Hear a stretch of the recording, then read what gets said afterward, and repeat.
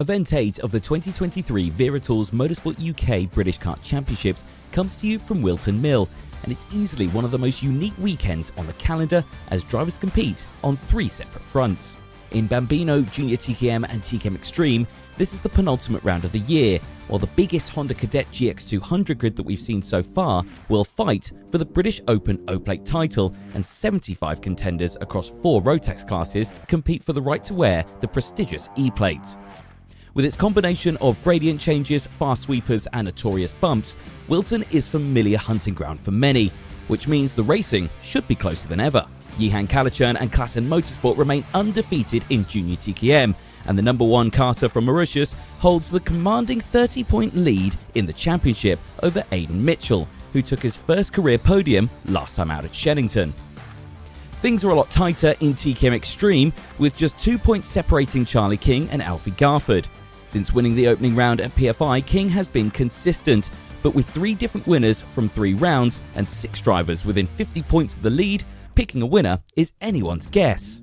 The last time we saw the Bambinos in action, it was Henry Algar who took the honours, but Henry and the rest of the field still trail Harry Chapman in the points table, and with a bigger grid than we've seen so far in 2023, the chasing pack can make larger gains should Chapman slip up. For everyone else this weekend, it is a one-off shot at glory. The Honda Cadet O Plate field is led by Lark Hall winner and Wera Driver of the Day Max Tadej and fellow Scot Ryan White, while the Rotax E Plate races are fully stacked with talent in Micro, Mini, Junior and Senior. Rotax International Trophy winner Emerson McAndrew Urin and GP Plate winner Cian Bernard head the Micromax entry, while 2022 Rotax Grand Final Vice Champion Jacob Ashcroft is one of the favourites in Minimax. Junior Rotax contenders Harry Hannum, Kenzo Craigie and Ewan Sharman have all enjoyed success on the world stage as well as on home soil, while Senior Max favourite Harry Linden is one of a number of former British champions present. Regardless of the stakes at play, the pressure is on for every driver, and the only way to follow the action is by tuning in to Motorsport UK TV, brought to you by Alpha Live. Well, good morning everyone and welcome to Whilton Mill. Like we were saying there, it is event 8 of the Wera British Kart Championships, but also it is the E Plate and O Plate for Rotax and Honda Cadet. Well, the weather this morning was certainly very interesting. It was a cold, interesting morning, lots of fog in the air, but that has lifted and the sun is starting to break through the clouds now. We're certainly looking forward to this one. Myself, Anthony Jordan and Eilidh McNaughton joining me in the commentary box for the first time. Eilidh, yep. Well, welcome to Whilton Mill. This is your first time here as well. Thank you. Yeah, good morning. It's my first time at Whilton Mill track and I'm really excited. It looks like a really demanding track for the drivers. But like you said in your intro, they've got a lot of experience here, so it should make for some really good racing. It certainly should make for some good racing. Yeah, Whilton Mill, a very fabulous circuit. Here's a look at it. 1,200 metres in total, 12 turns, 26 feet of elevation. That will, of course, be the run from Oblivion up to Christmas Corner, the first major braking zone on the circuit, the main pinch point that the drivers will face. Established in 1991, it's just fractionally older than me, which is nice. I like that. There's a look at the weather that you're going to have over the course of the day. It's, well, I would say it's more broken clouds over the course. It's going to be actually a very, very nice day, reaching those 20 degrees. Perfect conditions for racing. Certainly looking forward to this one. And it is a calm, still day as well. There is no wind out there. It is going to make for very interesting racing. Slipstream will be in effect here. The main slipstream you will get is through the first corner of Oblivion and then up to Christmas Corner. You can get a good dive down the inside into that corner, but yeah, it will be very, very interesting. Over the course of the day, though, we have got many races, 16 in total races over the course of the day. Many races were had yesterday for all of the classes. There is still one more qualifying heat to go, and that will be for the Bambino category. There will be race 16, their heat 2. They'll go straight into their pre-final later on today. Then we go into the pre-finals for everyone. Micromax, Honda Cadet, Minimax, Junior TKM, TKM Extreme, Junior Rotax and Senior Rotax before we go to the lunch break at the end of the day, and then we go into the finals, kick-starting with Bambinos. They are due to start at 1:30 this afternoon. So if you do want to stick around for that one, just set your alarms for 1:30. But before then, we've got plenty of exciting races ahead of us. Now, Yesterday, during the Paddock show, which you'll be able to watch during the lunch break on this one, we spoke to many drivers. And again, I thought the atmosphere in the Paddock was actually quite a nice one. What did you think? Yeah, a lot of the drivers are here as privateers this weekend, so it's a little bit of a different setup.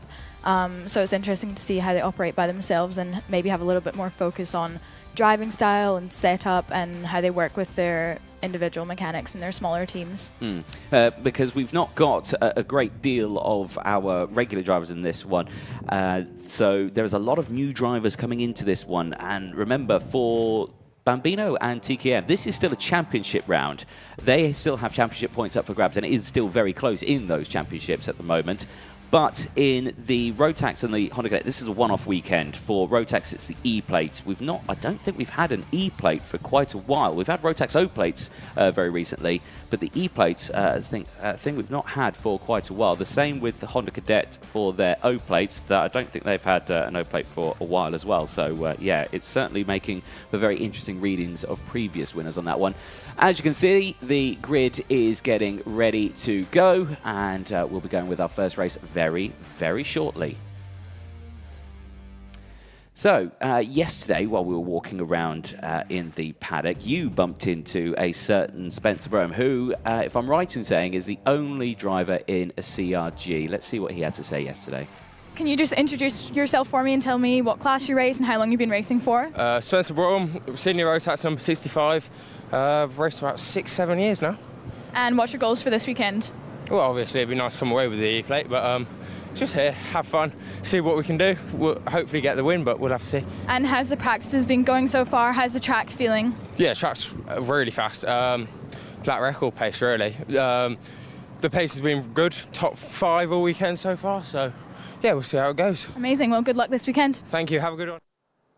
Good to hear there from Spencer Brome, who is looking primed and ready for this one. We'll see him out on track later on today, racing in the other classes. But right now, the Bambino engines have fired up on the dummy grid just behind our commentary position here in the clubhouse.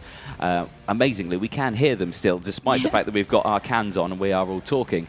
So we are looking forward to this one. We are ready to get going for, though, the first race. Let's take a look then at what is coming up very soon. The grids will be on your screen in just a moment's time. But we were talking about these Bambinos. They are tiny, they're mighty, they're quick, and your favourite thing that you were talking about yesterday was the little bounce as they break away. Here we go. Here we are in the commentary box. Hello, everyone joining us this weekend. But yeah, looking forward to the Bambinos. Like I say, they've got no pre-final. They've just got their 2 heats, and then they've got their final later on today. In the championship, relatively close still in Bambinos. There's only 10 points between the top 2 in this one, Harry Chapman and Rex Pooley. Those two very close in terms of yesterday, though. Rex Pooley, 4th, he starts in this race after he finished 2nd yesterday. And then where is Harry Chapman in this one? Starting a little further behind. He's actually starting this one P5 and finishing 3rd in his first race yesterday. So again, the championship very close. Next race, though, is coming up. It's Bambino. It's race 16. It's heat 2. It's coming up next.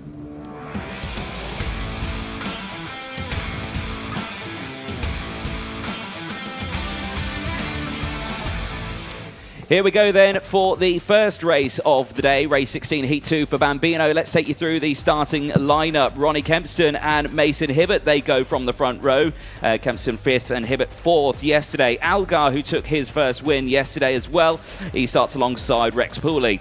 Harry Chapman and Logan Hodgetts round out the top 6 on row number 3. And then on row 4, we've got Alex Marshall, Felix Tandy, and rounding out the grid is William Wainwright. Nice, small, compact grid, but still the Bambinos will give us an exciting race. They always do. It was very close yesterday. It was a good old race that they had in their first heat of the day. Like we were saying, it was Henry Algar who took the win. He gained 2 places from Rex Pooley and Harry Chapman.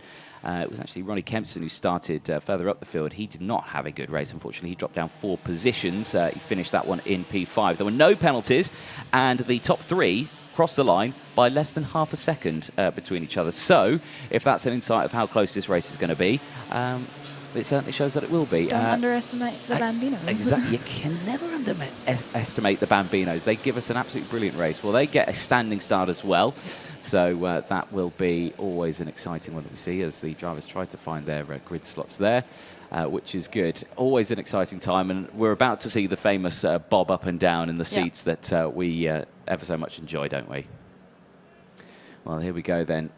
The Gunnies get cleared off the grid. They can help out get them into their grid slots, but they can't stay on the grid, understandably, for the starting procedure as we get going for this one. It's the end of formation and the first race of the day here on Sunday before their final. Let's see who's going to be starting on pole for that final as the lights go out and off they go down and towards turn number 1. Nice start, and there's the famous bubble that we're talking about there as they break away. Great start from Kempston there, though, as he gets a early hold on that lead. He holds on to that one as they go through the first corner, up now in towards Christmas corner. And here we go. How wide are we going to go? We've seen 3, 4, 5 wide in the past. How wide are we going to go this weekend? Harry Chapman's looking to move up from P5.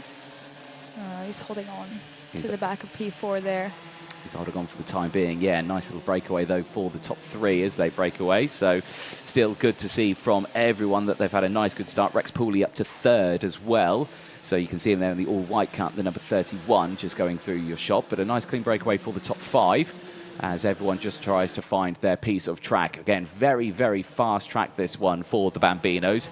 90% of the lap, they're borderline flat out. You'll find that they will tap the brake. Here we go into the boot section for the first time, into the final complex of corners, and looking down the inside there goes Henry Algar, not able to make it done. He stays there in P4. So the drivers head across the line, and this is how they line up. It's Kempston from Hibbert, then it's Pooley, Algar, Chapman from Marshall, Wainwright, Hodgetts and Tandy round out the field. And everyone getting a relatively decent start on this one. Here comes the slipstream train again as Algar looks to the inside going in towards Christmas corner and just thinks against it, not going to do it as, well, it looked like Chapman there was going to go for the move through the kink, and he thinks against it as well. But a nice breakaway then for these top 5. They're looking very comfortable there. Yep. A few checks over their shoulders, but they're pulling away from the pack, definitely, this top 5. Yeah. 100%. They're just finding that rhythm. And, you know, even at this young age, to see drivers racing so close to each other as well, it is very, very... It's excellent to watch because, I mean, look at them, absolutely bumper to bumper going into the boot section. A little bit wide there for Mason Hibbert as he's under pressure now as we go 3 wide into the final corner. That's never going to work. They sort it out, and through goes Harry Chapman, and he goes up into P4 now. Henry Algar back down into P5 now. So again, these drivers will have to dial it in just that little bit more, but everyone looking comfortable there. And crucially, Ronnie Kempston, who started this one on that front spot, maintains that lead and is not doing anything brash in terms of defending. He's just staying on his racing line, and a bit of a chink in the armoury there as they go side by side as Chapman now tries to get another position, and he does, and he's up to P3. Yeah, he's had a good start to the race, picking his way through the positions. And we were talking yesterday about the confidence and the speed that they go into these corners with, especially around Whilton Mill, the last sector of that track, when they go around the boot onto the start-finish straight. So much speed, and even the Bambinos, no slowing down. No, exactly that. They no fear in a Bambino. I think that's what they talk about here. Once again, 3 wide as we go down. As down the inside now, here comes Henry Algar. And he moves back up into 3rd place now. And, well, a bit of a hand up there for Rex Pooley, just saying, what's going on? I'm not impressed at all. I want to get back up to my original starting spot. Here we go then. Well, defensive straight away there for Algar. He's going to hold that inside line. He's going to try to go down the inside as that's a cut that stopped. That's the number. Alex Marshall. It is, yeah, Alex Marshall, who unfortunately has come to a stop there at the exit of Pitts Bend. That's on the start-finish straight, so hopefully they can get that cleared away before these drivers make their way back round. But a fantastic fight here for the top 5. But crucially, Kempston still leading the way. Actually, no, is it Algar now? No, it is, yeah, it's Henry Algar who actually leads the way. So Kempston's dropped down. So there's been a big change there on that lap. So that is a fantastic lap there for Henry Algar, who's now all the way at that top spot. And now he's controlling this race. Can he try and pull away? Well, Harry Chapman's managed to move up from P5 to P2, so he'll be thinking now that he can get the win. Make sure he maintains that P1 spot for his championship. Yeah, exactly that. Let's see what he can do then. Once again, top 4 now starting to break away. They are losing the 77 of Mason Hibbert just behind. So keep a very close eye, make sure he can close that gap back up. He doesn't want to lose touch with them. Remember in this one, no pre-final for the Bambinos. After this race, it'll be straight into their finals at near the end of the day. Everyone running a little bit wide there, out of Ashby. Into Wilkins now, and down into Osiers. No overtaking opportunities just here. And again, all is looking relatively calm with the Bambinos in their race here. No real dramas for the drivers. They're all just doing what they need to be doing. But again, I can't stress how close they are out in circuit with just bumper to bumper, isn't it? Rex Pooley is really trying to hold on to that top 2, but corner by corner it's changing and he's falling away. So, yeah, very close. Yes, he'll see if he can try and maintain that one all the way throughout. So, yeah, you can see the different driving styles there as Rex really kind of throws his body into it and tries to gain as many of the positions as he can. Again, defensive down into Christmas corner when holding that tighter line. So this will give Ronnie Kempston just that little bit more opportunity to really decide his racing line here. If Kempston, or if the top 3 all dive to the inside at Christmas, he could effectively go to the outside line. He goes to the inside line here through Wilkins, and he goes wheel to wheel with the Rex Pooley, and he gets it. Yep, nicely done, signed, sealed, and he goes through. So no dramas there whatsoever for Rex Pooley. And he gains another position, or loses another position there, I should say, down into P4. That's crucially allowed these two to break away, though, Algar and Chapman, and they are inseparable at the moment as they go back over the start-finish line. And again, they'll just be pushing each other along for as much as they can. Still 3.5 minutes plus 1 lap of this race, and just see what they can do. Like you're saying, very close in the championships between Chapman and Pooley. Pooley now on the back foot, being there in P4. So keep an eye on this one as they now make their way back up into Christmas corner. And again, all the way throughout this race, we see the Bambinos, they always kind of go like 2 by 2 when they race. And again, we can't stress the age of these drivers, so young, as they use all the track and a little bit more out of Ashby corner. You can suspect they forgive them for that one. I don't think they understand what a brake is just as of yet, and they try to carry as much speed. It's impressive how well they can read the racing and learn from the higher classes, because like you say, they already know the tricks of the trade and latching onto the other drivers. Pushing each other along and not scrapping for position every single corner, which you'll find some of the senior drivers would actually do more than what these drivers do. I think the seniors could learn a thing or two from the Bambinos with just latching onto the back of the driver and pushing each other along, and that's what we see. And you'll find that these drivers, mechanics or the parents or anything, will be at the sidelines, giving them the little, the hand gestures that we need, like overtake or push, or nice and smooth the steering wheel. There's always different sorts of hand gestures that the teams would give at the sidelines. Of course, in the Bambino category, none of these drivers are in teams. They're all privateers, and so there's no team orders, which is always nice. It's always just go for it and enjoy the racing. That's the beautiful thing about Bambino racing, I think. Yeah. But actually, the top 2, Harry Chapman, Henry Algar, they have quite a tight battle for the championship lead at the moment, so they'll definitely be wanting to start at the front of the grid for their final this afternoon. And they're managing to pull away from the 2 behind them, Ronnie Kempson and Rex Pooley in 4th. Yeah, not much happening there. Still battles happening further behind as well, not just in the top 4. Mason Hibbert still there in P5. William Wainwright is having a good race, up 3 positions up into P6. Logan Hodges still there in P7. Felix Tandy in 8th place at the moment. They are all running very, very well. Alex Marshall, unfortunately, the only retirement after doing 2 laps out on track. Here, further down in the order, is the number 28. This is Felix Tandy. I think that... Oh, no, it's 21, sorry. Yeah, it's William Wainwright that we're seeing here on your screen. And very nice bright livery there. You couldn't miss that from a mile away, could you? makes our jobs a bit easier. It does, despite the fact that I still got his kart number wrong earlier on. Yeah. So there we go. It says everything. And again, at this sort of stage, these guys, everyone is on a learning curve here. Some of these drivers, it's their very first time in a kart, and they're really, really pushing these karts as hard as they can and learning every single time. So many of these drivers, it will be their first time here at Whilton Mill. Not many will have done any laps around here. So each session that they do around here essentially is a brand new learning curve for them. So you can forgive the fact that, yes, the back of the grid is fairly spread out. But again, these drivers very, very new to the sport, start from a very, very young age. But the top three here looking very, very close now. Algar, Chapman and Kempston. Kempston looking to the inside there, not able to get anything done as Algar and Chapman just close off that gap going up into Christmas corner. And again, check over the shoulder there for Algar. He's just sussing the situation. And a thumbs up there from Rex Pooley saying, yep, I'm doing great. Don't worry about it.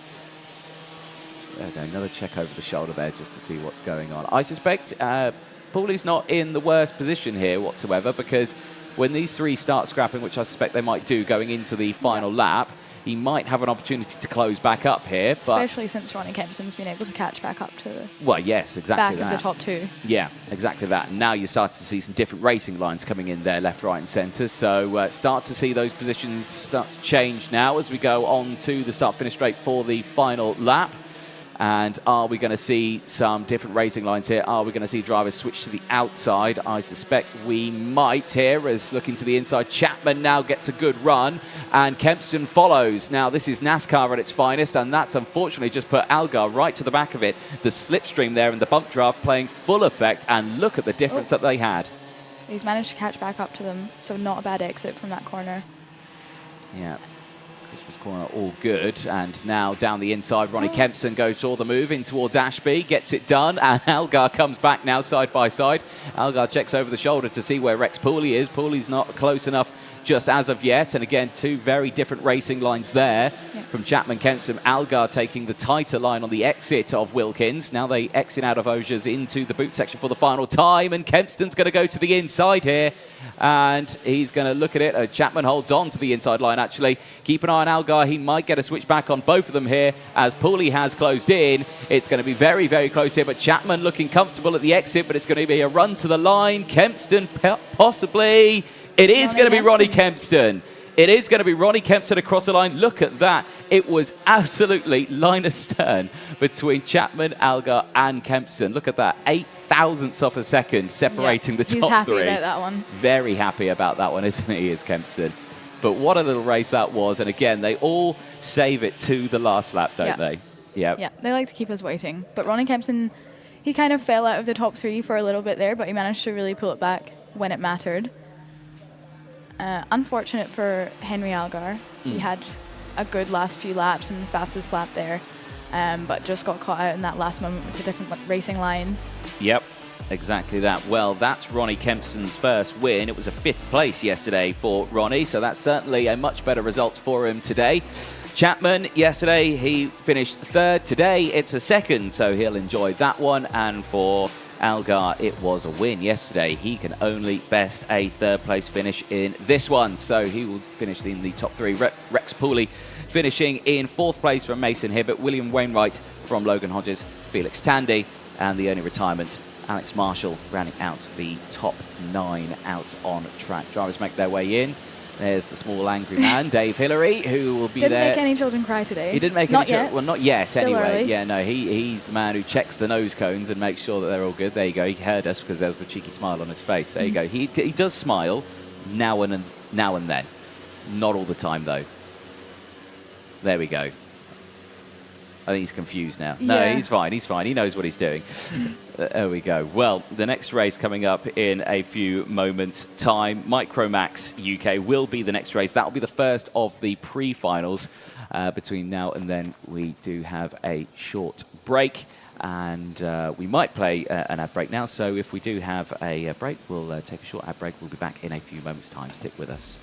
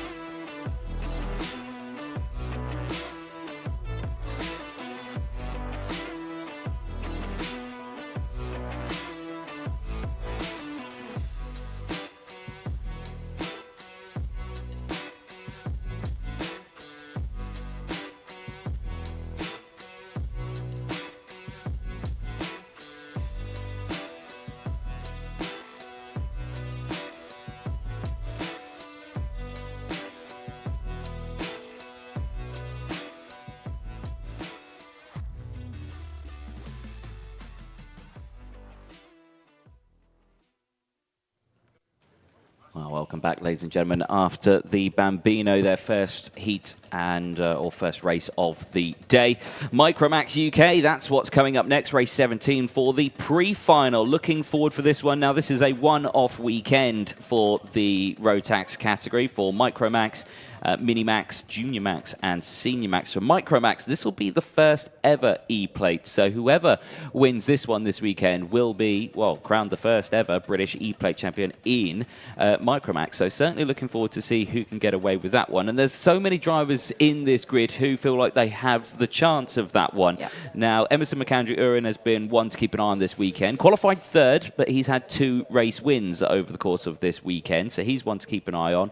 But Oliver Spencer, the O Plate in Micromax, he put it on pole, and he's had 2 second place and 4th. There is, on your screen, Oliver Spencer, who's starting on the front row. Now, that cut there, Cian Bernard, the GP plate, qualified second, sounds like it's struggling to fire up, and there might be some troubles there for Cian Bernard as they try to sort out the connectors there under the steering wheel. You can just hear it's just turning over. Not sounding good. No, it's not, is it? So hopefully they can get that started up. Right, well, and speaking of the devil, it does start up. We're going to go for the grids now. Stay with us because the next race, Micromax, is coming up next.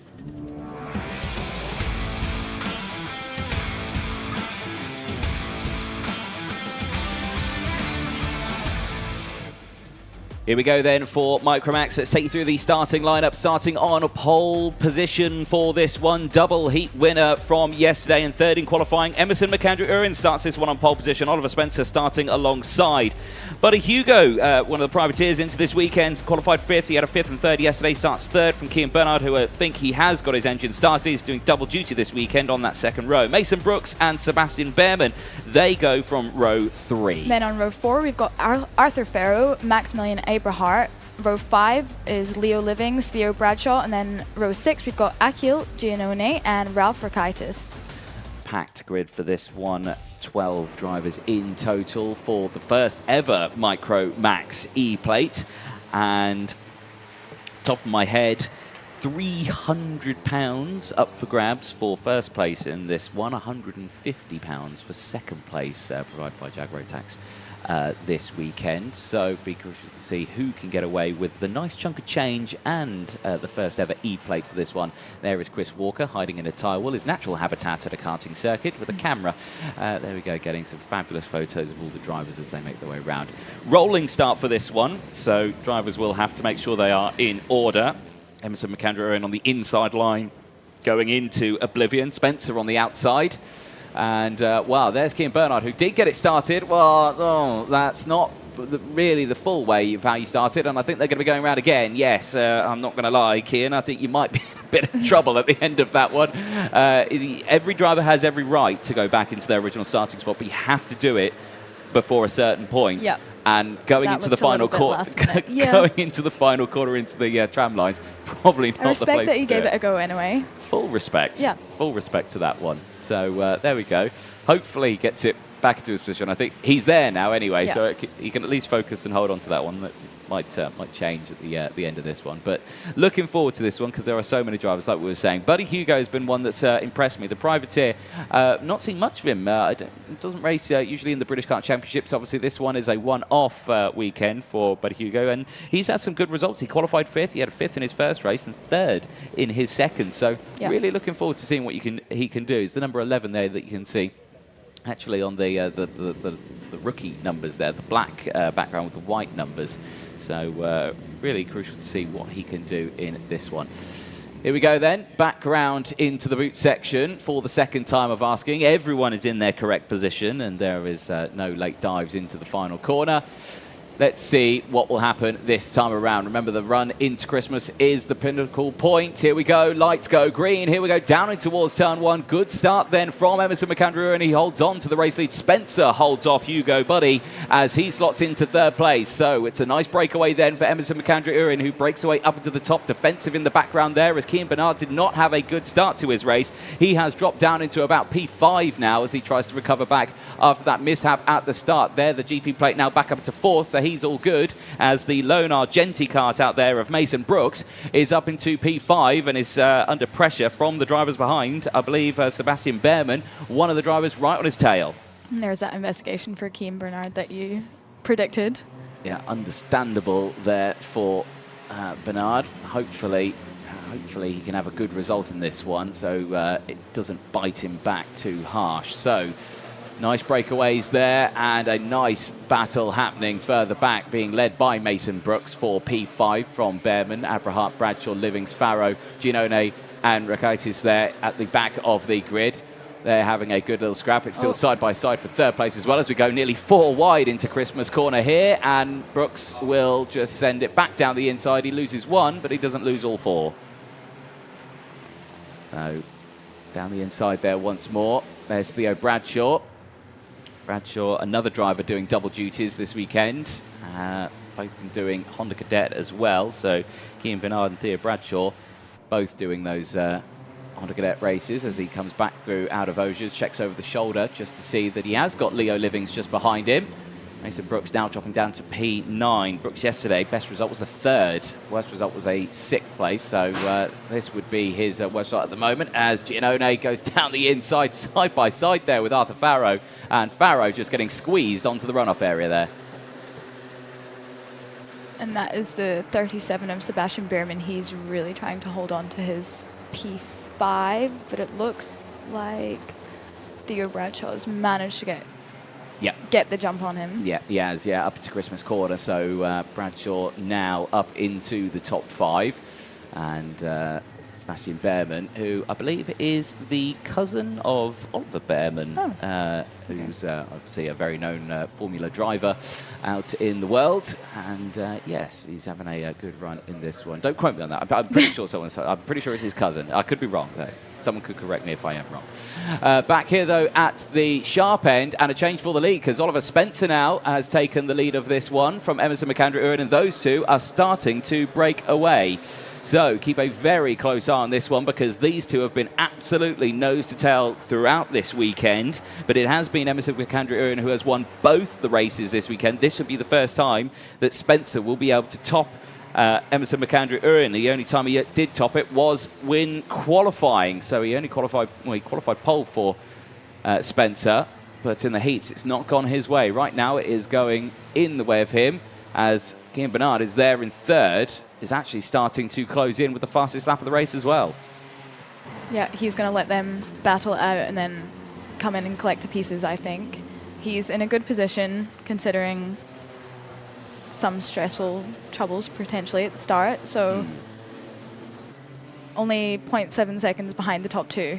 Not a bad gap at all for Keane Bernard. No, Maximilian Abrahart now with the fastest lap of the race, 51.21 for the RCE team. He's right at the back of this train. You can see now he's pushing along there. Leo Livings down the inside up into Christmas corner, and unfortunately both of them not able to get the move done. Sebastian Behrman still holding on to that 6th place spot right now, as he's trying to do, well, he's trying to do the best of both here. He's trying to attack Buddy Hugo, and he's trying to defend from Leo Livings. So at the moment he's in a bit of a hard time there, isn't he? Yeah, and that midfield battle is really quite tight. There's 5 of them that are within about a second of each other.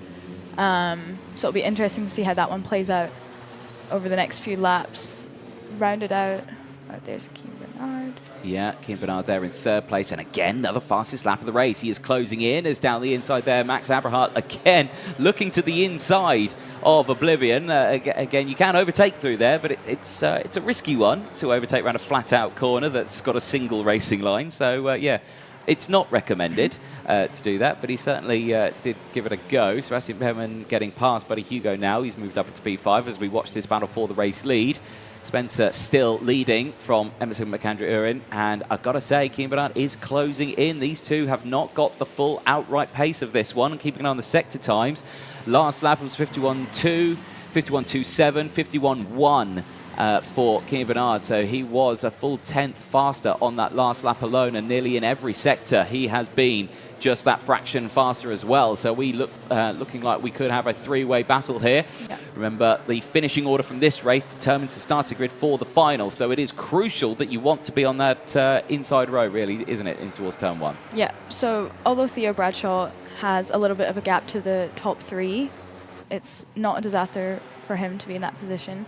Emerson McAndrew retaking the lead as well in this one, so he's got back past Spencer, and I think that was smart from Emerson McAndrew because he could see that Bernard was closing in, so Kean Bernard now latched on to the back of these two. Yeah. There's a 3-car battle for the lead, and started to spread out in the background there as well. Bradshaw on his own from Behrman, Hugo from Aberhart, Livings, Farrow, Giannone up into 10th place, but is received a warning flag earlier on, did Achille Giannone, so we'll have to keep an eye on that one. Ralph Rakaitis and Mason Brooks still rounding out the field. Mason Brooks not having a good run in this one. The Argenti Motorsport driver, this will be his worst result as Buddy Hugo there getting another position, moving past Max Aberhart through turn 1, getting that done. Back with the lead. And still, a bit of a lock-up there from Oliver Spencer. Just pushing. Bernard's looking hungry now. He thinks that he can get past these ones. Well, after that lock-up there from Spencer, he's right on his tail, yeah, and he's thinking, right, that's a show of weakness there. If Spencer's locking up, he's under pressure, so Kean Bernard may take full opportunity of this one. But again, looks like he's dropped back a little bit there, and he's just waiting to see what happens. Back over the start-finish line they go, and off the track. Oh dear, there is Buddy Hugo. Buddy Hugo, who has had a brilliant weekend, unfortunately now lies broken at the side of the circuit. An absolute disaster for the privateer driver, now topping to the bottom of the lead. And actually, I think Leo Livings he went with Leo Livings. Yep. Yeah, Leo Livings also drops down the order. Well, actually, now it's just crossed the line, I think. So Leo Livings still going around, but both of them, I think, may have had a coming together out in circuit. I won't mention the commentator's curse, but that's all I'll say. I mean, I did mention that Buddy Hugo was having a fabulous weekend, and then not one lap later, he does, stand at the side of the circuit, broken down. So that is unfortunate. Yes, I will blame myself for that one. Yeah. Right now in this one, though, still the same at the front. No change for the top 3. As, again, Spencer looking to the inside, gets it done through turn 1. Bold move there, and now here comes Kean Bernard, who's down the inside, side by side with Emerson McAndrew. Urin's got the pace, though, but hasn't got the track position. That was exactly what Kean Bernard was waiting for. Yeah. For them to start scrapping, and there he goes up into P2. And the communication there as well to Emerson McAndrew saying, right, let's now close that gap. Let's close back up to Spencer. They've got a minute and a half to do it, plus the 1 lap. So there is a couple of laps left in this race, and they're still right on his tail. So this race still far from over. So smart driving there for Bernard. But remember, he is under investigation. And there it is. A 5-second time penalty going out to Kean Bernard. So he will see that now when he crosses the start-finish line. It'll be up there on the digiboard. And his hand goes up. There it is on your screen. So now that effectively means that Spencer's leading this one from Emerson McAndrew. But crucially right now, the gap behind Theo Bradshaw is only 3.6 seconds further down the road. And crucially, Maximilian Aberhart is only 4.3 seconds further down the road. So Bernard will really be hoping that Oliver Spencer gets a move on and they can build that gap up to 5 seconds. Yes. But only a few laps left. I think that's going to be a tall task. Well, yeah, I think right now, Kean Bernard just needs to try and push Spencer along now. If he starts battling with him, he'll lose time. So he just needs to keep pushing all the way if he wants to try and hold on to at least a top 3. Because right now, he'll be going down to P5 at the end of this one. Because Maximilian Aberhart, with another fastest lap of the race, is actually closing the gap. So this is actually falling away from Kean Bernard as, again. And Maximilian Aberhart just doing the fastest lap, so that second group's starting to push up towards P4, which is Theo Bradshaw.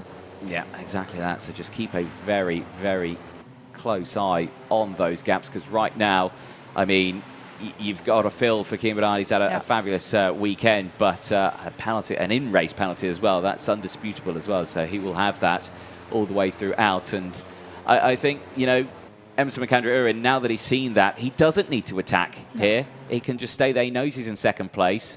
The chances of him you know, losing a second place and falling way down the order if he tries battling. The risk is way too high, isn't it? Yeah, and he'll be looking for that good start for the final this afternoon. Oof. I say that, they're still going to scrap away as now Keir Bernard has actually broken into the lead now. So he's going to do it himself. Essentially now what they're doing here, wheel to wheel, is Oliver Spencer and Emerson McAndrew are battling for the race lead here, as now Emerson McAndrew retakes second place and effectively the race lead with that 5-second time penalty to Keir Bernard, who has broken away. Instantly goes defensive, does McAndrew and Spencer not able to follow. Spencer saying, right, keep going, push, push, push. But there's really no need. You are battling for the race lead here, but keep an eye on that gap because now Keir Bernard has broken away. He's nearly got 5 seconds from Bradshaw and Max Aberhart right now, hasn't he? That was probably the best decision in hindsight. Actually, Keir Bernard's been able to really take off from those top two, and they're wheel to wheel again. Yep. Oliver Spencer and McAndrew into the final corner, and it's going to be Spencer across the line. Well, it says McAndrew across the line. It now updates. Now says Spencer across the line. And because that gap only 1.9 seconds between themselves and Keir Bernard, it would be Spencer who would take the win from Emerson McAndrew on the paper. Look at that gap that Keir Bernard was able to build. 1,000th of a second clear. And then, just holds on to P3, does Keir Bernard, doesn't he? Yeah. By the skin of his teeth. You have to give it to him. That was a very impressive comeback.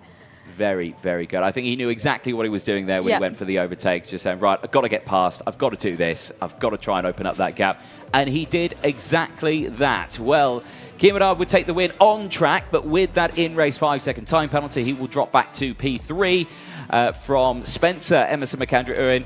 Then it would be Keir Bernard. Then Theo Bradshaw holding on to P4. Brilliant race. 6 positions gained from Maximilian Aberhart. Sebastian Behrman starts this race in P6. He finishes it in P6. Arthur Farrow doing exactly the same, starting in P7, finishing in P7. Akil Giannone, who did get a warning flag in that race, does finish in P8 after gaining 3 positions from Ralph Rackes, also gaining 3 positions. Mason Brooks finishing in 10th place from Leo Livings. Hugo Buddy, the only retirement from the race, but still very, very close. And a fantastic drive from all of our drivers there, but very, very close there between Spencer and Emerson McAndrew. Technically, there was only 1,000th of a second between them as they crossed the line. Yeah. How close do you want to get? I'm sure they're going to be a little bit frustrated by that when they look at the timing sheets. It really was wheel to wheel over the line there. But good battle, switching back and forth throughout.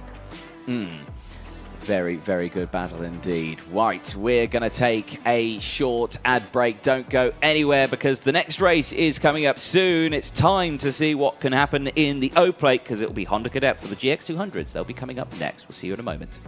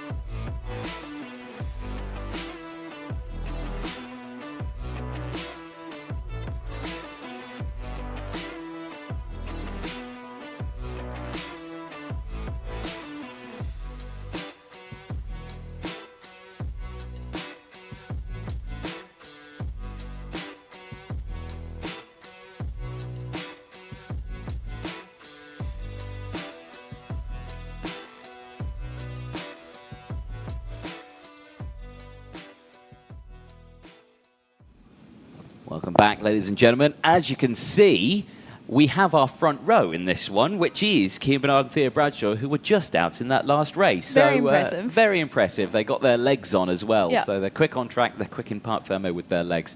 Honda Cadet then, GX200. They are coming out next. This is the British O Plate, the championship for this one. Looking forward to seeing what they're doing this one. There has been some questions in the chat saying, what is this? We don't have things like this. In the UK, we have the British Kart Championships, and that gives the drivers the 1 to 10 seeds out there where you can run the 1, 2, 3, depending on where you finish in the championship.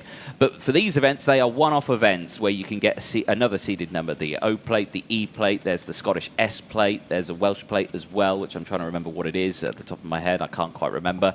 Then you have the GP Plate as well, which is what you saw Kean Bernard using in that previous race. That is the Kart Masters Grand Prix plate, which you can use over the course of this one. And each club meeting has their own special plate that they can use, but they can only be used at the club. Okay.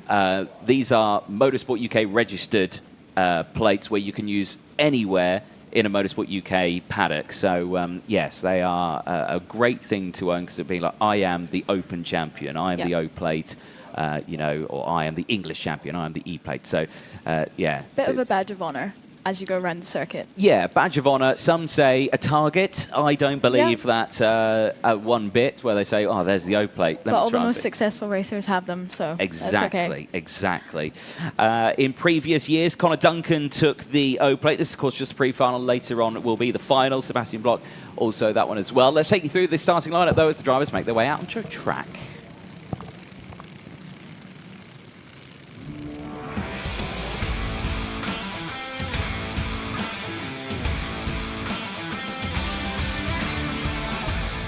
Here we go then, quickly run through this one. Kean Bernard and Thea Bradshaw start this one on the front row, both of them doing double duties. Kean Bernard taking both race wins yesterday in this class. Ollie Thompson and Ryan White, who put it on pole yesterday, they start on the second row. Ashley Haas and Ralphie Branscombe round out row number 3. On row 4, we've got Max today, Connor Winfield. Row 5 is Ronnie Smart and then Kean Sullivan. And rounding out row 6, we've got Freddie Wall and Ed Spain. Further back on the grid, Lewis Gilbert, not to be confused with the other Lewis Gilbert, who is a senior driver, with Jack Cope and Albie Smith. MZ Rosie round out the field. So a packed grid on this one, 16 drivers in total. The busiest race we'll see on track so far this weekend. The busiest one that we will see, it will be the juniors. But, of course, another standing start for this one, 4-stroke. They can have a stationary standing start. They always give us a good one. And, well, that's not gone too well. And Ryan White. Yeah, Ryan White, the driver who put it on pole position yesterday, had a 7th and a 3rd and will retire from the pre-final. That will mean he'll start at the back of the grid for the final later on today. Not the start that he would have wanted, especially considering that pole position. Oh, yes, so indeed. Unfortunate for Ryan White. Very unfortunate, and that will mean there'll be a gap there, which will give Ralphie Branscombe a nice clear run going into turn number 1 here. Christmas has come early for Branscombe. It really has. Just thinking, that looks nice. There's a nice clear bit of track in front of me. I'll take that. So, yeah, he'll be happy with that one. Not so much will Ryan White. So, hopefully we'll see him back out on track for the final later on today. You two drivers, though, at the front of this grid. It is a Zip Factory team front row lockout as Kean Bernard and Thea Bradshaw now will go wheel to wheel. Bradshaw's best result yesterday, 2nd. Bernard taking both the wins as the revs rise and the lights go out. Here we go. And again, the famous bubble that they get off the line to get them going. If anything, it'll have an equal and opposite reaction to what they do. But it's a good getaway from the 2nd row. It looks like Ollie Thompson for the Project 1 racing team getting up into 2nd place and is going wheel to wheel there with Theo Bradshaw. Bradshaw going down the order now into P3 as everyone finding a piece of track to themselves. And it's a good start for the Honda Cadets as they make their way down in towards Ashby. Back to the inside here comes Bradshaw. And he goes for the lead and a spin in the back of the pack there. The 72 of Ed Spain goes round. And he goes to near the back of the grid. And, yeah, not the way you want to start the race. The cold tyres coming into play there. Yeah. So drivers once again holding on to position. And they're just trying to find and get everything up to temperature now, as we saw that spin for Ed Spain there.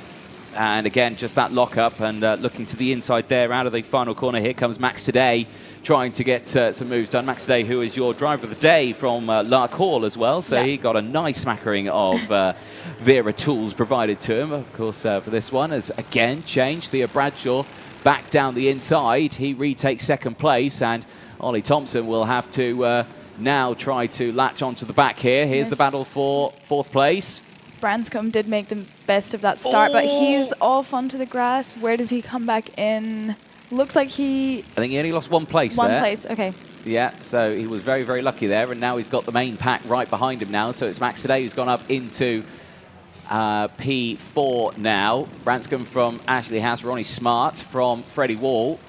Kean Sullivan there in 9th place from Connor Winfield. Jack Cope, Lewis Gilbert, Emily Rosie, Albie Smith and Ed Spain at the back of the grid. Kean Bernard, though, leading the way, and with the fastest lap of the race, he's opened up a half a second gap now to Bradshaw. Those two will have to try and work together, Bradshaw and Thompson. Max today will be looking to close up that gap because he's got the... Oh, there's a spin. Ronnie Smart. Ronnie Smart is off on the grass, but he manages to get it going again. Yeah, very lucky there for Ronnie Smart. Back down in last, though, so he'll need to make his way back through the pack. Yeah, not what he'll want to see. So hopefully he can recover a little bit back from that one. 7.5 minutes to go in this race as we keep an eye on the field. There's your top three going through. There's fourth of Max Cadet, Branscombe, Ashley Haas, Wall and Sullivan very close out there. The 21 and the 26 for 7th and 8th. They are line astern at the moment. There's the back of the grid. Albie Smith behind MZ Rosie, who is in 13th and 14th there, having a good little scrap as well. There you can see some of the gestures at the side of the circuit. You were seeing there the smooth with the steering wheel. You're seeing the overtake and you're seeing the push. So you saw all three there in one. I'm curious to know how well they can multitask and drive and look at the hand signals on the side of the track. Well, I'm very impressed. Well, I asked a driver that question the other day, and they said, "Oh no, I don't pay attention to what's happening at the side at all. I think it's to make the mechanics and the coaches feel a little better." Yeah, I like to feel involved in the racing, so I'll do these hand gestures. Because to me, it just looks like they're saying "go faster." Yeah, and you would think that that's the general message that they've got. Yeah, but I'm sure they appreciate the help. Yes, yeah, indeed, because there's no in-helmet communication with the drivers at all or anything like that. Some of them have got the little dash on the steering wheel as well, but it only tells them, like sector times and deltas and things like that. So, yeah, drivers will have that one, but it won't tell them to overtake or anything like that. So it's all down to themselves here as the drivers running a little bit wide there out of Oblivion, as you can see. Grid fairly spread out in the top section. This battle here, though, on your screen is Freddie Wall, Ashley Haas and Connor Winfield. This is 6th, 7th and 8th on your screens. Connor Winfield, who you caught up with in an interview earlier on in the weekend, has got a fabulous sticker on his engine. I won't repeat what it says, but it's along the signs Not family friendly, exactly. It's on the line of send it on his engine. So, yes, it's certainly, hopefully, if he needs inspiration for that, all he needs to do is look down at his engine and then... he needs to send it around Ashley Haas. Yeah, but Haas is just holding on to that position in P7 for the time being. Bernard, once again, fastest lap of the race, 51.42, is not fully breaking away from Bradshaw. Bradshaw is kind of closing it in now, isn't it? So the top of them changing sort of fastest laps out there as we still see this battle here as Winfield is still unable to get the move done on Ashley Haas. Haas still doing a very good job there, trying to close up the gap to Freddie Wall. So everyone here fighting for that O plate. Connor Winfield's really on the back of Ashley Haas there, though, looking to make the move in the next few corners, I would say.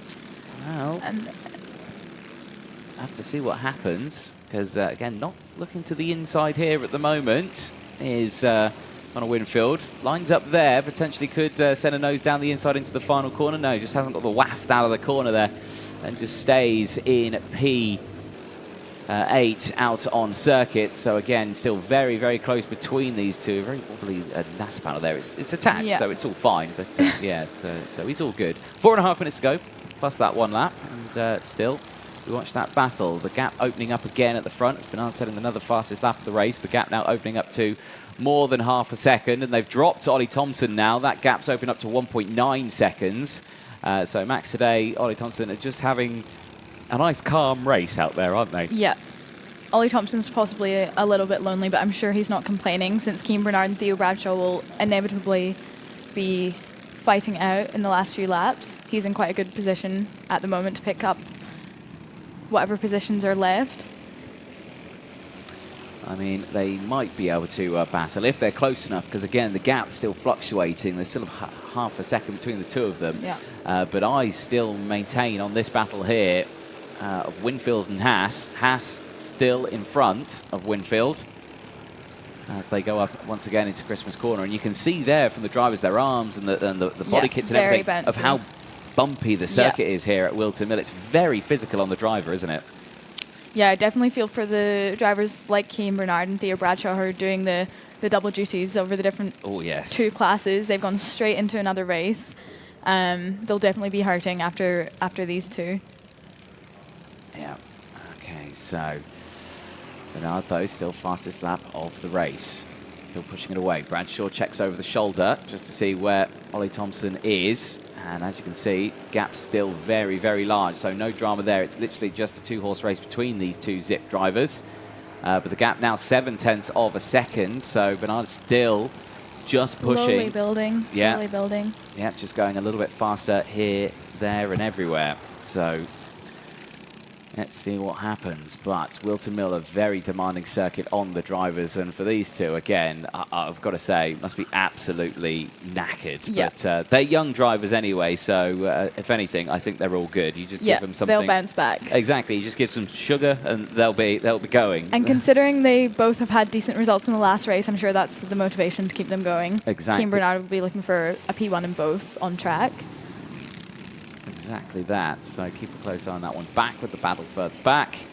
And still the battles further down the order as well. In terms of other results out there, Cian Sullivan for the Ambition Motorsport qualified P5 out there, currently running in P9. So he's just behind this battle as well. So Sullivan, who had a good pace in qualifying, it doesn't seem to have found that one here, as these two have closed back up now onto Freddie Wall. So Freddie Wall is not out of danger yet. Wall, who is in P6, not going defensive just yet, staying on the normal racing line and runs a little bit wide there out of Ashby. That may give Ashley Haas an opportunity to send it down the inside. Not close enough just yet. And I think what Connor Winfield's doing there, just hanging back just that little bit. This is maybe what he needs. He wasn't able to get by on pace while he was stuck behind Ashley Haas, but if those two are fighting it out, he will be in a good position. Yeah. And Theo Bradshaw as well setting the fastest lap, so he's really closed up that gap again to only 0.35 seconds. So he saw that growing and he said, I'm going to stick with you, Cian. Yep. Winfield creating his own racing line out of the final corner there, running very wide onto that really bumpy part of the circuit. And now we're starting to see some defensive moves here. So Freddie Wall going defensive into Christmas Corner.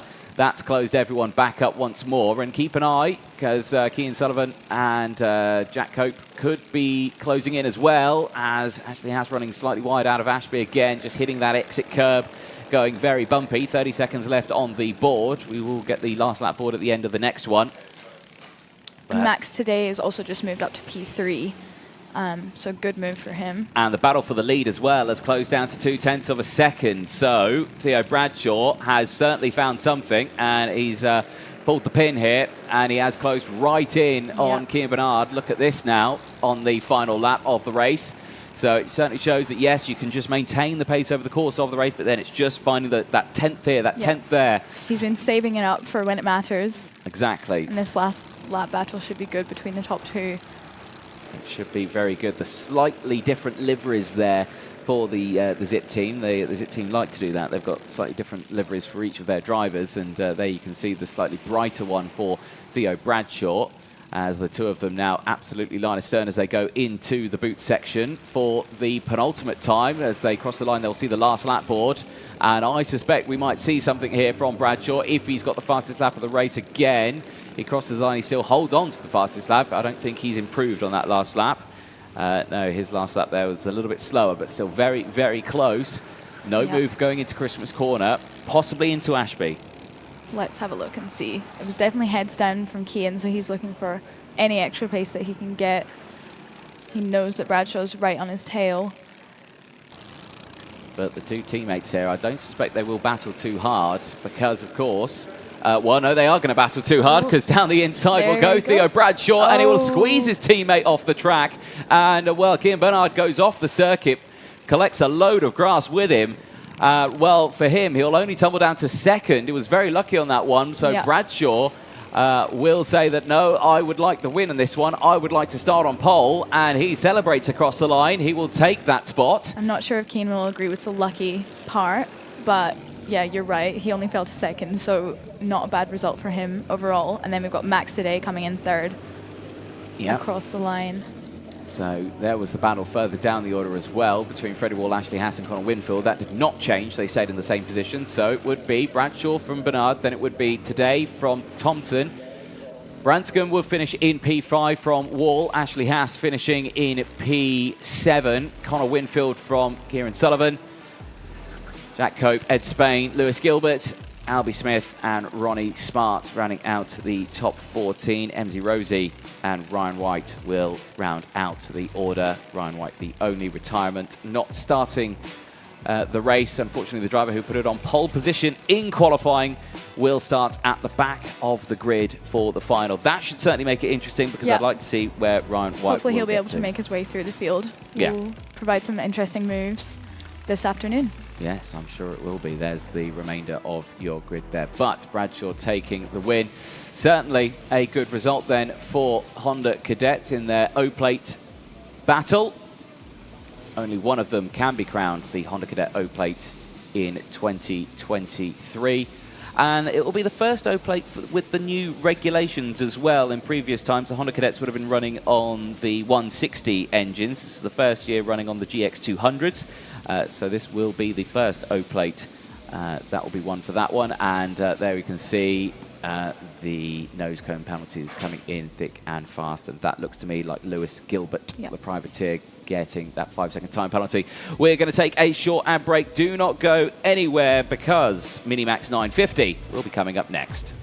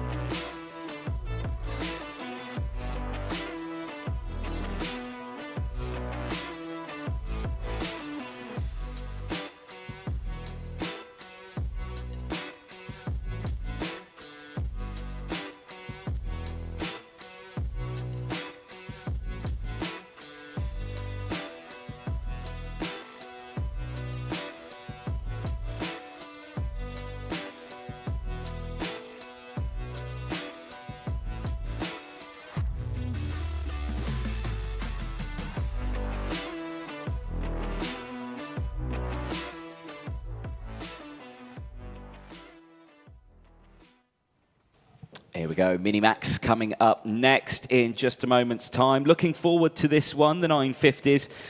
This will certainly be an interesting one. Jacob Ashcroft looking to be the favourite going into this weekend. Pole position in qualifying, 2 race wins yesterday as well. And there was a very interesting theme that we saw over the course of this way. So take us through it. So we've got most of the top 6 contestants who have finished in the exact same position in their heats. So Jacob Ashcroft finishing P1 in both races, Will Green in P2 in both heats, Finlay Lyons in P3 in both heats. We've got Charlie Wolfett P5 and P5, John Richardson P6 and P6, and then Stanley Clark P7 and P7. So very consistent weekend for everyone across the board. Very consistent weekend. And don't be alarmed, people thinking that, well, that means there has been no overtaking or anything like that. No, they gained positions. They just ended up in the same place. They just ended up in the same place at the end of both of them, which is quite incredible. Finlay Lyons has been impressing me on this one as well. The other Zip factory driver has gained 4 places in both of his qualifying heats, so he's put himself up into 3rd for the pre-final. He qualified 7th, so that's a really good starting position for him. The same with Charlie Wolfett, qualified 6th, so he's gained 2 positions from his qualifying heats. He finished 5th in both of his,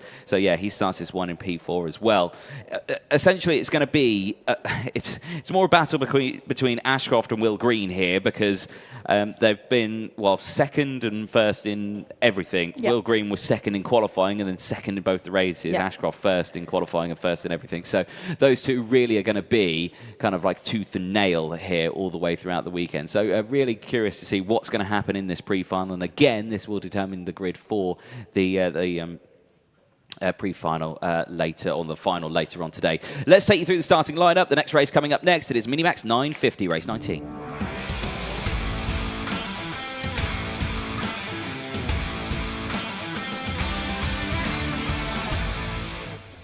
Here we go then, let's take you through the starting lineup for Minimax 950, race 19, the pre-final for the 2023 British E Plate. Here we go, Jacob Ashcroft and Will Green then start this one on the front row. Finlay Lyons and Charlie Wolfett on row 2, John Richardson and Stanley Clark, they round out row number 3. On row 4, we've got Katie Donaldson, Thomas Hill. Row 5 is Charles Kitely, Eilidh Villico.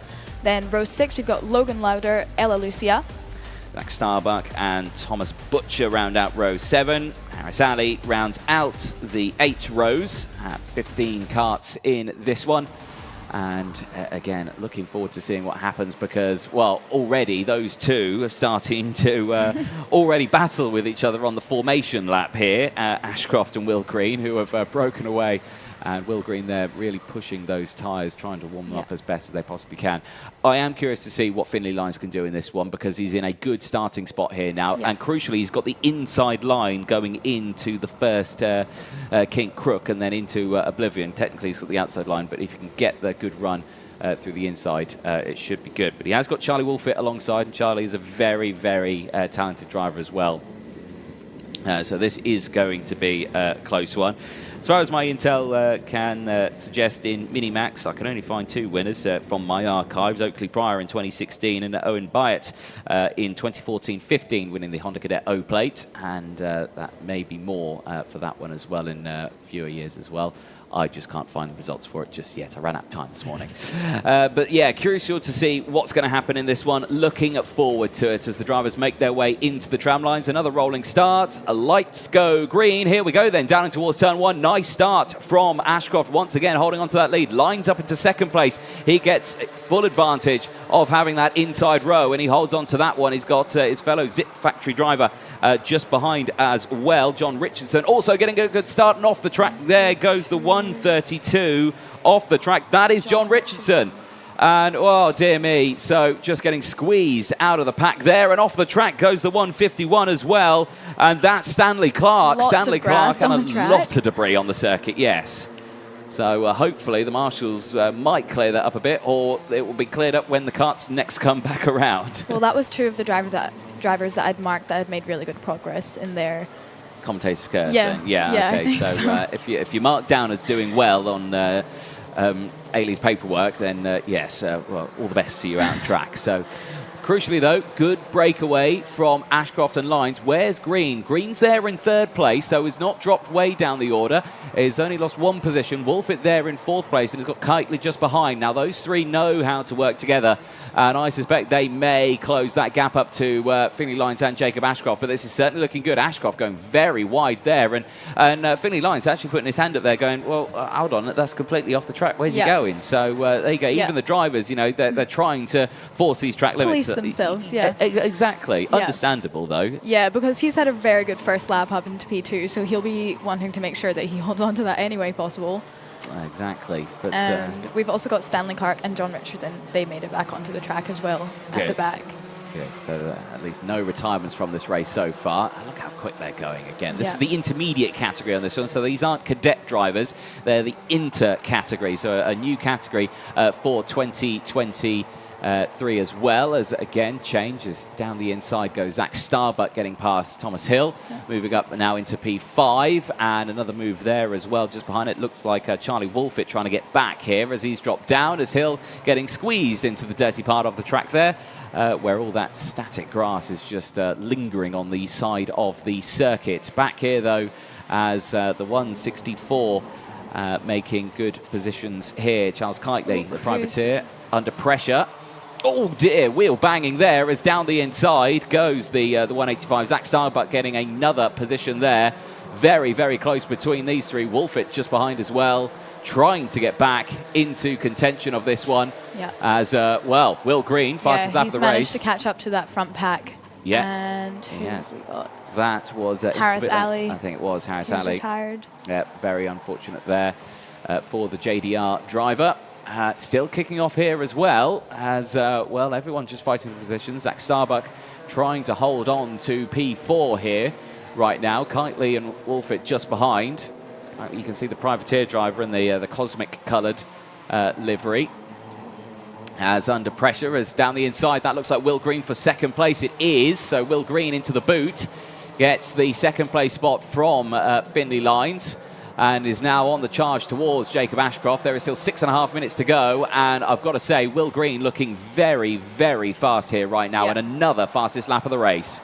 He maybe had a bit of an unfortunate start, but he's not letting it stop him. He's caught up to that front pack straight away, and they're starting to build a gap between P4, which is Zach Starbuck, and they're about 2 seconds behind now. Yeah, one of only 3 drivers out there on track running the Kart Republic chassis is Will Green. The other one's Thomas Butcher, the privateer, and Logan Lauder for the precision racing, also on a Kart Republic chassis. But there, the Argenti team doing a good job with Will Green. Usually running with the Jamie Green Racing outfit, but not this weekend, running with Argenti in the class. And another look over the shoulder there for Finley Lines just to assess the situation. All is well. Starbuck, who may have got the fastest lap of the race on that last lap, is still around a second behind, but keep an eye on that one because is starting to close in. So these two really need to start really pushing each other along now to try and close up the gap to Ashcroft, because the gap's half a second, and in Sector 1, I mean, they're identical. Ashcroft a 15.76, Will Green and Finley Lines a 15.75. They are identical, and crucially going into Sector 2, Will Green was actually slightly faster than Ashcroft. So again, they're just fluctuating the pace right now, which you can imagine for a driver is a little bit frustrating, isn't it? Yeah. I imagine that Will Green at the back there is, you know, really urging Ashcroft to get a move on, but at the same time, he's being helped along and trying to build that gap from Finley Lines. See what he can do, though, because right now still looking very, very strong. There still is Zach Starbuck with that fastest lap of the race starting to close in. And, yeah, that grass still there. Luckily off the racing line, so drivers won't have to worry about that too much. Keeping a close eye on it. Updates further back in the field as well. Starbuck, who's up 9 positions, I should say, who's there in P4, has had an absolutely brilliant start to his race. Charlie Wolfett still there in P5 from Charles Kitely. Katie Donaldson's there in 7th place, not gaining or losing any positions. Logan Lauder in 8th place after gaining 3 positions. Tom Hill there in 9th place from Eilidh Vellico in 10th place. Stanley Clark and Ella Lucia round out the 12 karts that are still running on circuit. 3 retirements, Thomas Butcher, John Richardson and Harris Alley. Unfortunately, their pre-final over. They will be starting the final at the back of the grid later on today. There on your screen is the 134 of Eilidh, the precision racing driver who is currently in 10th place. Starting to make positions all the way throughout the field. There is Stanley Clark, who was the driver who was the recipient of all that grass coming onto the circuit after being squeezed out wide. This is Hill, Thomas Hill and Logan Lauder going wheel to wheel. And changing up, and Hill getting through Lauder, getting that position done. Now Logan Lauder down into P9 now, so changes still happening all the way throughout the field. Keeping a very close eye on it. Gap at the front, still fluctuating, now up to 0.6 of a second, as once again, looking to the inside, Stanley Clark there trying to retake 10th place now from Eilidh, who is not going to give up that position too easily. And wow, from that angle, that is a lot of grass that's come onto the circuit, hasn't it? Yeah, so, and you say it's off the racing line, but it's most of the track, I would say. So they're doing a good job to avoid dodge it. Yeah. I swear, if anyone wanted to go for a lunge down the inside into Wilkins, they'll have to be. It will be a bit grassy, so they might have to watch out for that one just that little bit. Lines and Green, though, still battling, but my eyes are fixed on Zach Starbuck here. The driver who's gained 9 positions and is there in P4 is starting to really reel these two in, and I suspect the nerves may be kicking in for these two up in front, because look how quick he's going here. Zach Starbuck, who looks absolutely solid out there right now, is currently in these sector times. I'm keeping an eye on Zach Starbuck, was slightly faster than all of the top 3 in Sector 1 on that last lap. Sector 2, much faster in Sector 2 as well. He's catching them. Yeah, Starbuck is catching at quite a rate of knots here, and we could have a 3-way battle for second place very, very soon. Yeah, Jacob Ashcroft, those built a good gap to Will Green in 1 second. So he'll be hoping that the drivers behind him fight amongst themselves and he can drive off. But there's still 1 minute 40 seconds to go, so... And in kart racing, that's an eternity. So, exactly. Yeah, exactly. Many things can happen in 1 minute 30 seconds plus 1 lap in a karting race. And right now, look at the body language there from Zach Starbuck, tucking in right behind the steering wheel, really pushing that kart along as much as he can as he tries to close that gap on these two. And right now, Will Green and Lines just maintaining the gap. I suspect if Lines checked over his shoulder once again, he'd get a nasty surprise and see that his teammates closed right in. So, yeah, back onto the start-finish straight. There's the check over the shoulder. And do you know what? I don't think Lines would have seen Starbuck there, because he checked over the right-hand shoulder and Starbuck was on the left-hand side of him. So classic blind spot. Classic blind spot there. Oh, there's a car going slowly, and that is an end to Ella Lucia's race as that kart comes to a grinding halt there. And that there's Zach Starbuck up to 3rd. Yeah. Well, Lines has done the move there on Green. So Green's gone down into 4th place now. So Lines is up into 2nd place. Starbuck up into 3rd. And Will Green now there into 4th place. I suspect Lines may have actually seen then Starbuck had closed in and thought, right, okay, I'm going to go for the move here. And now, maybe, if these two can work together, they might be able to close up to Ashcroft. He is 1.4 seconds further up the road. They are running out of time, though, but they're crossing the line now. And there's still plenty of time in this race. Unfortunate for Will Green, he was able to hold on to that P2 for quite a long time. Yeah. But obviously a good move from Lines, and Starbuck was able to just follow through. There's... Yeah, Finley Lines still holding on to the back of the he's 2nd and 3rd, though. He's dropped down to 4th now, so yeah, Starbuck's up into 2nd place now. So he's taken full advantage of that situation. And how many positions has he gained? He's gained 11 positions in this race. Not a bad race. That's not a bad race at all, that is it? That is some pretty good going. And exactly the time you want it when he's setting the grid for the final. Yeah, exactly that. But he's not holding on to it just yet, because Will Green's retaliating, and so is Finley Lines is being squeezed off the track there. Goes Zach Starbuck, and with those 2 positions he gained, he now loses them straight away, as these two have dialed it up to 11 now and said, oh no, you You may have come through the field, but you are not taking our last 2 spots here as Will Green goes fully defensive into Christmas corner. Finley Line sweeps to the outside there. He's going to try and get the undercut now, but he's not able to do it. Tucks back in behind. Keep an eye, though, on Starbuck. He's going to take advantage of this battling, as well as Wolfit, as they're closing in as well. Lines to the outside here. He'll have the outside line. I think he may have got the move done. No, he loses 2 into one corner, and now Will Green under pressure from Starbuck. Starbuck back down the inside, and Wolfit's closed in on them as well. Keep an eye on these ones then as they go down into the boot section for the final time. Jacob Ashcroft isn't worried about this at all. No. He's going to take the checker flag because he's cleared by about 3.5 seconds now. He does, but the battle for second place rages on, but I think it's going to go the way of Will Green across the line. Very close from Zach Starbuck. Finley Lines, Wolfit and Kitely close in as well. Look how close that can kick off at the end of a race. You think they're all spread out all the way throughout the race, but then it comes down to that last lap and they all close in. But Will Green taking full advantage of that, and he retakes second place, and he holds on to that one some 3.5 seconds behind Jacob Ashcroft, though. It's crazy the amount of gap that he was able to build just in that last lap with those battling behind him. And I'm sure Charlie Wolfit was hoping that that lap was just a little bit longer, because he was really able to manage to catch up to the front of the pack as well.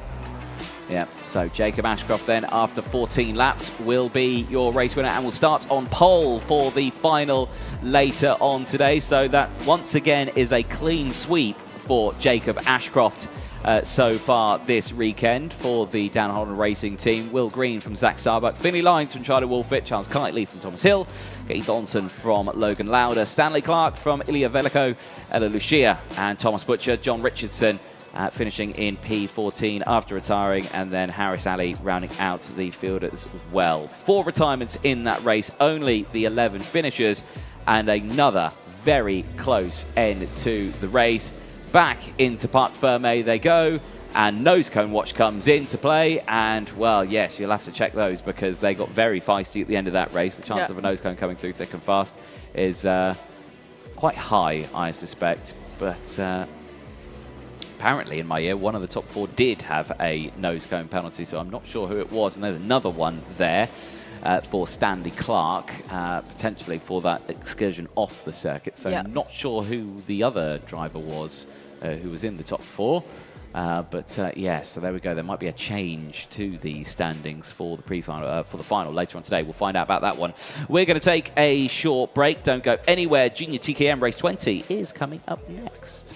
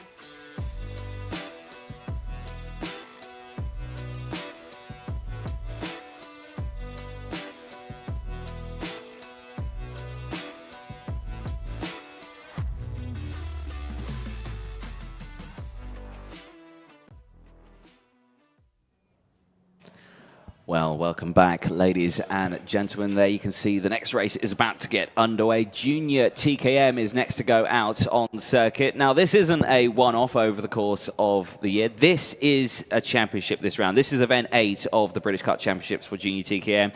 And there, your man on your screen, Ian Calichurn, leading the Junior TKM Championship, starts this one on the front row. Second place, though, to Aiden Mitchell, who's had a good weekend. Aiden Mitchell, second in the championship, has actually this weekend started to close the gap. There was around 30 points between them. It has come down to around 27 championship points between them, so only 3 points, but still every little helps. And Aiden Mitchell taking full championship points at the end of the heats yesterday. What can they do in the pre-final? Again, another 65 championship points up for grabs in this one. So it is a straight fight, really, between Aiden Mitchell and Yihan Calichurn in this race. Very crucial to see what can happen. But your pole sitter on this one was actually the driver who's starting this race in P3, William Bryant, who put it on pole yesterday. He sits 8th in the championship for the RSR team, but certainly the Robshaw Racing team have done a good job with William Bryant because he's had a good run this weekend so far. 2 fourth-place finishes has just been hidden out of the top 3 all the way throughout this one. Aiden Mitchell, though, who's starting this one on pole position yesterday, took a win in his first race, second in race 2. He qualified it on P2. It'll be curious to see what he can do in this final pre-final as the mechanics make their way off the dummy grid. We will get this race started in just a moment. Time. Let us know who you're supporting. We can see the comments in the commentary box. I have not been fully looking at them all the time, but support going out there for Patrick Leaf, who starts this one a little further down the order. P4, 6th in the championship, 3rd and a 5th place yesterday. Drivers will make their way onto the track in just a moment's time. We'll take you through the starting lineup. Next race is coming up. It's Junior TKM, race 20.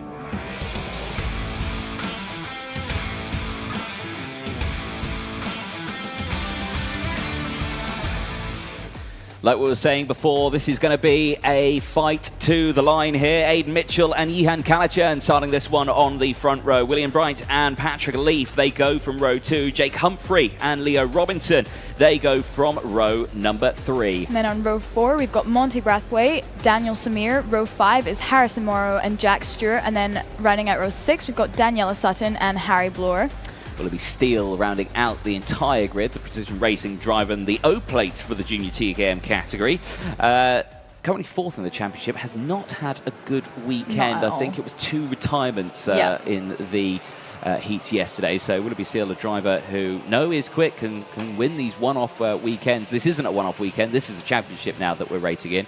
So yes, right now, we'll have to try and fight back in this one because Willoughby Steele there, 4th in the championship. This is not a result he would have wanted. So, not the results there out on track. So, Ian Calichurn, who leads the championship from Aiden Mitchell, 27 points between them now. Leah Robinson's there in 3rd in the championship from Willoughby Steele, who is cast as a rookie in this season. Jake Humphrey from Patrick Leaf in the championship as well. So it's still very, very close. And the racing that we saw yesterday was very exciting, wasn't it? Yeah. Yeah, in the afternoon, the heats were very good, very close and very tight at the front. So there should be some more good battles for the lead as well. And like you say, Willoughby Steele will be looking to make his way through the pack as much as he can. False starts. They will go round again. So I'm not happy with the start of that one, and they will send them round once more.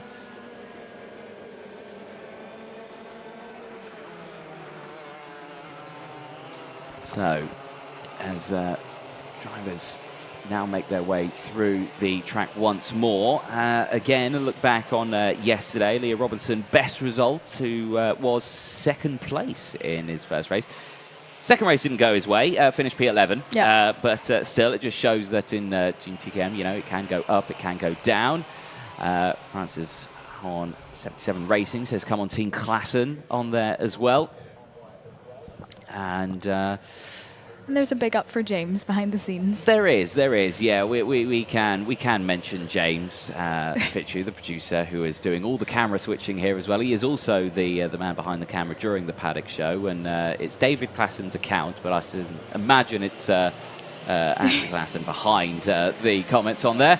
Another false start for Junior TKM. They've got to be careful. One more of those, and we play our favourite game, Shut Up and Listen, which is where the race director comes out with a clipboard and says, don't do that again. Yeah. They only get 3 attempts at a start. If they do that, they may get in trouble, that front row. So they've got to sort it out just that little bit. They don't want to be getting another false start on that one. And yes, if you did watch the Paddock show last night, good on you. If you didn't, don't worry. We'll be playing it during the lunch break today. There is a moment where, yes, someone forgot to put new batteries in one of the microphones. Yeah. I'm not blaming you, Eilidh, but it was your microphone. Good. Well, it was your microphone. Speechless. Quite literally, your microphone had broken. So there you go. There you go. So we'll blame you on that one. It's your first time commentating this weekend. It's not your first time here with us. You were at Lark Hall as well. How did you find Lark Hall as well? I really enjoyed Lark Hall.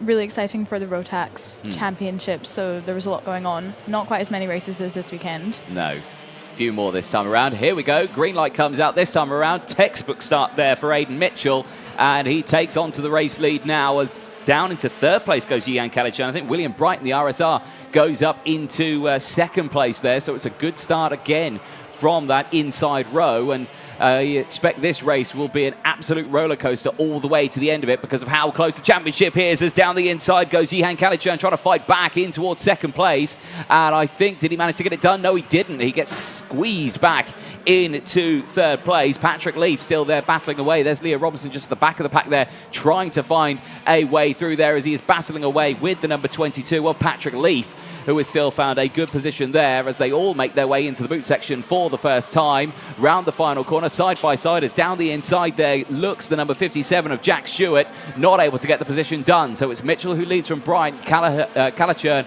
then it's Humphrey, Robinson, Leaf, Samir, then it's Braithwaite, Stewart and Sutton, the top 10. Willoughby Seals already up to P11. It's a good start.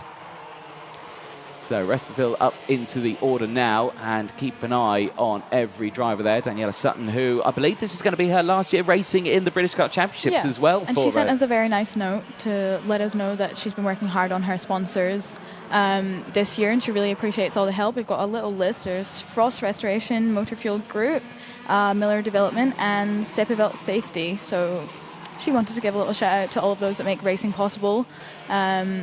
And hopefully she can get a good result. She's in the top 10, holding on to the top 10 now. Holding on to the top 10. Jake Humphrey struggling to hold on to the top 5 there now, going back down into P6, and a 5-second time penalty going out to the number 11, Harry Blore, who's there in 9th place. So that will promote Daniela Sutton up another position there. P9. So there you go, P9 now. So definitely holding on to a top 10 now. As we turn our attention back to the race lead here, as Aidan Mitchell has not managed to break away here from William Bright. Bright is still right there. This is a very strong performance. I think Bright had a bit of a nightmare as that's gone wrong for the number 15. Who's that? That's Daniel Samir, who has gone off the track. That's at the boot section. So has he had a coming together with another driver, potentially with Harrison Moran? Not too sure. But yeah, that is the end of his race, which is very unfortunate. Yeah, and Leah Robinson's... Oh, just as I said that, Willoughby Steele's setting the fastest lap, and he's made his way up into P7. So he's had a very good start to this race. Well, yeah, Willoughby Steele's a fast driver. He's had some good pace over the course of the weekend. Unfortunate weekend. Unfortunate heats. But he's not letting it stop him. No, not at all. Because, again, you can drop your worst score over the year. You can drop 3 worst scores over the year in the... championship, and for Willoughby Steele this will be, well, one of them. So yeah, with the not great points as down the inside here, this is Yihan Kalichan under pressure from Leah Robinson. Robinson trying to go the long way round into the entrance of the boot and gets it done, and Kalichan now falling down the order and now losing several positions. So that's now down into P6 now. This is not what the championship leader needs. That was a bad few corners. Yeah, it really was, wasn't it? Harry Blore setting the fastest lap of the race, doing everything he can to try and hold on to any form of decent result. Trying to offset that 5-second penalty. Yeah. Might be a little bit hard because that midfield is very close together. It is indeed, yeah, very, very close. So we'll have to hold on to that one. There, though, this is the battle for third place on your screen. Robinson leading that one from Patrick Leaf, who has had a good start to the race there, holding on to P4. And under pressure still from Jake Humphrey just behind. A little bit of breathing space between the two of them, but remember those gaps can close up very, very quickly in junior TKM. The two up front, though, still nothing changed between the two of them. Aidan Mitchell and William Bright still line astern, but they are staying together. There's still 8 minutes left of this one. Harry Bloor setting another fastest lap with a 46.37. Keep an eye on that one. Keep comments coming in on the live chat. Just under 8 minutes to go in this one. No change in the top two as we keep an eye on Leah Robinson here, who runs a little bit wide there out of Ashby. Patrick Leaf might take advantage of this one if he can get a nose down the inside. Thinks about it going into Osiers, doesn't commit to the move though. And again, you see a lot of drivers just who like to take the different racing lines into here, and we saw Robinson actually take the outside line going into the entrance of the boot. This time around, not having to defend or anything like that. But crucially, Patrick Leaf will have seen how Leah Robinson did that and think, I might give that a go myself. And do you think for a driver like that, watching things like this, they might think they learn from other drivers? Sometimes it doesn't hurt to be behind, and you can kind of sit back and observe, especially in this race when the gaps are so close. You're not losing out by sitting back and seeing which racing line's working for other people. No, exactly that. And I've got to say, that's kind of like my driving style as well. Like I hate... Sit back and see. I hate leading because I don't know what's going on behind me. So, because I always know that whenever I raced back in the day, if I was leading a race, I wouldn't look behind me at all. And 9 times out of 10, there was always someone right behind me. I'd never lose them. So, and then I'd be like, oh, now I've lost it on the last lap. So, it was always one of those things. So, it was, I always prefer to be behind it. I'd like to be the attacking one just to see, what happens. So, each to their own, though. A lot of drivers like leading. And right now, Aidan Mitchell's doing just that. And sure, William Bryant is doing exactly what he needs to do right now. He's right there, second place, just studying what Aidan Mitchell's doing and studying his racing line, seeing where he's going, like a little bit wide, like there out of Ashby, where you can think you could line up a move going into Wilkins, the next corner. But there's really no gap between them, so he's just waiting for an opportunity and potentially trying to build that gap. Well, he's got to be careful because that was a slight error there from William Bryant at the exit of Osiers. He had a bit of opposite lock, and that's pulled him into the clutches of Leah Robinson now. So Robinson's closed right in. So this is becoming a four-way kart battle for the race lead here with 5.5 minutes to go. I think hold your breath, ladies and gentlemen, because 5.5 minutes in a junior TKM race and the top four are separated by nothing. This is going to get very, very interesting. As down the inside now under braking into Ashby, and Bright thinks, right, I'm going to go for it now. And Mitchell under pressure because now Robinson's going to try and go for the move as well. Bumper bashing as they make their way down in towards Osiers. And no changes there right now. Are we going to see a Robinson to the outside here? Mitchell says, think to Robinson, don't attack just yet. Let's see if we can try and maintain this battle here and off the track and heavy contact into the wall. William Bright, what happened there? That looked like a mechanical failure. I don't think there was a coming together. It just went straight off the track. But he still seems to still be running. It does seem okay. So yeah, he's still running. He gets back going, but that was a heavy hit to the wall. So hopefully William Bright's okay. But what on earth happened there? Just blink and it just got spat out. It was at the a side of the very circuit. tight battle in the top four, so potentially just got pushed a little bit far, but it did look like he just shot off into the grass. I didn't see any contact there, but still battling away here as again Leah Robinson under pressure here. And keep a very close eye on this one because back now is, it's Harry Bloor. When I said he was doing his best to offset that 5-second penalty, I meant it. Well, so he now happened to P2 and fastest lap. But he's P2 fastest lap, but how close is everyone else behind him? He would still tumble down to P7 at the end of this race, even if he finished there. Well, I think he's got his sights set on just driving off into the distance in P1. I think that's his strategy. I think that is going to be his strategy over the course of this one. But right now, he's got the pressure of Leah Robinson just behind, so he's certainly not going to make it interesting. More battles happening at left, right, and centre. It's still Mitchell who leads the way from Harry Bloor, who's up 10 positions with that 5-second in-race time penalty. Leah Robinson's still there in third place from Jake Humphrey. Willoughby Steele from Patrick Leaf. Ian Callachurn is all the way down to 7th place now from Daniela Sutton, who's up into 8th place after gaining 3 positions. Monty Braithwaite and Jack Stewart. William Bright and Harrison Morrow, the top 12. Daniel Samir, the only retirement from the race. There's the balcony at the clubhouse. Nice view. It is a nice view up there, isn't it? We were watching some of the racing from there yesterday, and yeah, you do get a good view. Not so much of turn one, though, if you're standing. Which is a shame. Which is a shame, yeah. Everyone leans back to try and see, doesn't it? It's quite a thing on the balcony there at Whilton Mill, but there we go. 3 minutes to go, plus that one lap, and Bloor and Mitchell still line astern.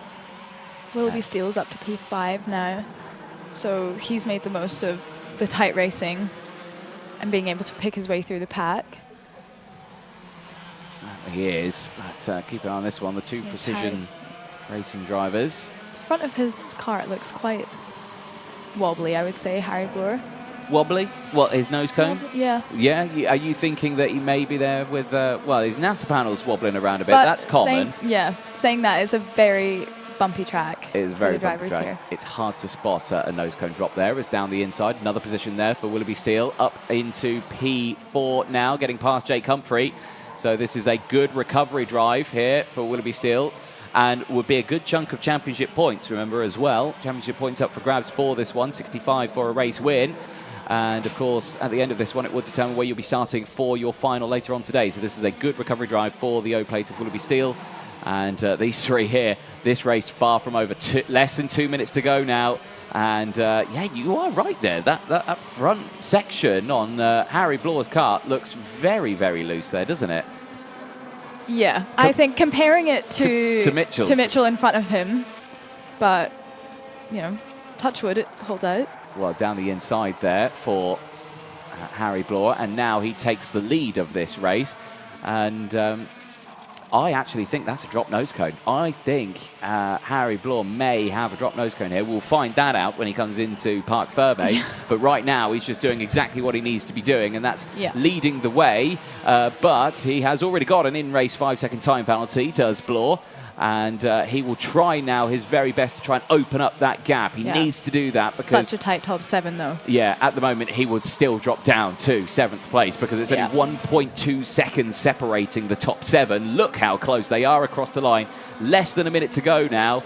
And the pressure certainly is on for Precision Racing with their drivers 1-2 at the moment. But down the inside here comes Willoughby Steele and gets back up into 3rd place now. This is an absolutely solid and textbook drive from Willoughby Steele on a recovery drive here through the field. This is brilliant stuff, and instantly saying, think to Leah Robinson there, let's go chase after these top 2.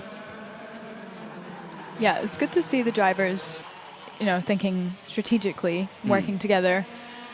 Because Willoughby Steele, I mean, like we said, it's so close that it's going to be anyone's guess who comes out P1.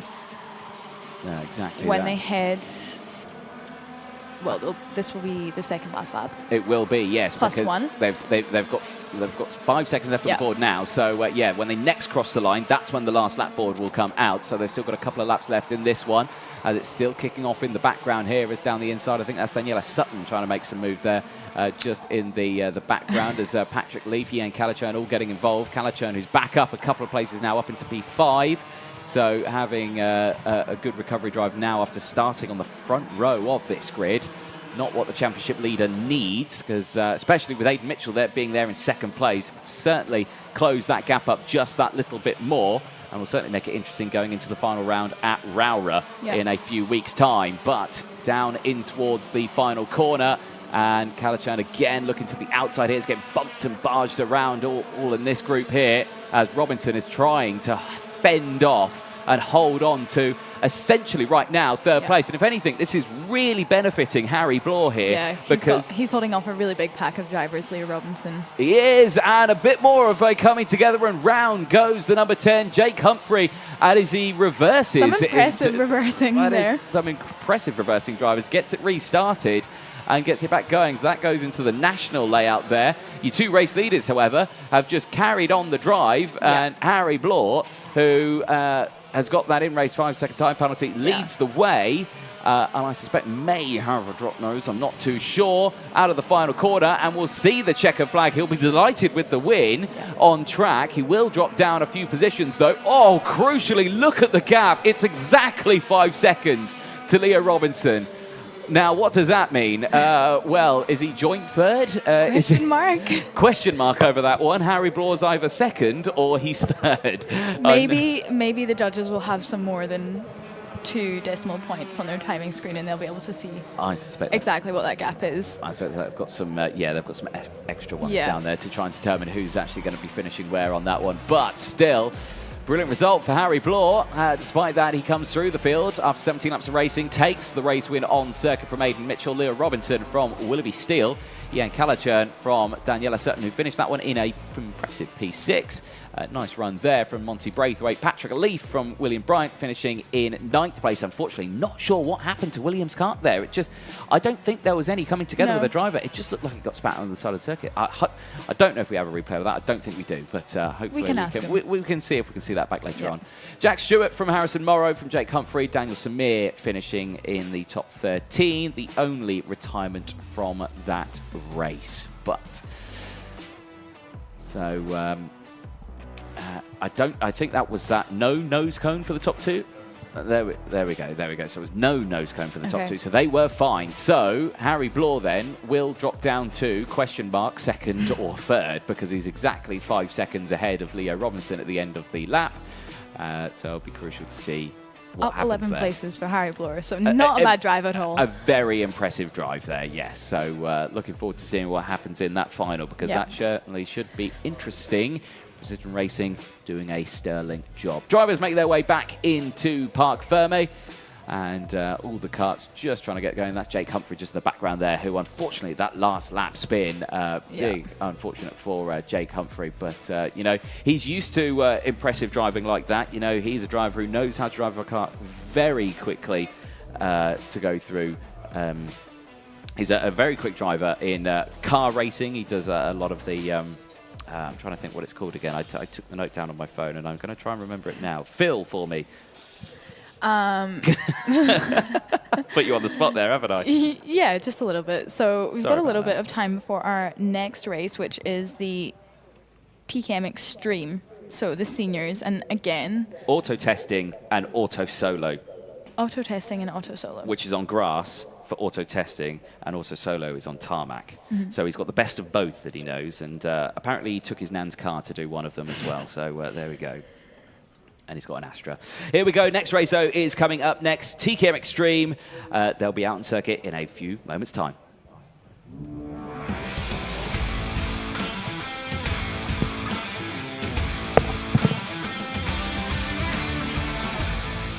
Imagine stealing your nan's car to go racing in it. No, we didn't steal it. There we go. It's a family affair. It's a family affair. I'm sure she was happy to help. Third generation for him there. TKM Extreme Race 21 pre-final is coming up next. This is going to be a fantastic race on this one, and I'm not sure of the grid on this one because it's completely different to what I've got on my screen. So I've got Chris Whitten, who's starting this one on pole position because he polled it, and he had 2 race wins from Harvey Roth. Lee Whittingham and Alfie Garford start on the second row of the grid, from Oliver Bowen and Adam Sparrow going from row 3. And then on row 4, we've got Charlie King and Kyle Springfield. Row 5 is Joe Cheek and Michael Cornell, sorry. Row 6, we've got Luke Jarman and Spencer Lane. Row 7 is Cian Bennett and Ashton Cox. Row 8 is Alvin Chu and Liv Jakins. And then running at the grid in row 9 is Andrew Platt and Jessica Fitchhall. There we go.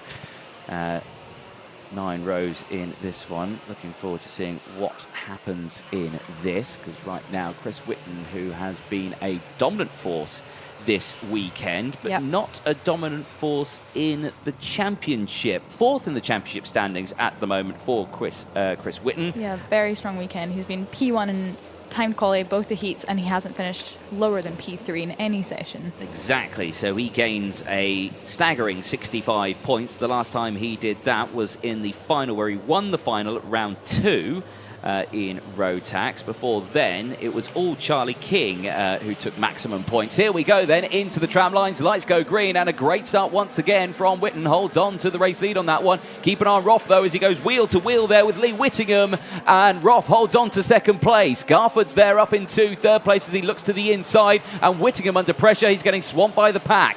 Rest of the field comes through just in the background there. You can see Michael Cornell in the blue suit, black helmet just coming through in the white cart now looking to the inside. He's got Charlie King just in front. King, who had a bit of a double entendre yesterday, 12th place with a penalty in his first race, 4th in his second. He's second in the championship, so he certainly needs some good results here this weekend. Garford, who's there though, leads the championship. Yesterday it was a 3rd and 5th. Certainly looking good in this pre-final. And remember, 65 points up for grabs in this one in the championship and the starting position for their final later on. Out of the final corner, there they go then, and a long train of TKM Extreme drivers over the line. It's Whitten from Roth, then it's Whittingham from Garford, Sparrow, Cheek, then Springfield. King, then Bowen, Cornell up into the top 10. Joe Cheek had a disaster in his second race yesterday. His front bumper getting caught on the exit curve there, and I think it got pulled off, and then he just went straight off on the last lap. It was lucky it was only his bumper. I thought his engine exploded, but it was just devastating noise from the front bumper. Yeah, right across the line, but finishing P13 in that one, so you'll be hoping for a better result this morning. Yes. Set him up for a good afternoon. See what he can do in this one.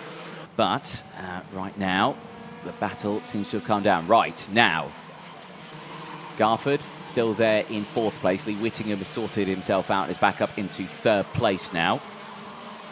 So they've dialed back into a position. They're further back in the pack. You're still seeing Keane Bennett, Luke Jarman and Michael Cornell battling away for 10th, 11th and 12th on circuit. Chris Whitten's looking strong here though right now, and Chris, we were watching these races earlier on and we were saying that, you know, Chris doesn't break away from the main pack in these early stages. The whole pack sticks with him. Yeah. It's then it all falls down to the last lap, really, doesn't it? Where, again, you see those last-ditch overtakes. And he always got away with it, didn't he? Yeah. Always had that car in the right place and was able to just pull a 5-second gap on the last lap. Yeah, exactly. But I can't help think that that's a very nerve-wracking way to race. Oh, yes. But I'm sure he's doing his best to build that gap, and commentator's curse continues. There we go. Oh, wait. Oh, no, I think that may be a timing glitch. Okay. He's still there. No, there you go. I was like, that was a very dramatic fall from grace. P1 to dead last in about 10 seconds. That does happen. No, he's still got P1, and Lee Whittingham with the fastest lap in P3. There goes Charlie King down the inside of Joe Cheek. Those two played a part in our feature yesterday. Tyre curling. Curling. Yeah, tyre curling. Or if you're Ashley Class, I think she called it something else. I don't want to repeat it. There we go. But Chris Whitten still holds on to the lead of this race. Not by much, though, because look at that. Check over the shoulder. Harvey Roth is right there in 2nd place. And, well, if Harvey's going to do anything, he's going to go for a move. And he looks to the inside there into the final corner, thinks against it. And he's got to be careful here because Lee Whittingham is right there. Fastest lap of the race in P3 across the line. 46.5 seconds is closing in. If I'm Harvey Roth, I would be going for this move now because he needs to try and get a cut between himself and the attacking Lee Whittingham, who is closing in. Garford's there as well, and Garford is going to be a quick driver this weekend because he is fighting for that championship. He's going to want to push that front group forward. Exactly. And build a gap between Sparrow behind him. Exactly. There were 2 points separating Alfie Garford and Charlie King going into this weekend. Over the course of the qualifying heats yesterday, there is now 1 point in between Garford and Charlie King for the rest of this weekend. So right now, with Charlie King, who's currently in P5, and Alfie Garford currently in P4, still both of them would still have a point between them going into this one. Garford needs to gain a couple more because he needs to hold on to that lead, but King is not going to make it easy for them. This is going to be a very close championship. You can see King in the background there. Trying to catch that pack at the front. Yeah, he's in P5. He's doing his level best, but right now, if he's got no bump draft or no slipstream, if he's on his own, it's going to be down to sheer pace there, and that is a challenging thing to do. Yeah, whole 2nd and 1.3 seconds that he has to catch up to that pack rounded out by Garford. So he's having a little bit of a lonely race at the moment. He's got a gap to him. There's change. There's change for the lead because down the inside goes Harvey Roth, and Whitten down into 4th place now as they go side by side. Garford and Roth side by side, but not able to take the position. And that promotes Lee Whittingham into the lead of this race. Whitten instantly on the attack back as down the inside goes Garford. Contact between the two of them, and off the track goes Harvey Roth, and Roth now tumbling down the order. He will not be happy, and I think he might have some grass in that engine.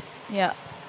You've got to be careful with that one. These are air-cooled engines as well. You get some dry grass on a hot engine like that, it will combust. So hopefully he can get that cleared away, because you do not want grass covering your engine. He needs to clear that off. So Whittingham leads the way now from Garford and Whitton. Charlie King now has closed in. Now the championship fight still rages on between the two of them. This is very close. Lee Whittingham, who's third in the championship, though, he's only around 20 or so points, 25 or so points behind in the championship from Garford and King. Being in the lead of this one will help as Whitton back down the inside. And now, first and second in the championship are currently third and fourth on track for not for much longer, because down the inside goes Charlie King, and this is what he will need. If he can stay there, he would take the lead of the championship going into the final of this weekend, but they've got one more round to go after this weekend.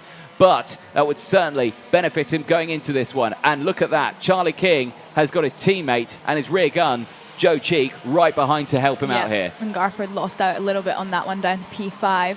But like you say, anything can happen. And there's still 5 minutes and 40 seconds, which is a lifetime. Exactly. You've got Garford and Sparrow now line astern out on track. Both of them dabbling into the world of car racing. Garford having his first go in the Junior Fiesta Championship at Silverstone, where he lost third gear, I think, out of the course of that weekend. But still an eye-opening experience for Alfie Garford. Adam Sparrow winning at Cadwell Park in the Mazda MX-5. So, again, both of them very skilled in the world of car racing as well, now in the world of karting, and are now line astern in this one as well as they latch onto the back of each other. There's Harvey Roth, who, despite going off the track, has not dropped down too many positions. The O-Plate's still there in 7th place. And that top 10 is only covered under 4 seconds, covers the top 10, so... Exactly. He's got plenty of time. No, plenty of time. There's a 5-second penalty for Alfie Garford, well, so...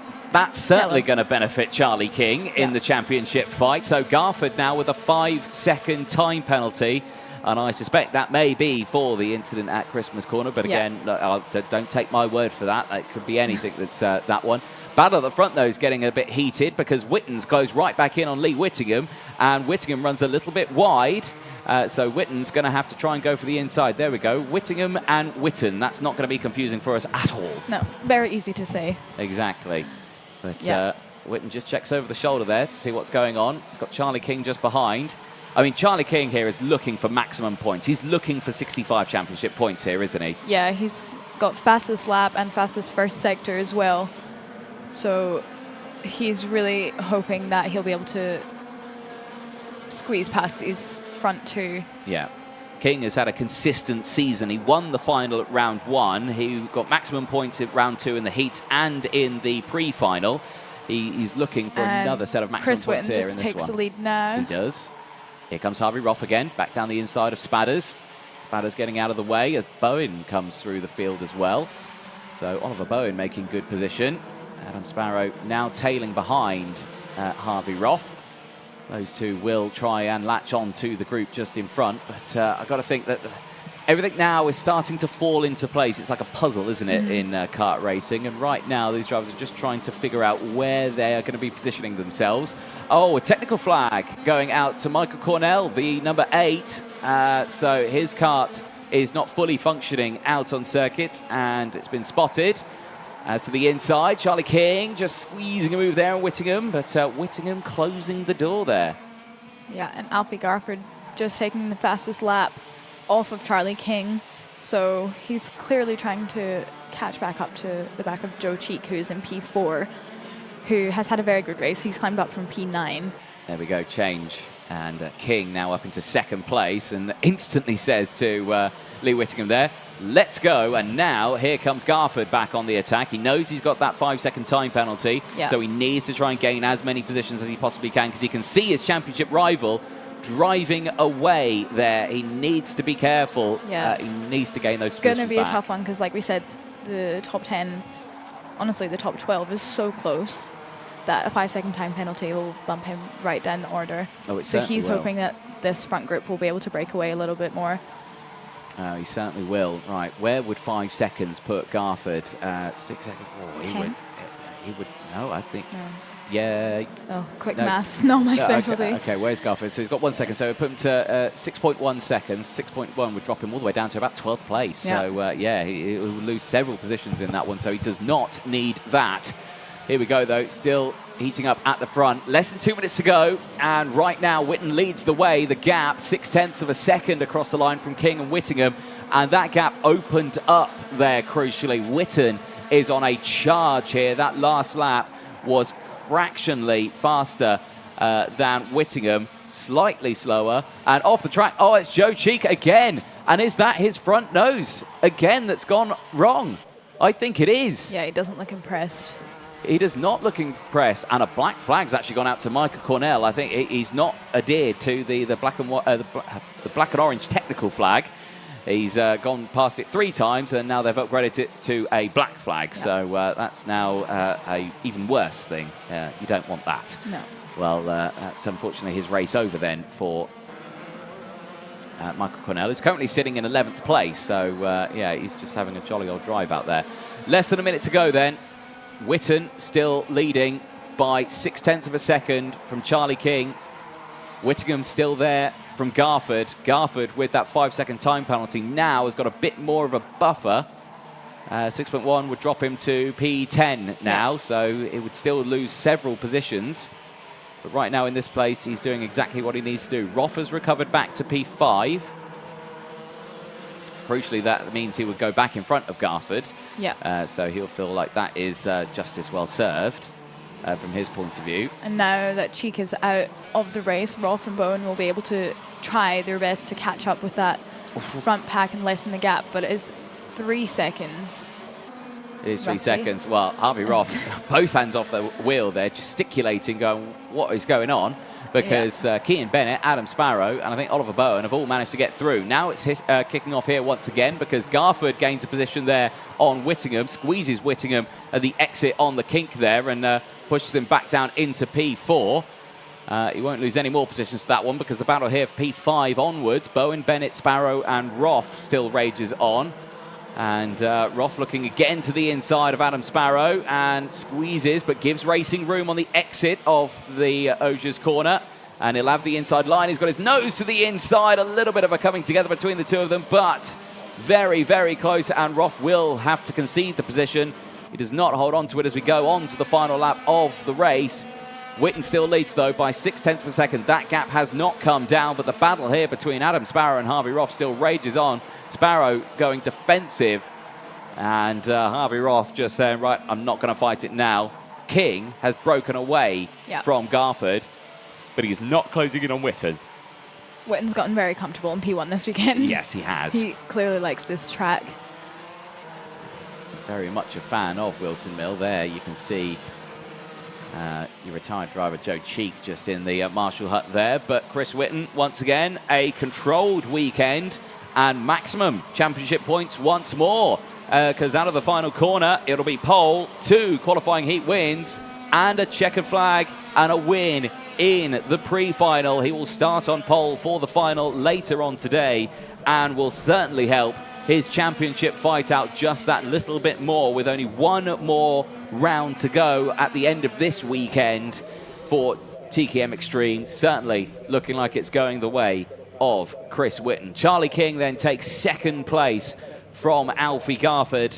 Lee Whittingham at the end of that one dropping down to P4 after losing 1 position from Oliver Bowen, who gets back into P5 and holding his original starting spot from this one. Cian Bennett, a fabulous race, 7 positions gained, finishes in P6 from Adam Sparrow. Harvey Roth and Kai Springfield. Spencer Lane from Alvin Chu, both of them gaining positions as well, 2 and 4 equally. Liv Jakins taking another 4 places as well, finishing in P12 from Ashton Cox, Luke Jarman, Andrew Platt, Jessica Fitzhall rounding out the 16 cuts that finished. Michael Cornell retiring from the race with a technical flag, then receiving a black flag.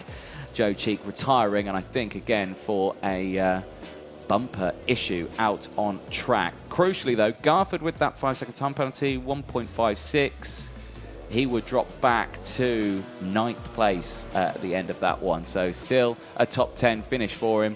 But yeah, certainly not what he'll want to see out the end of the results. Good finish for the number 4. Cian Bennett, 44, he'll be happy with that one as a nose cone penalty going out to Adam Sparrow. We're going to take a short break. Don't go anywhere, because Rotax is coming up next. It's junior, then senior.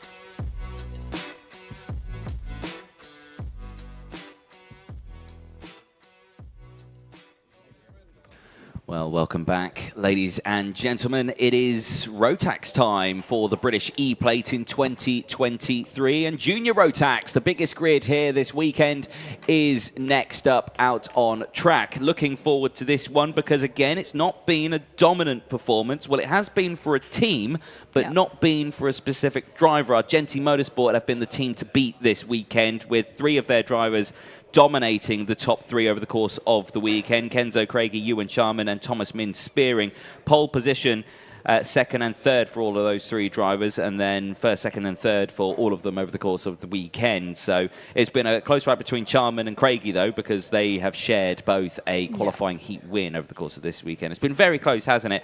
The biggest driver that's impressed me, though, Eilidh Hassan, the privateer, has really been taking it to the Argenti team this weekend as well. Yeah, definitely hard for him when there's a team of 3. They can really work together to push ahead. And we saw that yesterday in the heats, that they were very dominant and very comfortable out there in front. But Eilidh Hassan doing a really good job to hold on to the back of them in P4.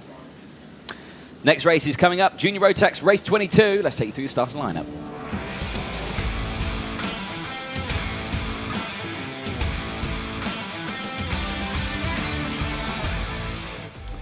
Big one, this one, 29 drivers in total. Kenzo Craigie and Ewan Charman starting this one on the front row. Thomas Min Spearing and Eilidh Hassan going from row 2. Freddie Ingram and Harry Hannum running out row number 3. On row 4, we've got Devin Nolan and Archie Buttle, Lizzie Mantier and Joshua Graham on row 5. Then we've got Mitchell Mulvey and Joshua Turnbull running out row 6.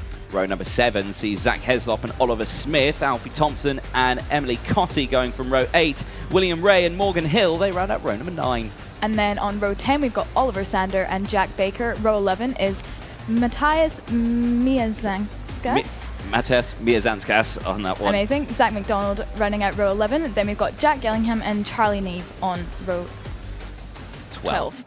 Row 13 sees Benjamin Baker and William Archer. Row 14 sees Rex Ashley and Shane Chanderia. Vlad Tomanachuk finishes the final row of the grid. 29 drivers. Yeah, Matas Miazanskas is a tricky name to get. But even prepared. You even prepared. You wrote it down phonetically on there. But yeah, it is a tough name on that one. But he can forgive you for that one. Here we go then into the tram lines. Lights go green almost immediately. And once again, we see a good start for all 3 of the Argenti drivers as they make their way into 1, 2, 3 on the track. 3 wide in the background there. Looks like Lizzie Mentier getting squeezed at the outside part of the track. We'll have to try and squeeze her way back onto the infield. 2 karts colliding into each other at the back of the grid, and one of them straight off the track, and it looked like that was a JDR potentially going off. I'll have to try and find out who that was, and it is the number 60 who's gone off, and that is, well, that's Charlie Neve who's gone off. It's an MLC kart that has gone off, so that is not what Charlie Neve has wanted off at Christmas Corner. So race still goes on, and still at the front of this grid, it's a 2-kart breakaway. Looks like Kenzo Craigie has dropped down into 2nd place now. And it looks like Ewan Charman in the yellow helmet has now taken the lead. No, it's Thomas Min Spearing. Ewan Charman's there in 3rd. So it's Thomas Min Spearing who leads the way from Kenzo Craigie. Ewan Charman there in 3rd from Freddie Ingram, Harry Hannum from Eilidh Hassan, Joshua Graham from Archie Buttle, Joshua Turnbull and Devin Nolan, the top 10. Yeah, Eilidh Hassan had a little bit of a tough start there, getting pushed wide, so he's down into P6. And William Ray coming into the pit lane. That was the driver who came together with Charlie Neve out in circuit. So both of them out of this race. Very unfortunate. So 8.5 minutes to go in this one, plus the 1 lap. And right now, there was a brief hint of a yellow flag there from Master Point 2.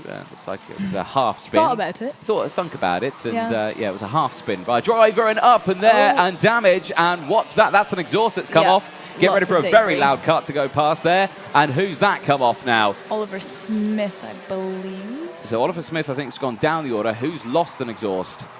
Trying to think. There's no audio there. Right, there's car going very slowly. And I believe, yes, it is this one. Oh, dear me. And is that Eilidh Hassan? I think it is the 34 who's tumbling down the order. And Emily Cotty. Oh, is that Emily Cotty who's lost it? Right. Emily Cotty losing the exhaust. That kart will sound amazing, but unfortunately will have to retire into the pit lane. Yeah, Argenti's still looking strong at the front with the top 3. Oh, and that exhaust is still there. The marshals are going to need to try and grab that, but that exhaust is going to be very, very hot. That is a big chunk of metal debris. Right next to the racing line. On the racing line, yeah, they are going to need to try and move that, but hopefully they'll kick it out of the way. Down the inside, here comes Ewan Charman on Kenzo Craigie, gets up into second place. This is a good running from Thomas van Spearing. His best result so far this weekend has only been a third place, qualified second in qualifying. But in the races has had to stay behind his two teammates of Charman and Craigie. This time he leads the two of them. So all three waiting of them, for when it matters. Exactly, yeah, waiting for when he wants to start on pole and get maximum championship. Like we talked about earlier, sitting back, learning from the people in front of him. Assessing the situation and, just see what you can do. But there is Ken Potter just keeping an eye on the race proceedings. That exhaust is still there. It's just been kicked onto the grass a little bit. But hopefully that's in a safe enough place. And, well, there's a driver off the circuit. And I can see that's got a nose cone already. And I think that's Vlad Tomanchuk, who has gone off the track, the number 36, who was gesticulating there wildly at another driver, just saying, what was that? Well... They learn young. They do learn young. There we go. Well, as I say, they watch Formula One, and what's the one thing that Formula One drivers do as soon as someone overtakes them? They complain about it. So, exactly. there you go. You learn from the best. There we go. 6 minutes to go. And still, this has been a good drive here from Freddie Ingram, looking much stronger yesterday, was battling away for position and was going for the overtakes into Christmas Corner, but consistently out-braking himself and then losing it on the exit. So, hopefully this time around he has found the pace this time around. Harry Hannum having a good run as well as Joshua Graham. Yep, that top group is still very tight. Only just over a second between the first 6 on the track. Very, very close, isn't it? But these three have not managed to break away like what they did yesterday off camera. You won't have seen it at home, but if you were here at the circuit, you would have seen it. Ingram there, though, looking very, very strong. Back in the further reaches of this grid, Joshua Turnbull having a good race. He's up 3 positions up into P9. Devon Nolan there as well in P10 from Lizzie Mentier, also having a good run. Morgan Hill, 5 positions gained. There's a change for the lead there. Charman back to the lead, and Thomas van Spearing under pressure now from Kenzo Craigie. Kenzo Craigie equally under pressure now from the driver behind of Freddie Ingram, who now looks to the inside of the exit of Ashby. Can't quite get the power out of the corner. Will have to concede the spot now. Now looks to the inside, and Craigie, the Mercedes-backed driver, down into 4th place. And now look what this has brought in. It's brought in another one of the Argenti drivers. Here comes Joshua Graham, who didn't have a good qualifying. Actually, was one of the Argenti drivers who fell down the order in qualifying, now starting to fight back in the pre-final and through the qualifying heats, is right behind his fellow teammate here as Ingram up into 3rd place now has to try and work together with Kenzo Craigie to try and close the gap, but Kenzo does not want to work with Freddie Ingram. He wants to get in front, and that little look at an overtake has lost him time, and now he's under pressure from his fellow teammate Graham, who looks down the inside.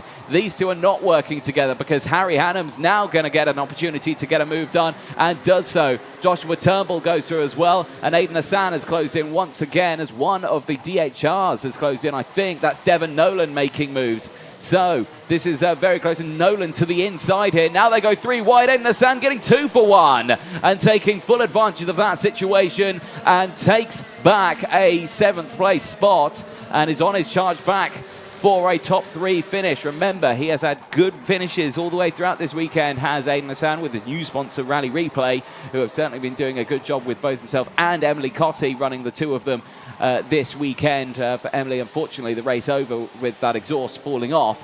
No fault of her own, though, with a kart going onto the back of hers. But still, a very dramatic race for the two of the drivers. And even with all that battling for P4, there's still nothing between the top 10, essentially. Ewan Charman and Spearing are still struggling to really break away because, like we said yesterday, when you have those 3 teammates out the front, that only really works when there's nobody pressuring from behind. But as we saw, when there's someone pressuring the person in P3, then it all kind of goes out the window. It does, doesn't it? A couple of penalties going out on track as well. The number 59 has received a penalty. That is Oliver Smith. And the number 67 as well has also received a penalty. That is Jack Gillingham, also receiving a 5-second time penalty. But right now, the action at the front still kicking off. Is Freddie Ingram closing in on Spearing and Charman? Yep, he's setting fast sectors, a little bit faster than the top two. So he's got that gap down to about 0.7 seconds, not far at all. But Kenzo Craigie is not letting go of him either. No, exactly that. They are staying together, and Charman and Spearing are still battling away as well. They changed positions again on that last lap, so that gap fluctuating right now. And Kenzo Craigie looks to the inside here at Ashby and gets back up into P3. Demotes Freddie Ingram down into P4. Crucially now, they will have dropped a huge chunk of time there to Spearing and Charman, who at this moment now, I suspect, will probably stop battling if they want to try and maintain those positions. Yeah. But now Hannum's making the move here. Hannum making the move on Ingram, and I think, is that Ingram going round? It is, the number 69. It's not, yeah, it is Freddie Ingram. He's gone round. So that was a move down the inside for Harry Hannum, and I'm not sure what happened between the two of them. The camera cut away, and unfortunately, Ingram rotates. Aidan Hassan, though, is on the charge back because he's got back past Joshua Graham. He's now back up into P5. Harry Hannum is next on the pecking order and is just ahead. This is a good recovery drive here from Aidan Hassan. Yeah, he had a little bit of a tough start, but he's done a very good job to make the most of all the battles happening in front of him. Certainly is, tucking in there as much as he possibly can. He's got the two drivers very close behind him as well, though. Joshua Graham, Joshua Turnbull, still very, very close there. Turnbull going for the move. Now, Devon Nolan still there, the number 54 in 9th place. Privateer driver not making the move. So it was actually Joshua Turnbull that we were talking about earlier on in the race. Still very, very close between these three with 40 seconds left to go on the board. Charman and Spearing, they've not started scrapping yet as, well, down the inside goes Joshua Turnbull. Gets that move done on Joshua Graham. The two Joshuas line astern now as he tries to fight his way back towards Aidan Hassan, who has been driving away from these two. So, yeah, he's found some good pace there, has Aidan Hassan. Still battles happening all the way throughout the field. Biggest movers out there.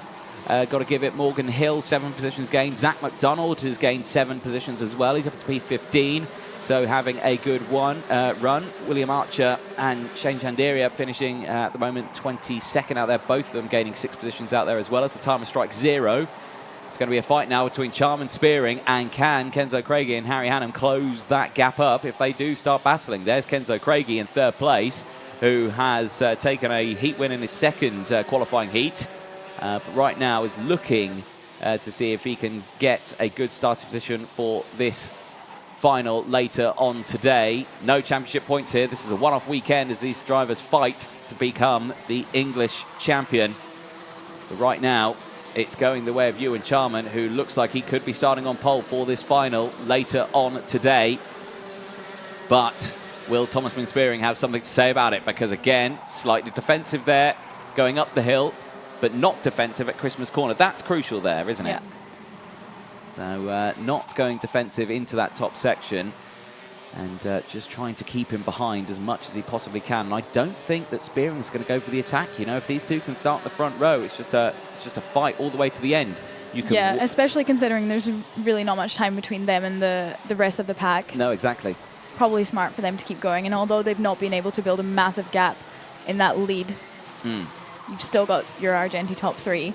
So I'm sure they'll be walking away happy. Exactly. Checker flag comes out then, and it will go the way of Ewan Charman, Thomasman Spearing, and Kenzo Craigie. Then the top 3 are once again an Argenti Motorsport 1, 2, 3 across the line from Harry Hannum, who gained 2 positions to finish in P4. Aidan Hassan recovers back to P5 across the start-finish line. A good run as well from Joshua Turnbull. 6 positions gained, finishing in P6 from Joshua Graham. Archie Buttle, Devon Nolan, and Freddie Ingram, after that spin, finishes in 10th place. Good run then for Junior Rotax. You've seen the Argenti drivers work together in all of the qualifying heats and the pre-final. I suspect for the final later on, where it's only first can elbows win, out. It's elbows out all the way. So looking forward to that one later on. Who's your money on for that Junior Rotax final? That is coming up later on. Junior Rotax is the penultimate race of the day. That is at 4:15 this afternoon for your viewing delectation. The rest of the race results there. Lizzie Mentier finishing in P11 from Morgan Hill. Oliver Sander from Zach Heslop finishing in P14. P15 sees Alfie Thompson from Zach McDonald. Oliver Smith from Jack Baker. William Archer and Mitchell Mulvey finishing in P20. Shane Chandira finishing in P21.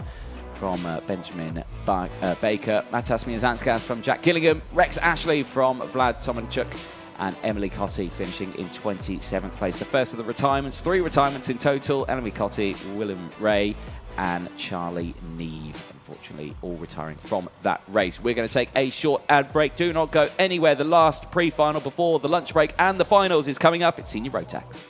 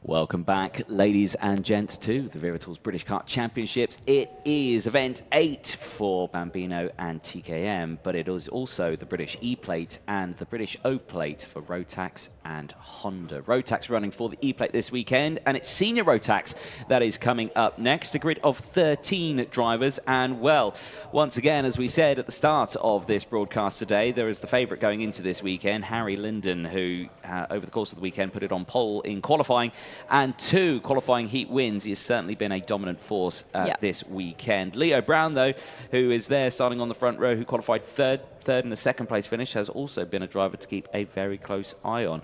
And the driver that you caught up with over the course of the weekend, Spencer Braun, who qualified second in the 7th. He starts on that third row as well, and the only CRG. You can see him there just in the background. And I think it's nice being the only chassis of something out there, because it's just like, you know, you need more of these. You know, they work. Use them. And you've also mentioned him a few times for that reason, so... I have, yeah. It's a marketing strategy. It is as a well. good marketing strategy. Yeah. Yeah, it is. Yeah. CRG are very happy with Spencer Braun running the only one of those this weekend. Nice and easy to spot as well.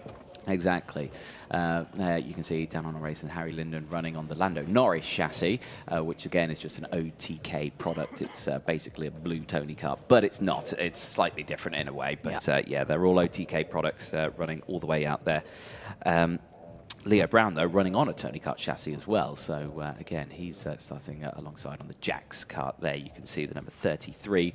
We also caught up with him in interview, and he's just like, yeah, I'm here to get the E Plate. I know what I need to do. He's fully focused. That's one thing I love about interviewing the drivers is there's never any lack of confidence. Oh, no, everyone's going to win the E Plate. Yeah. Yeah, everyone. Of course. Yeah, but only one person can. Why else would they come here? No, exactly. They've come here to win. It's good.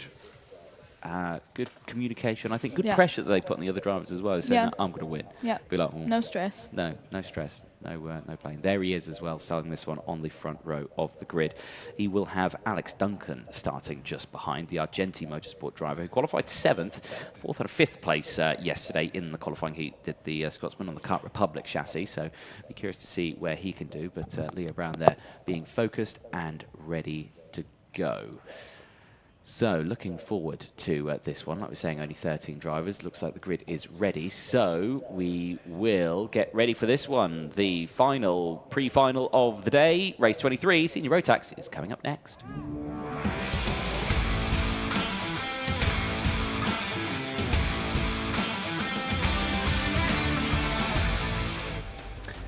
Here we go then for the last pre-final before the lunch break. Harry Linden for Dan Holland Racing starts this one on pole position. Leo Brown for Jax Motorsport starts alongside the privateer Spencer Braun on the CRG, goes from the second row from Alex Duncan for Argenti. Jude Fernahoe for Jack Dex Racing from Stefan Kazmarzik, another one of the privateers starting on row number 3. On row 4 we've got Jack Collins and Tom Patterson. Row 5 we've got Ollie Ward and Samuel Cook. Then rounding out row 6 we've got Brentley Sims and Eve Poulain. Finley Patterson, the last driver on the grid, and the 13th place spot, number 91. Looks like everyone has made it out onto the circuit, and we are watching the drivers make their way into the infield section of the track. Hello to everyone on the live stream. Please do keep your comments coming in. And yes, it is good to see everyone joining us out there. Let us know who you are thinking. Let us know your predictions of who's going to go for the E-plates in all the classes, actually, and the O-plate and the Honda Cadet, because, again, it's a one-off race on that one, and there's been some quick drivers, so I am curious to see what people think out there, the public eye, of who's going to come where, because we can talk about it all day, but we know nothing. It's also nice to have a different combination of drivers. You don't have your normal championship group. See what happens. False start. So drivers going around again, and do they know that? Because they look like they're racing right now, but definitely a false start. Yeah, now they've seen it, so there we go. And a nice little, okay, breathe there for, who was that? I think that was Tom Patterson, I think, there, just saying breathe. Everyone chill out. Yeah, everyone cut Wussa. There we go. Try again. Attempt number 2. Like you say, rolling starts, they're not easy. Drivers may make them look easy, but they're certainly not, and especially here at Whilton Mill as well, because it's a very fast final corner. You're straight into the tram lines. It's a very short run to the acceleration line, so you've got to get yourself in those tram lines as soon as possible. Yeah, such an important part of the track. It is. For the drivers, so a lot of pressure for the front row. I could imagine, yeah, for Linden and Brown, but they certainly know what they need to do on this one. Matthew Higgins has joined us on the live chat. Hello, Matthew. Let's go, Harry. There you go. So fellow support for his fellow DHR driver. See what he can do on this one. Like I say, he's been dominant. 2 wins. Can he make it 3 out of 3 in this one? There's the gang of marshals on the balcony, all watching along for this one. Into the tram lines. Lights go green. Here we go. Good start then from Linden. Good start from Braun as well. Straight up into second place. And a quick breakaway already for the top 3. Look at the gap that they've gained already. To the outside goes Brown, and look at that. Is he going to go for 2 for 1? No, he doesn't. He only gets past one of them, gets into second place, gets past Braun, and Braun is going to try and fight back here, and now Brown to the inside, wasting no time whatsoever, is Leo Brown to get the race lead on this one. That is fantastic. Look at him go. Yes, such a brave move around the outside there. Bit of tyre smoke kicking off in the background there, as well as up there, another one of the karts, the 17 going high wire. That's Jack Collins, almost having a huge moment going into the boot section there. Luckily gets back on all four wheels. Hopefully, I suspect, with a new race suit back in the paddock, because he might need it now after that one. But Brown now taking the lead of this one as Harry Linden holds on to second place. Braun still there in third. Now it's Duncan who's gone there in fourth place. As down the inside goes Jude Fernahoe, and a very close moment between the two of them. Absolutely side by side. But Fernahoe again trying anything he can to get past Duncan, and Duncan slamming the door closed, but Fernahoe forces the move. And again they go side by side. Kazmarzik gets involved in this one as well as he tries to go down the inside, and he does as Duncan gets squeezed. As through goes Tom Patterson as well. Patterson running wide on the exit though and gains the position, then loses one almost instantly again. But very close racing in these early stages as these drivers try and find a piece of track to themselves. I think Kazmarzik was actually the winner in that little battle. He really made the most of it. He certainly did.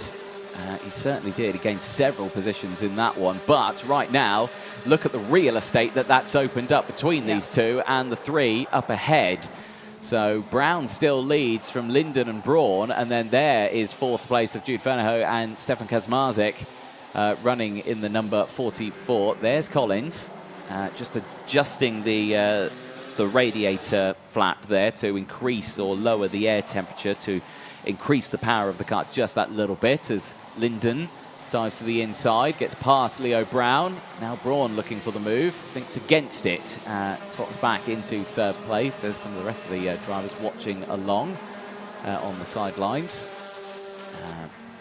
Enjoying what the seniors are showing. Duncan with the fastest lap of the race, but he's currently in P6 right now, so he's well down in the order. He's quite far behind this battle here, the top three. It's quite impressive the gap that they've managed to build so quickly in the race. Well, the gap, very good start. The gap that they opened up through turn one alone. Almost instantly, Instantly, there goes Braun to the inside. So this battling here, that will certainly benefit Jude Fernahoe in closing in. It certainly benefits Harry Linden, who once again has managed to get away with a cheeky start there, despite the struggles at the start. He's come back. And now he's back into the lead of this race, and he's opened up nearly half a second gap from these two here. Braun with a bit of an oversteer moment there. He's going to be under pressure from Brown now up into Christmas corner. Brown not taking advantage of the slight mistake there from Braun. He will stay there in P3. Jack Collins now with the fastest lap of the race. He's there in P8.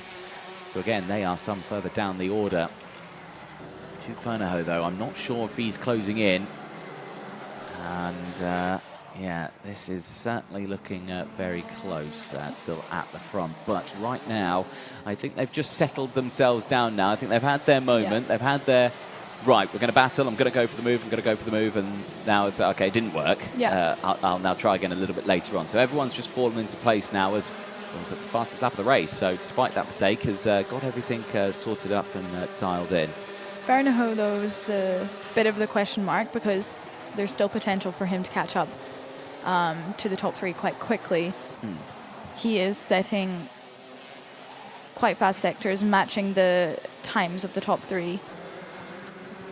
And then you've got Alex Duncan behind him in P5, leading the rest of that group. Yeah. So again, we saw that yesterday as well, didn't we? Where we were seeing these races where the top three, breakaway, it was fine, they won't battle each other, blah, blah, blah, blah, blah. And then all of a sudden, the last couple of laps, then it started to kick off, and you saw how quickly the grid closes up. So again, Jude Fernahoe is in a good spot here. If these three start to scrap, you know, that might happen. But now Linden with the fastest lap of the race is just juggling those fastest laps there with Spencer Braun and Leo Brown. Yeah, they're all very close. They are. Around the 44.9, 44.10 mark. That's a retirement there. That's unfortunate for Tom Patterson, the privateer driver. Unfortunately, back into Parc Ferme, having a look at Wagon. Wagon not be rolling, though, so he's out of this race. But less than 5 minutes to go in this +1 lap into the boot. Beautiful shot that is. So just showing the you know, the force that these drivers go through and how much pace they're going through that corner, because it is such a fast entry into the corner. But you do need to position the kart right, because if you go in too hot, you know, the back steps out, you lose places, everything like this, and then, you lose so much time. So you can gain so much time in the boot section alone around Whilton Mill. That's such a knock-on effect if they make a mistake, because then that's Yeah. lead up into the pit straight and then Oblivion as well. So Yeah, exactly. And it's the fastest part of the circuit as well, Yeah. because you carry so much speed through there as well that, yeah, you need all the momentum and more, really, to try and make it work for you. And right now, these drivers are doing just that, though, here. And Spencer Braun is starting to break away just a fraction here from Leo Brown. And there, up to, yeah, I think Braun's closing in on Lyndon here. Lyndon's not got the outright pace anymore here. That's Braun once again, and across the line, 44.07. He's closing in. Very strong in that first sector as well. He is, yeah. So looking very, very strong. He's purple all the way out. There you can hear the floor tray of the kart just smacking into the ground. Such a battering they get when they go over the curbs. It is, and Leo Brown's actually running a new chassis this weekend. His mechanic said it was 2 years old, and he just keeps it clean and well maintained. He's lying, it is a brand new chassis. No, we knew it was a new chassis, but it certainly shows that a new chassis really does work, because these chassis get twisted and bent every race weekend. You know, you hit a curb too hard and that's it. The chassis is like twisted that way a little bit, and it always affects the kart, so always affects the handling of it. So, yeah, constantly the mechanics are working on rebending the karts back into position, getting the karts on the jigs and everything like that, and holding on to them, and, you know, trying to make these chassis last as long as possible. So, but you'll find that a lot of drivers will just be like, oh, I've bent it again. New chassis, please. And, yeah, see what they can do. I'm sure the mechanics love that. And there's Eilidh Pauline. She's had a really good race. She's up in 7th. So up 5 positions. Very good race indeed. So, yeah, big movers all the way out there on the track. Right behind is Jack Collins as well, both battling away, pushing each other up towards the back of Stefan Kazmarzik, who, you know, Kazmarzik was battling borderline for the race lead a few laps ago, and now is fighting for P6 and is under pressure from drivers behind. So very, very close. Braun, still with that fastest lap of the race, is closing in. Collins also closing in here on Eilidh Pauline, and right now, battle's happening thick and fast. There, again, such a good shot there. Again, when you really zoomed in, how much they're captures just the throwing the kart into the corner, aren't they? So, 2 minutes to go, plus that 1 lap. And right now, Lyndon is in control of this one. Back at the front. Braun's still there from Brown. Fernahoe still there in P4, who essentially... Jude Fernahoe has just been—he's happy to be there, really. Yeah. You know, he's a P4. They've settled into their groups now. It's the lull. Yeah. The lull of the race. The start's exciting, they go into the lull, and then it gets exciting at the end again when they all go defensive. Yeah. Something that I think everyone could learn a thing from. Because it's exciting at the front at the first lap, then nothing. But I love it. I love the sport. 1.5 minutes to go plus 1 lap. And yeah, right now, Lyndon just doing exactly what he needs to do here right now. Braun, again, just eking away at that gap. Little chip here and there, breaking away from Leo Brown. But again, still only Tom Patterson, the only retirement from this race. Hopefully he can get that cut fixed for the final later on, because obviously Privateer, he'll have to work on it himself, get it all ready. And I think it was actually them who gave the batteries to us for the microphone and the Paddock show. Amazing. Thank you so much. So yeah, thank you. Without them, we would have no lunchtime entertainment. No, exactly. Thank you for the batteries. Sorry that you might have needed them for the tool to make sure your cart worked, but there we go. Yeah, but there, we won't blame ourselves for that one. That's a new level of commentator's curse. That is, yeah. We took batteries from you, and now your cart doesn't work. There we go. This is an interesting battle here. This is a little further down. This is Finley Patterson. Relative of Tom Patterson, battling away with Brentley Sims, and Sims in the number 66 here is both up a couple of positions here as Patterson trying to look down the inside there, going into the boot, not able to get it done, and just staying behind for the time being. Time remaining 7 seconds, so last lap board will be out this time to your race leaders. Here they are on your screen. That gap has closed up quite considerably. It says it's 0.3 of a second. I think it's a little bit less than that right now. What do you think that is? About a 10th? Yeah. Yeah. If that. If that. When they He's right on the back of him. He is. And Leo Brown's not far behind at all either. If anything, lunge distance. Yeah. Very much in lunge distance. And then in the last lap, who knows? Very much, who knows? If we can get that slipstream, can make that work, as he'll need a good exit out of Oblivion. Will Braun. Does he get that? I'm not too sure he did, and now he doesn't tuck in, so he stays behind. Linden holding on to this one at the front and not going defensive. That's the crucial point there. If he instantly goes defensive and tries to cover the inside line, Braun will be on his rear bumper in a second. But Linden not doing that. He doesn't feel like it's necessary to defend at the moment. That may be his Achilles heel if Braun goes for a full lunge here into the final corner. No, he thinks against it. And yeah, I think... Like we said, he's had a very consistent weekend, so he's not feeling too much pressure right now. No, he's comfortable in that P1 as he goes across the line. He's going to save it for the final, I think, are these three drivers. Linden takes it then in the pre-final and starts on pole for the Senior Rotax E Plate final later on today from Spencer Braun. Leo Brown finishes in third place from Jude Fernahoe, Alex Duncan from Stefan Kazmarzik, Evie Poulain from Jack Collins, Ollie Ward from Finley Patterson, Brentley Sims and Samuel Cook round out the top 12, I should say.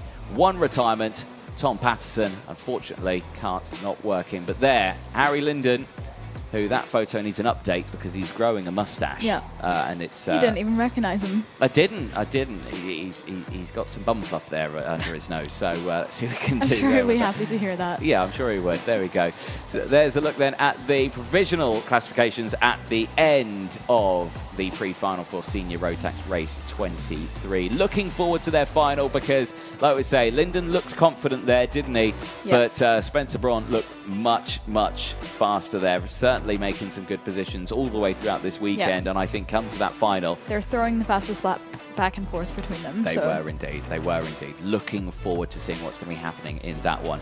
That brings us to the end of the first half of the day. There is going to be a short intermission now of the lunch break, but don't go anywhere because last night's Paddock show is about to happen, and after that one we then go into the finals, kick-starting with Bambino, Micromax, Honda Cadet, Minimax, Junior TKM, TKM Extreme, Junior Rotax and Senior Rotax. So do not go anywhere. We'll be back for racing at around 1:25. We'll leave you in the capable hands of ourselves during the Paddock show.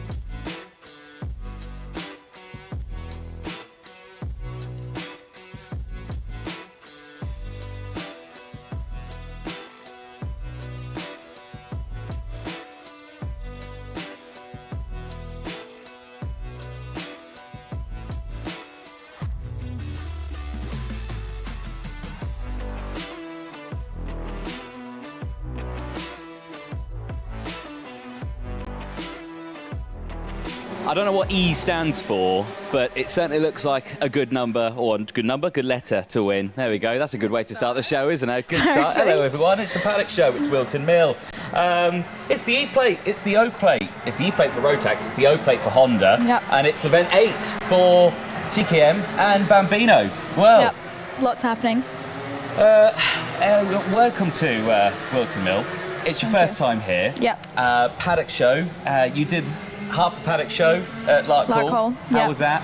I was thrown in the deep end, but it was good. Good Excellent. fun. You've been thrown in the even deeper end now because Amazing. now I wouldn't have it any other way. You've got a whole Paddock Show to do now. Perfect. 40 minutes. 40 minutes. Right. Should we start then? Yeah, Let's let's go away go. from the trophies because they're not until the end of the weekend. Mind the door. James really rolled into it. Right, so, okay, let's clarify one thing here for the ladies and gentlemen who are watching at home. That this weekend, it is essentially 2 different events that we've got, 3 different events that we've got going on here. We've got event 8 for TKM and for Bambino. That's Yep. a championship round. Championship points up for grabs for that one. It's their penultimate round of the season as well. Then you've got the E Plate for Rotax, the Yep. English champion for Rotax, and then the O Plate, the Open champion for Honda Cadet. Yep. 3 different events happening on one weekend. Yeah. There's quite a lot to go over, isn't there? Yeah, it's a busy paddock. All age ranges. Some people here who are used to coming every weekend, and some people it's just a one-off. So it should be interesting, good racing. And everyone's obviously going to go out for those O plates and the E plates.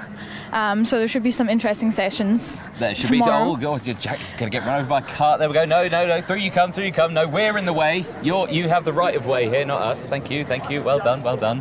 Thank you. Good stuff. There you go. So I'm already seeing some tyre marks on some of these carts. Qualifying heats are underway, which is the noise you can hear. If you turn the camera through there, you can see that some of the young divisions are getting themselves ready to get going out to the track. There's Mr. Dan Parker in his Motorsport UK Academy top as well. He's looking very dashing. It's the whitest I think I've ever seen. He's been wearing a t-shirt before as well. He's getting ready to tell us off for not having high vis on. Exactly that, exactly that. Let's chat to some of our drivers on this one because I want to chat to this driver I think just here, Eilidh Giannoni. Now, Eilidh, welcome to Whilton Mill. How are you?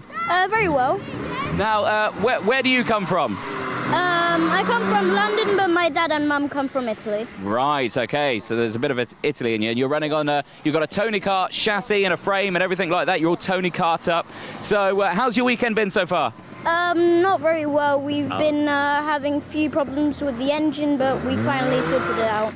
Okay, excellent. Well, today is only Saturday. Sunday's another day. Are you looking forward to Sunday? I am. Excellent. Do you reckon you could get away with that E plate?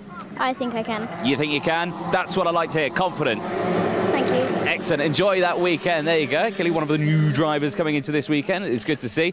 Now, these, if I'm right in saying, are the Micromaxes that are about to go out. I could be wrong. Yeah, no, they are the Micromaxes. So a couple of the drivers here are doing double duties. This driver here is doing double duties. All right, do you want to introduce yourself for the Paddock Show? I'm Theo Bradshaw and I race in Honda, Cadet and Micromax. Amazing. How's your weekend been so far? It's been all right. Honda not going so well, but Micro I'm definitely getting better now. Amazing. And what session are you heading out for now? What are you hoping for? Yeah, we can't hear each other. Oh, that's okay. What session are you going out for now and what are you hoping to get from it? What's your goal? To get a podium or else to win. Amazing. Well, good luck. Excellent. Good luck to Mr. Bradshaw there. Then we've got Mason Brooks here. Main man Mason, give me one of them. How you been, mate? Great. Great. You're a man of many words, aren't you? Yeah. Yeah. How's it going so far today? How have the races been? Good. Yeah. And then tomorrow, how's it going to go? Hopefully it's going to go good. Yeah. Okay. What do you think? Do you reckon you could come away with that E plate? Yeah. Yeah. You've been confident for that one. You're the only Argenti, I think, aren't you, in this class? Yeah. There you go. What's that like? No teammates to help you out? Normal. Just normal? Yeah. Used to it? Yeah. Mate, honestly, well, we'll let you crack on because you've got to get that kart on the grid, so best of luck in this one. Thank you. Excellent. I appreciate the dedication to the one-word answer. Yeah, no. He is dedicated to those one-word answers. Even a thanks and not a thank you. No, exactly. I love it. Mason, a very quick driver is Mason. Looking forward to seeing what he can do this weekend. Well, this is the assembly area, basically, for any people who are watching this and not sure where we're standing. This is the assembly area. This is where the cars get sorted out before they go onto the the dummy grid, the pre-grid, before they head out onto the track. All the work needs to happen on the karts in that area or in the paddock. As soon as they go on to the dummy grid, if a mechanic starts to fiddle with the kart or change anything, that's Bad it. news. Their driver does not go out. And you can hear there's some more races just going out at the moment as well. There's some more karts coming in. Some of the Honda cadets, they're battling for their O plate this weekend. Ambition Motorsport, they're all out on track. We've spoken to a couple of those Ambition drivers already. None of them are here. There we go. Spoken to them already. Pro Train, as a team that we don't see often in the British Kart Champs paddock, I'd very much like to pop in there and see who we've got. Who we I can think. annoy. In fact, actually, while we're here, I mean, you're walking past me, so you can have an interview. Right, who do we have here? Will Ray. Will who? Ray. Will Ray. Right, Will, Ray, how's your day been? It's alright. Yeah. That it? Yeah, it was. It was, yeah. Nothing else to reflect on that? No, the first heat wasn't ideal, to be fair. I got removed, but it's okay. You got removed? Yeah. That's a polite way of saying it. Yeah. Well, there's more races to go tomorrow. Exactly. You're going to do better there. Hopefully so, yeah. Excellent. Good man. Thank you, Will Ray. Thank you. Enjoy your day. Will Ray. Perfect. There we go. He's going to hate me for that. Ooh. Perfect. Right. So you've had a quick look in Pro Train. Yep. There's a driver Not too in busy, here. but we've got someone. God, we've got a driver. Hello, who do we have here? Shane Chandaria. And how long have you been karting for, and what class are you in for this weekend? I'm in junior Rotax and I've been karting since 2018. Amazing. And how's the weekend going so far? Quali went well, but the first heat didn't. It's my second national race, so it's really tough out there. And how are you finding the track? Do you think that's maybe making it harder? Do you have a lot of experience at Whilton Mill? I have quite a bit of experience here, and I like it. I like the track. It's just, the nationals is a whole different game. Yeah. And what's your goal, do you think, for your second national race? What do you think you can get? I think a top 10 in the final would be a really good result. Perfect. Well, good luck. Hopefully we see you in the top 10 tomorrow. Thank you. See ya. We should do champion, or you're academy driver as well, weren't you, this year, Shane? Yeah, exactly. So, quick lad, aren't you? So looking forward to seeing what you can do today, and tomorrow as well. Big it up. Good lad, good lad. There was some documents on the table just there. You didn't see spying. them. I was spying a little bit, some of the racing lines. I've got to say, some of them quite questionable. But no, it's fine. I'm sure there were. According to the expert. Yeah, no, I don't know at all anything around here. Right, we wanted to speak to this man earlier on. We couldn't because he was having lunch. Alan's got to wait. Who's got to wait? Alan's got to wait. Why? Talk about the wonderful class. Well, he's scarpered. Literally, we arrived and we're like, no, I don't want to chat. Right, kart's looking good. Race earlier on, a little bit interesting. I was watching. You finished P3. Yeah, 3. Yeah, there we go. So that's not too bad. No, it's all right, yeah. Yeah. Beating a few people in the championship. Just bringing it home, getting some points. There's something wrong with your car at the moment, mate. Yeah, no tyres, no engine. I don't think it would run like this. You could, well, it would. You'd throw it. You can do that if you want. Launch it. I don't think I could lift it, if I'm brutally honest, mate. You've been dabbling into the world of Fiesta, junior junior driving for that matter. How's that been going? Yeah, first time out in Silverstone. Yeah, eventful. Eventful, yeah, it always is with juniors though, isn't it? Yeah. It was fun. Yeah. It was good fun. I think we'll be doing it next year. Just a bit of help from a few sponsors. Wera helping me out a lot this year. Next Space, Dashcams, they'll hopefully carry on for next few years, and hopefully we can have a good crack at it next year. Have you been stealing things from the Fusion tent? Maybe. Have you seen that? They've nicked the workbench. A good friend of yours and Henry's, Marvellous Marv, maybe. Oh, okay. He nicked it, then gave it to you. He didn't nick it, but Right, okay. They purchased it, acquired it. purchased it, then we purchased it after. Oh, okay. There we go. That seems fair then. Well, mate, best of luck with tomorrow. Best of luck with the Fiestas. Hope it goes well. Don't lose third gear this time. We'll try. Good luck, good luck. There we go. If you don't listen behind that, is gearbox decided to not function anymore. We're on the Not wrong ideal. side. There we go. Eilidh, this has been certainly an interesting weekend so far. I've been watching some very close racing, and another driver who has had a very close run at the moment would have been Eilidh Hassan, who currently at the moment is not here. We spoke to Emily Cotty earlier on. How was she? What was she saying? She's had quite a good season so far. She's obviously hoping for the best tomorrow. She's not had the strongest qualifying, a little bit unfortunate, but she sounded hopeful, so it'll be good to follow her through this weekend. And Eilidh Hassan, we just watched him in his heat, I believe, and it was a little bit of a difficult one, but he did a good job holding on to the top 3, so I think it's positive for him probably going into tomorrow. There we go. Got some good speed. There we go. Good. All right. So all is well. 2 privateers there. Very, very, very quick. There's another one of the other Talcos down there. Another one of the privateers. Right then, let's dip into the world of some of the cadets, because we've spoken about some of those. But remember, it's not just a championship round for TKM. It is also the E Plate and the O Plate, Honda Cadet and everything. There is a couple more of the TKMs, and I think, to be honest, they're going out. Now there is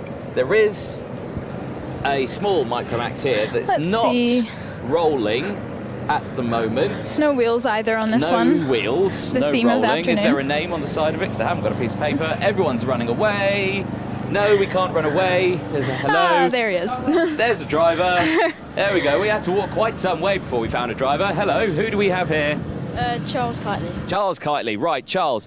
Why is your wagon there? Because I'm not on the track yet. You're not on the track yet. That would make sense. Why? When's your session? About 30 minutes. In about 30 minutes. Okay, so in about 30 minutes' time, we're going to see you whizzing around there in a minute. Yeah. Okay, and how's that going to go, do you reckon? It's got to go well. Better than last time, was that? There we go, throwing some shade over here. There we go. But no. That was a pointed look. It was. Wilton is a very tricky circuit. How have you been finding it? Good, but in the last heats I did very bad. Made a mistake. Yeah. Okay. Well, there's an E Plate up for grabs for the end of this weekend, the English champion. What would it mean to you if you could win the E Plate? A lot. A lot? Just a lot? Yeah, just a lot. Just repping a seeded number? Yeah. So I'm the English champion. Yeah. It's a flex. Yeah. You'd want that? Yeah. Good lad, that's what I want to hear. But there we go. How's Spanners been? Has it been all right?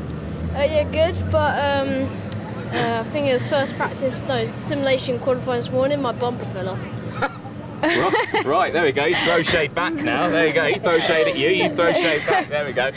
What? The front bumper or the rear bumper? The back bumper. The back one. Oh, that's common. That happens to everyone. But other than that, it's still all right. You're still enjoying the weekend. Yeah, still enjoying it. Excellent. Anyone you want to say hello to at home?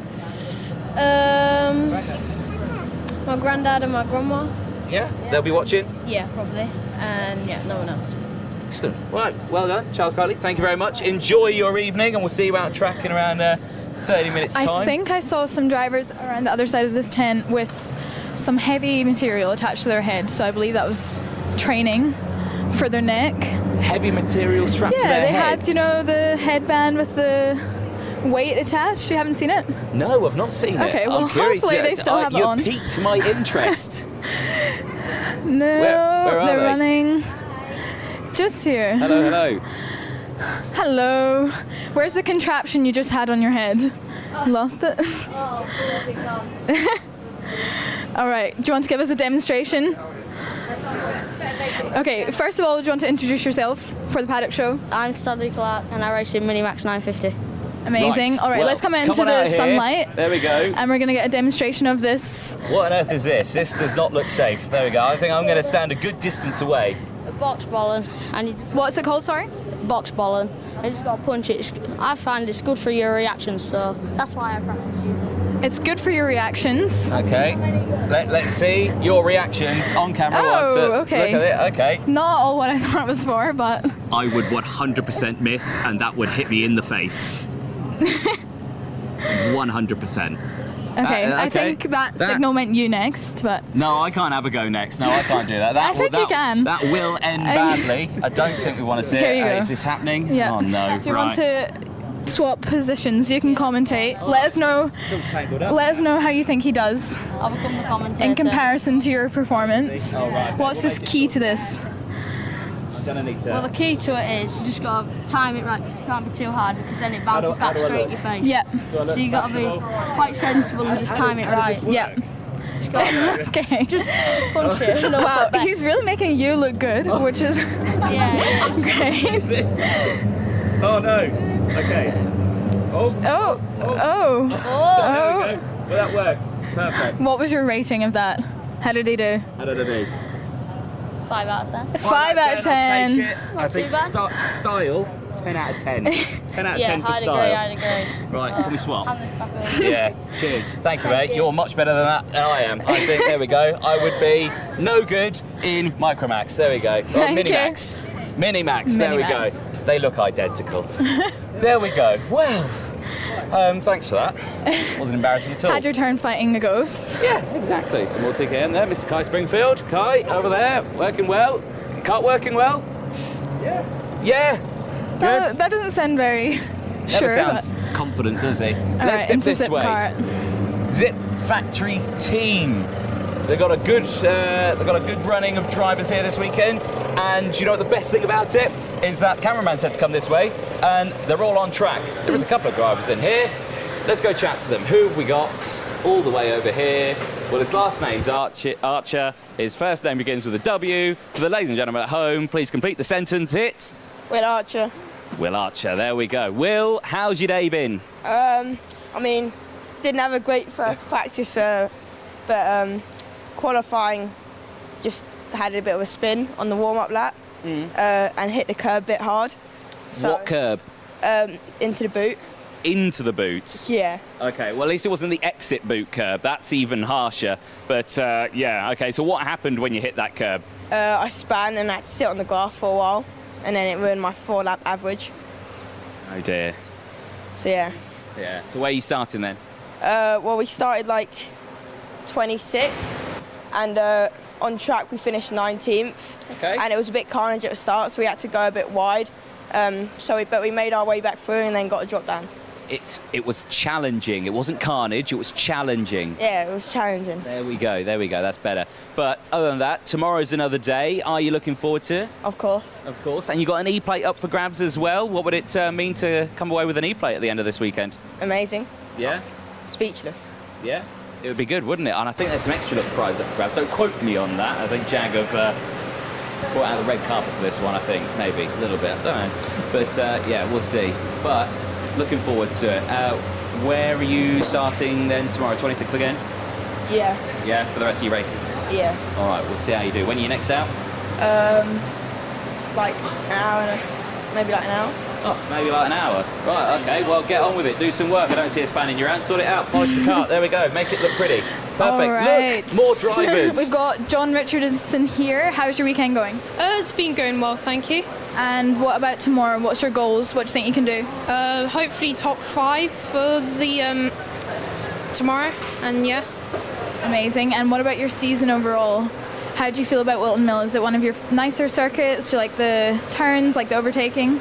Not really. I prefer tracks without many hairpins, as I'm not great with acceleration, and I'm better with just straight lines, like GYG and a few other tracks. So yeah, I'm not a huge fan around here, but I occasionally do well around here, so yeah. And how do you manage going around the hairpins if you're not so sure about the acceleration? What have you been doing this weekend to try and work on that? Just try getting the acceleration earlier. And brake a little bit later, so yeah. Amazing. Well, good luck. Hopefully you get that top 5 that you're after. Yep, thank you. No problem. Fellow Zip teammate here, Finley Lines. Finley, you've had another a good weekend so far, haven't you? How's it been? All right, yeah. Good. Yeah.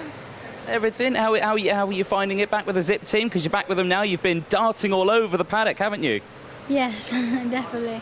Everyone keeps saying about that. But you're back here now, you're back with the Zip Kart team, and I think you've always been a quick runner with the team here. Earl doing a good job with you as well. But yeah, and you're all enjoying it back with the Zip team? Yes, definitely. I always go quicker when I come back here, so. Yeah. Yeah, definitely. Seems to work out well. Whilton Mill, it's a tough old track. How does this one rate on you for like circuits for you? Pretty high. 'Cause I used to come here a lot when I was little because this is my home track. Closest one to me. But I quite like it. Yeah. It's quite decent. And you've been, how many years have you been karting for now? I started when I was 6 years old, so 5 years. 5 years now. So you've been going for quite a while now. What would you say has been your biggest learning curve? What have you learnt the most through all your karting in these years? It's probably like the way of overtaking, because it's like the higher level you get, like the more like kind of like risks and that you take of overtaking. Yeah. Like the styles and like how you do it and where. Yeah. Because the styles of overtaking is always a little bit different, isn't it? Because you've raced in Honda Cadet, haven't you? This one you're racing in Minimax. Yes, there we go, get it right. So, you know, there's always different styles of how you would run. Do you work together? Do you push each other? Or do you full send or anything like that? So, yeah, there's lots you can learn, isn't there? Yes, definitely. Yeah. Right, looking forward to what you can do with that E Plate, though? Hopefully. See what you can do? Okay. See if you can get it? Yeah. Good. Confidence. Like it. I Cheers, like Finley. it. Give me one of them. Enjoy the rest of your evening. It's Mr. Jack. Jack now is a boxer. There you go, so be careful of him. TCR's the future. TCR's the future. There we go, there we go. And if you don't agree, he'll punch you. No, I'm kidding. Right, that's the race support. Doesn't seem to be much support going on in there. There's some shoes on the floor, but other than that, there we go. Well, we've been dancing around here. I don't know how long we've even been going for. How long have we been going for? Only about 20 minutes or so. Still got half the paddock show I'm to sure do. people are excited to listen to us for another 20. Well, yeah. Right, there's a driver in here we didn't get to speak to early on because he had the wrong number on his kart. Now, he's supposed to be racing the number 44. He had the 43 on his kart. Did he change it? Yes, he did. Yeah. And he's over there. Stefan Kazmarzik, go on. All right, Stefan. do you want to introduce yourself and then tell me how your weekend's been going? Yeah, I'm Stefan. Weekend's been going all right, but the track's a bit grippy, so it's a bit hard to get used to. And what do you think you can do tomorrow? What's your goal? I don't really have a goal. It's my first round, but yeah, should be fun. It's all right, but it's a bit of a hack that one. And you said the track's a bit grippy, but how else are you finding it? Do you enjoy racing around here? Oh yeah, it's good fun. I do the club rounds here. I'm in the championship, but yeah, no, we'll see what happens in the weekend. Amazing. And how did you end up with the wrong number on your car? We had that for the last week at the club round, so we just had to change it. Amazing. So you're 44, 55 and 33 in this garage, I believe. Good combo. Yeah. It's a good combo. Nice. There we go. Right, make sure you don't forget the 4 next time around. I won't. Don't look so nervous when you have an interview, all right? Because we don't bite, all right? We're gentle, we don't bite. And yeah, I've never heard of someone complaining that there's too much grip out on track. It's grippy, get used to it. There we go. Good No, luck. I'm only kidding, Jack. Enjoy the rest of your weekend. There we go. I am very harsh. There's a cart over here. And I'd very much like to dip into here because I spoke to this driver earlier who I think missed his... No, he didn't miss his driver briefing. He went to his driver briefing. Forgot to sign. Then you went in again. Did you go for a second briefing? Yeah. You did. Excellent. Right. Okay. So Matas Miazanskas. Right. So you are one of, I think, 2 drivers from Lithuania here this weekend. Am I right in saying? I'm from Lithuania. I don't know if anyone else is here. Yeah, I know you are. That's what I say. You're one of 2 drivers from Lithuania. Is there anyone else here? Yeah. Oh. There is. Not in the same class, though. All right. Yeah. I think they're a bit younger than you. Oh. Okay. There's another What kind of driver. question is that? There we go. How's he supposed to know? Well, I don't know. I think you're supposed to look at the entry list going into this weekend. But anyway, so a driver who's had 2 safety briefings, so you should be absolutely on form then this weekend. Has that been the case? Yeah. No, like removing anyone. That's good. Okay. I like that. No removing anyone. That's good. No one. Anything else? Been removed. Yeah. That's been alright in the spanners? That's been good. Yeah. He's got a chain in his hand there. I'd be careful. Oh yeah. Yeah. Okay. I might have to wear it. No, don't wear it. That's not one that goes around your neck. That goes around the sprocket, mate. Oh. Yeah. I got a bit confused. Yeah. What's wrong with the other one then? Not sure. Oh, changing sprocket. Oh, you're changing sprocket. Okay. So from secret, what are you doing then? Bigger rear sprocket? Just more other corners. Last one was a bit like bog. So yeah. Okay. So you're going for a bigger one then to make the acceleration a bit more oof. Yeah. There we go. Mechanics. in my mind. I won't tell you how many teeth you're using though, because that is a trade secret. There we go. A bit more oof is a technical term. It's a technical term. A bit more oof. Yeah. There we go. There we go. Right, who do you want to talk to next? Let's see who we've got down this end of the paddock. My mic is off apparently, but... Oh, have you run out of battery? I have run out of battery. Oh, terrible. There we go. Right, well, we're going to have to share this one. We're going to share this one. I'll take that. I'll put that behind my back. We'll share this one now. Right, okay, well, I'll give that to James. There we go. All is good. So look at that. Someone rocking up in a G-Wagon. I mean, you're only in a karting paddock. You don't need to be balling like that. And you can't even move it while you're in. You can't. Right, there's carts over there. If I give you this, dart over and interrogate. They all look like they're in the process of being taken apart, so I might be interrupting, but let's see what we can do. Oh, we've got the home setup as well. No drivers in here. Oh, we've got someone on a break. Do you want to let me know what you're up to at the moment? Oh, just bleeding the brakes. My driver was complaining about no brakes, so just trying to sort that out, getting all the air out of the system. And who is your driver? 91. 91 is Finley Patterson. Does he do a lot of complaining? Yeah, drivers do. That's what they're, yeah. Amazing. Well, good luck. Thank you. Who else have we got? We've got someone taking a break, quickly putting his racer back on. So we'll give him a second of privacy. Who else we've got in here? 92. Yeah, all of these carts look like they're potentially done for the day. There's only a few more sessions. So they'll be making the adjustments for the pre-final and the final tomorrow. Here we've got another race suit has appeared. All right, who do we have here? Well, I think, so basically, I'm trying to fix the error that I'm going to say that I Okay, so multi-purpose mechanics here. Multi-purpose. Not only cars, microphones as well. Let's see. It's okay. All right, who do we have here? Finley Patterson, 91, Senior Max. Amazing, and your mechanic was telling me you were complaining about the brakes earlier. What was going on there? Yeah, it's just I'm just feeling the cart's not stopping properly into Christmas. So it's we're just going to try and fix a few things in them and get that sorted out. And other than that, how's your weekend been going so far? Yeah, all right. I wasn't too quick, wasn't too slow yesterday in practice, but it hasn't been the best of days today. We've just had quite a few problems, so hopefully we can get it all sorted and for the final tomorrow. So if you feel like you can get the cart in a better place, what do you think is possible tomorrow? What are you aiming for? I mean, top 10 probably, because but yeah, that's the main goal. And what about the rest of the season? What other events do you have coming up, and what's your goal overall? Well, this is the last event of the season for me, because we just don't have anything else on the thing, so yeah. So how's it been so far? What would you say your highlight has been for the season? Well, I don't know, because I moved up to seniors 2 races ago, I'd say.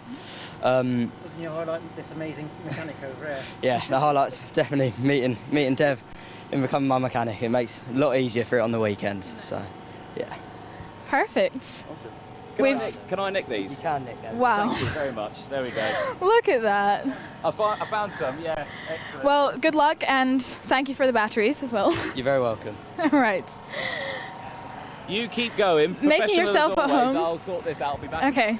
He's doing an on-the-spot fix.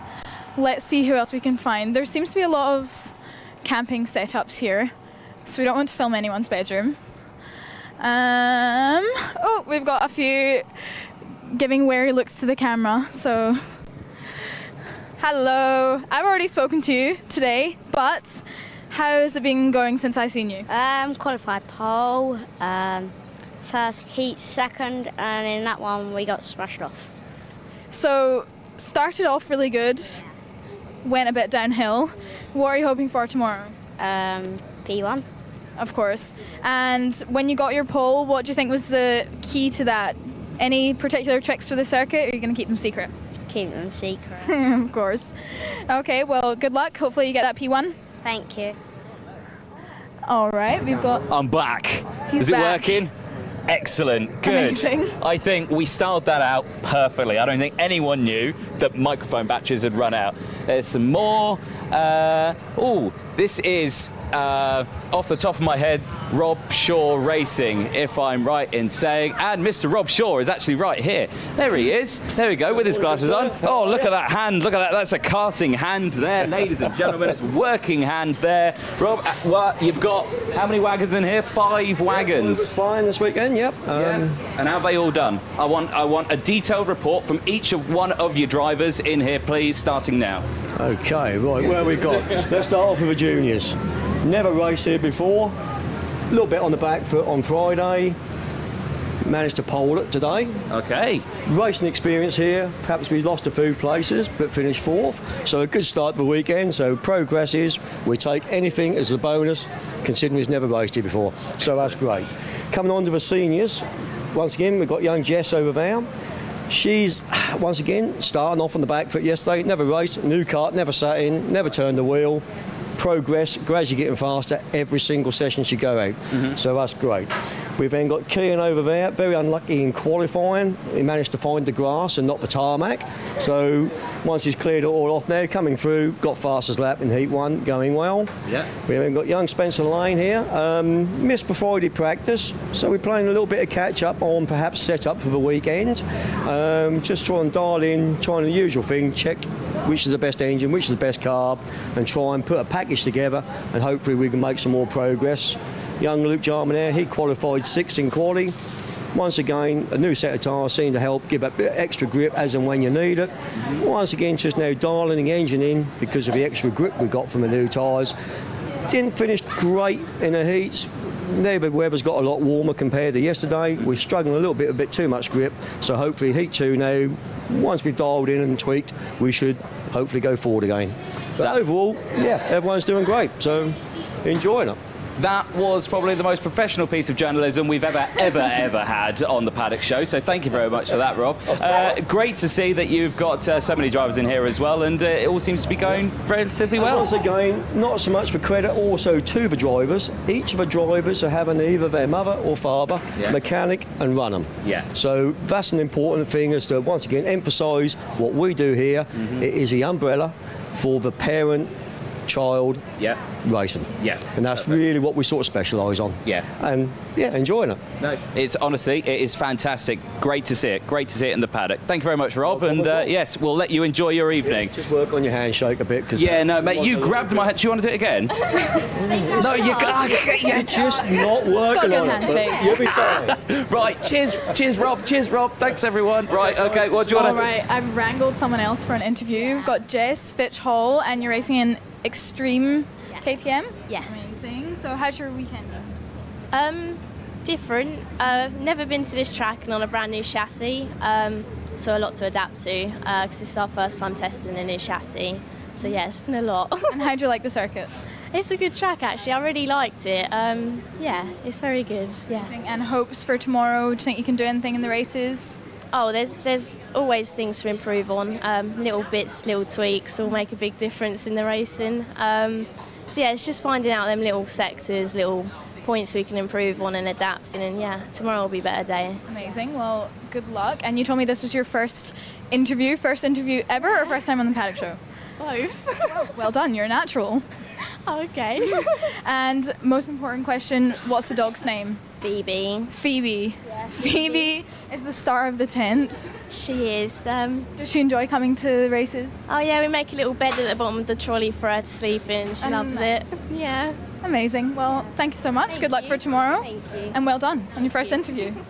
Excellent. Look at that first interview. Yeah. Better than my first interview, I was think. going to say, she seems like a natural. Yeah, natural at that, and comes with a paddock pooch as well. Yeah. There we go. I think the kids these days are used to being in front of the camera anyway. Yeah, they're dialed in on their phones. Yeah, all of that. Oh, the classic sound of a karting paddock in the evening.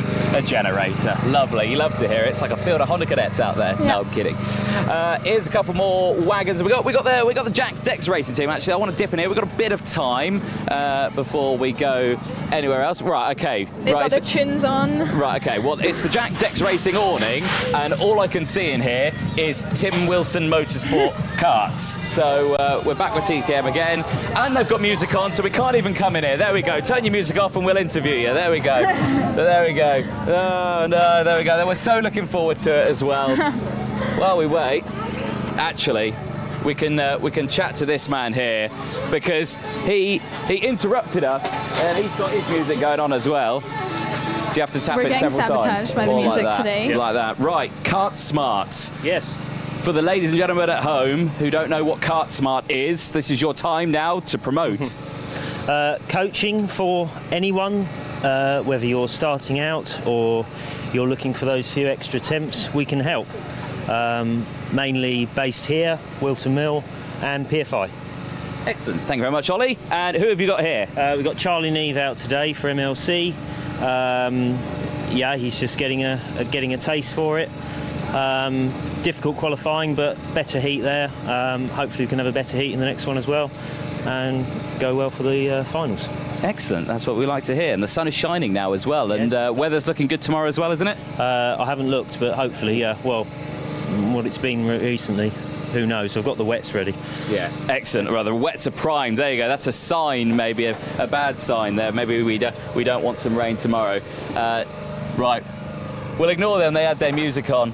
And yeah, whenever we hear music, strike yeah, for it is them. one strike. Tim Wilson Motorsport. No. Of course they can have music on. Just we can't have it because we get told off a little bit. Couple more runnings down here. Argenti Motorsport, Project 1. There's a couple more. There's a couple of drivers just there. Got a few minutes left. Kenzo Craigie. Oh, they're running. No, Literally Kenzo running. Craigie, don't run away. Kenzo, come back. Oh my good sir, speak. All right, you had quite a good heat just there. How was it? Yeah, it was good. P2 from Paul. I mean, would have preferred P1, but good points for the intermediate and looking good for tomorrow, so yeah. And how was it having your teammates up in the top 3? Does it make it easier or a little bit more difficult because you have to negotiate who's going to go where? A bit of both, because you wanna get the best result for the whole team, but again, you also want to have a good result for yourself. But yeah, it's all right. And what do you think you can do for tomorrow? Potentially back up to the P1? Yeah, I think it's definitely possible. I think we're really fast, so it should definitely be possible to get the P1 tomorrow. All right, well, good luck. Perfect, thank you very much, Kenzo. It was M Project 1 just there. There's a couple of wagons just in here as we have interrupted a game. We're standing on the wrong side, by the way, as well. Yeah. I think it's just unnatural for us to be this It way. is. I'm so used to being on that side. It feels weird being on this side. A few wagons in here. A couple of junior drivers. Oh, hello. Yeah, there we go. Everyone's sitting down on their phones. Right, there we go. They've all perked up now, haven't they? Right, OK. For the ladies and gentlemen at home, who do we have here? Archie Buttle. Archie Buttle. Right, Archie. Right, I would like a very detailed report of how today went, please. Thank you. Let's go well so far. Qualified 7th and then just finished 7th in the last heat. Well, 6th because someone had a penalty. Pace has been really good all day. Top 5 consistently, so can't really complain at the minute. Okay, so 7th, 6th and 5, top 5, so we're going up in the world. Yeah. So a couple more races, P1. Yeah, of course. Excellent, that's what we like to hear. Tomorrow's another day. You are in, what class are you in? This is your wagon, juniors at Rotax, so fighting for an E Plate this weekend. So it's a one-off round, essentially.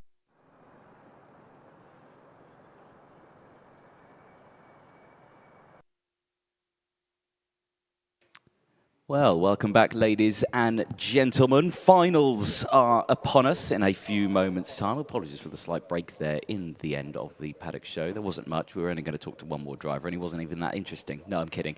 But anyway, yes, back with this one. Myself, Anthony Jordan, Eilidh, McNaughton there as well. Eilidh, it's been a first interesting half of the day, hasn't it? Races have been relatively calm, but that is to be expected just in that small weight, isn't it? Only because of the fact that they're only sorting themselves out ready for the finals. Now it's come down to the finals, now the important ones. For the Bambinos that are about to go out next, they are going to be our first final. 15 minutes, their final plus 1 lap. It's a long old race for such a young driver.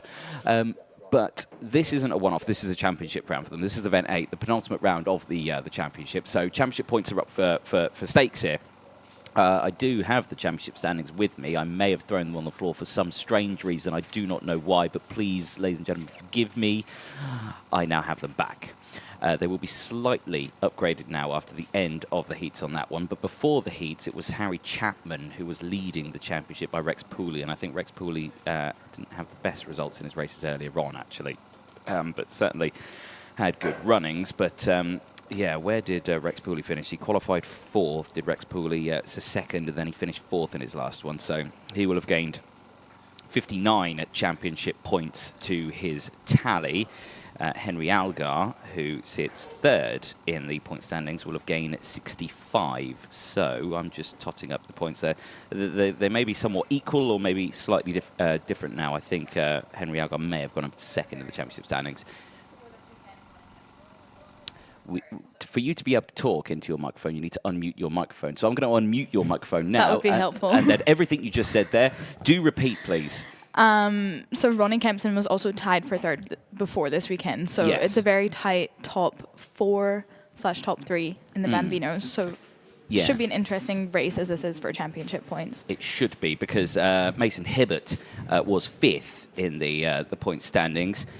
In the intermediate classifications over the course of the day. So we will be starting P5 for this race. So he's gained 58 championship points as well. So, yeah, very, very close. There you can see the Bambinos getting themselves warmed up, fired up, ready to get going for this racing. The racing that we saw earlier on was actually relatively decent, wasn't it? There were the top 5 were battling for the majority of it, and then we got a bit of a top 3 breakaway. But the top 3 were separated by 0.08 of a second, wasn't it? And Across the line? lots of changes for the lead, and there's also a picture up on the British Kart Championship socials of the photo finish that they had in their pre-final. Well, so it was very close. I'm glad you're paying attention to that, because I have not been looking at that, and I had no idea that picture was there. Right, okay. As I'm going to need to sort my laptop out because I've lost... We're having technical... I'm having slight technical Interweb has died. No, it's fine. It's back. There we go. I think Whilton Mill just decided Just taking a break after lunch. They just turned on Coming the back router slow. again. Yeah, exactly that, exactly that. But welcome back to everyone. Hopefully you did enjoy the Paddock show. I can see the comments coming in already. And Easy Weaver, I don't know how they do it. Live for this long, I'd be super awkward. Well, I don't know what you're watching, but I feel super awkward every time I go live. So that's the overrunning theme of the Paddock show. Yeah, it's a little bit awkward. It's to be awkward. There we go. We like the Paddock show for that reason. But certainly we like the racing for other reasons. And the reasons is it's exciting. So again, looking forward to this one. Good run of show then in the intermediate classifications for this one. Henry Algar certainly having a good weekend on this one. 3rd in time qualifying, won the first race, 3rd in the second race. Kempton taking a win in his second race on that one, 5th in his first result. So wasn't the best result. Let's take you through then the starting lineup as Bambino Race 24 Final gets underway.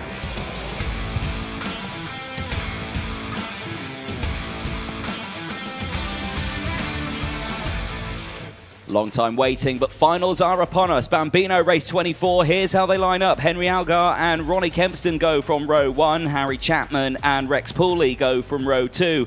Mason Hibbert and Logan Hodges, they round out row number 3. On row 4, we've got William Wainwright, followed by Felix Tandy. Then lonely on row 5 is Alex Marshall. Lonely on row 5. Yeah, that it's a little small grid. That sounds like an album. Lonely on row 5. There we go. Not a very good one, but...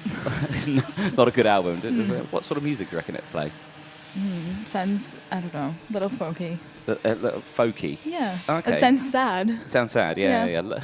Lonely on row 5. You can buy it at all good retail stores. No, you can't.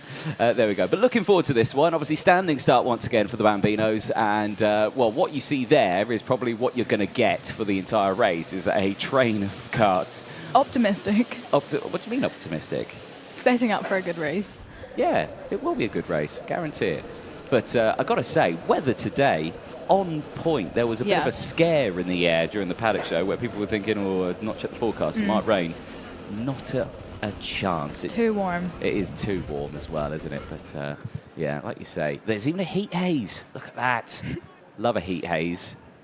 But last few checks being made. Come on, Dad, get it into the grid slot. There we go, sort it out. There we go, all good stuff. Here we go then. Who's going to get the whole shot then in towards turn number 1? We see the inside row work all the time on the rolling starts. Does it work well on the standing starts? Henry Algar and Ronnie Kempson, them a fight to the final as the lights go out and slowly away they go, but they do get going. Good start from the back of the grid. Good start from Marshall. There we go. He's no longer lonely on row 5. He's got a friend on row 4. Side by side. Yeah, and a great getaway from Ronnie Kempson. He sweeps into the lead, but does he hold it as they make their way up the hill? I know he was side by side. I think he does hold it. Good start then from the entire grid. No, he doesn't. He drops back. It's actually Henry Algar who leads the way. So he got back into the front there. As down the outside there is Alex Marshall, and he clips the curb for company. And now he is, well, he's only at the side of the track now. But that has not gone too well for him. And I think he's got a bit of damage to the kart there. That has not gone well for him whatsoever. Yeah, going a little slow at the back there. So that was quite a big bump over the curb. So the curbs a little bit of air. The curbs aren't big for the bigger drivers, but for the smaller drivers in the Bambino category, yes, they are mountains that they need to climb over. And unfortunately, yes, I think that's a broken wagon just a little bit. Back here at the front, though, and a very common trendsetter we've seen over the course of the weekend is a four-cut battle for the race lead between these four here across the line. Very, very close, Henry Algar, and yes, there we go. The kart has come to a complete stop there for Alex Marshall. Excuse me. Lunch is coming back up there.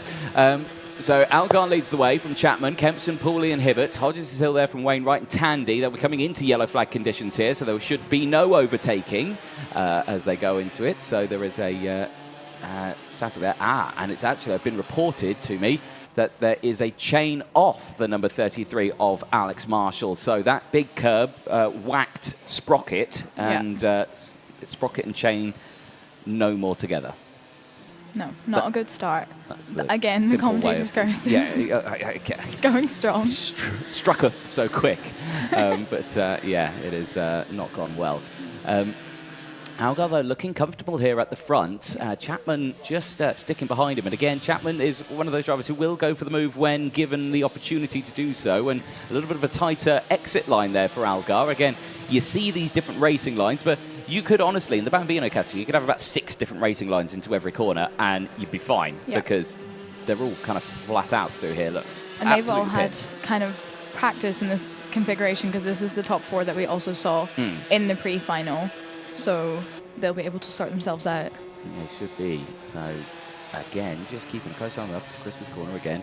And I do love the sound of them as they whiz past through Oblivion because they're absolutely flat out. They sound like a herd of angry wasps as they go through. That is brilliant as they dip in. They're a little further behind. There is Mason Hibbert just coming through on his lonesome. This is a battle further back. This is Wainwright and Hodges going through. And again, using all the track and a little bit more available to them. But you can forgive them for that, you know.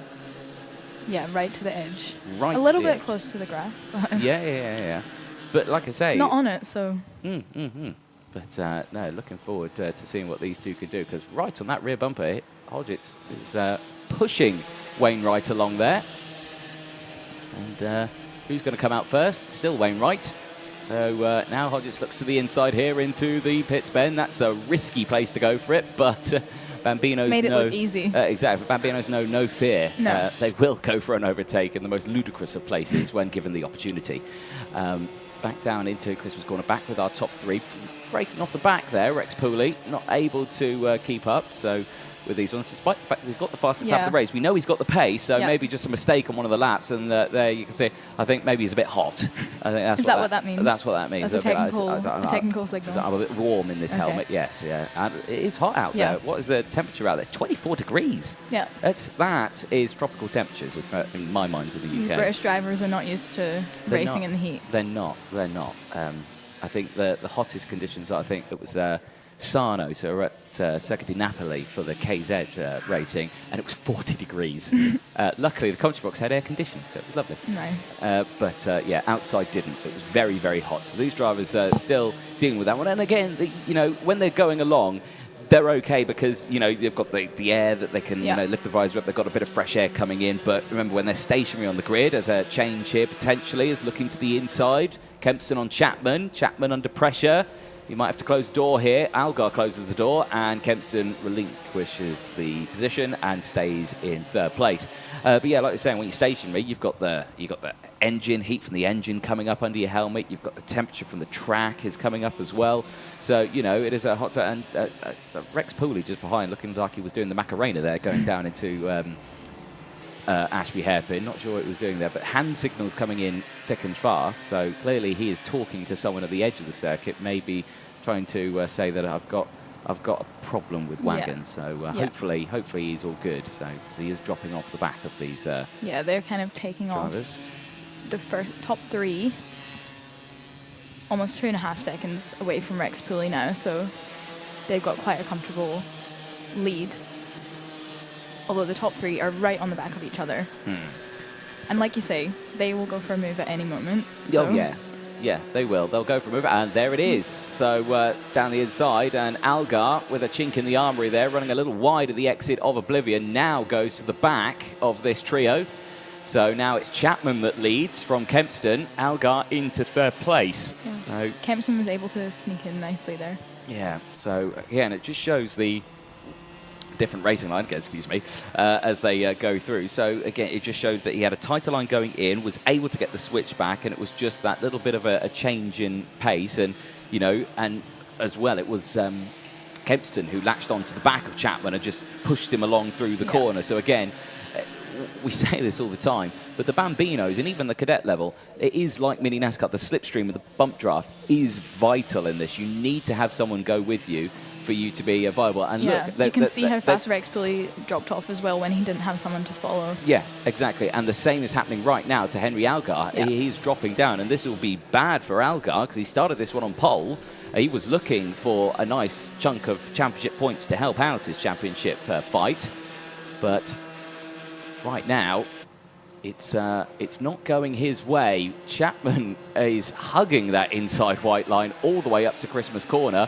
That is going to be a very interesting line that they take through there. Now, if Henry Algar reacts to that, takes the normal racing line, he might be able to catch back up. He needs to pay attention to that, not follow their lines all the way because the gap's so big. And that there, you can blame. They're trying to carry as much speed as they can. Remember, these aren't on slick tyres. They're on treaded tyres. So if it starts to rain, they're still all good. So there's no rain plan for the day, I'd just stress. Definitely not. Definitely not. But, yeah, if it did, like, you know, they would be okay. They'd be fine on the tyres that they're on. So they're on cut slicks, effectively. So, yeah, so they've got a bit less traction than what the other classes have got. So they've just got to deal with that going through some of the corners, and that's why they look like they slide around a little bit more than what others would, and which is understandable. A slick tyre is way more grippier than one of these, isn't it? Yeah, absolutely. But they've had quite a lot of sessions this weekend to get used to the track. You said earlier that this will be some of the drivers' first time racing around Whilton Mill, so they've all done a good job to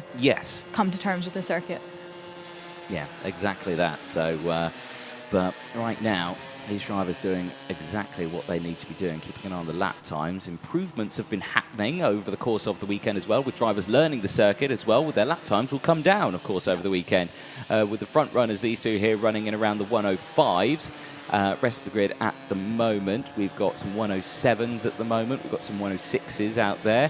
And Felix Tandy currently running in a 109.9. I believe that's could be some of his fastest laps. His fastest lap at the moment, 108.4, which I think is a massive improvement from his sessions earlier on in the weekend. There is Felix Tandy at the back of the grid, the privateer, with the Napa sponsorship. There we go.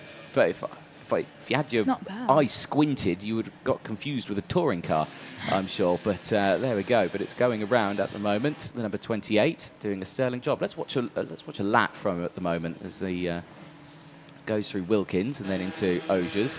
And just remove of the hand there just to see, is my foot on the old go pedal? And he's checking something. Or no, he's tucking in as much as possible, I think. Interesting stance. It is an interesting stance. There you go. He's very cosy, closed in that comment. And Rhys Jones going, where is Henry today? He's at home, I believe. He's at home, enjoying the racing from there. But lots of people asking for Henry this weekend. I know. We miss him. We miss Henry dearly. But he's not here at the moment, which is why it's been so calm and peaceful. But nevertheless... Very professional. We got a comment earlier. Yeah, exactly. No, we love Henry to pieces.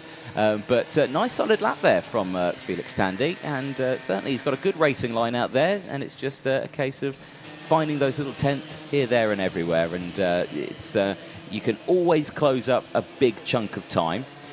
But if you finding those little tents on a racetrack is the most difficult part, isn't it? Yeah. Right now. And Henry Algar will be learning that quickly because he's dropping off now from Harry Chapman and Ronnie Kempson at the front. Now, this has closed up a little bit here. This is Rex Pooley and Mason Hibbert. So Hibbert has closed up to the back of Pooley. Now, if these two can work together, they might be able to close the gap. I mean, it is a quite substantial gap that they've got at the moment. It's 11.6 seconds at the moment from the rest of the grid. Thumbs up there for Rex Pooley saying, yep, all is good now. Wagon rolling well. And I've got a bump draft now. I've got a mate in the form of Mason Hibbert, who has latched onto that rear bumper. Well, no, he's going to give him the go-ahead to go through, and there we go. Even at a young age. Such sportsmanship. Yeah, cheers, mate. Thank you very much. There you go. Send him through. I think now he wants to follow his line. So, or is he coming into the pit lane? Is this looking like a retirement here for Rex Pooley? It is a retirement for Rex Pooley. That is why he let the position go.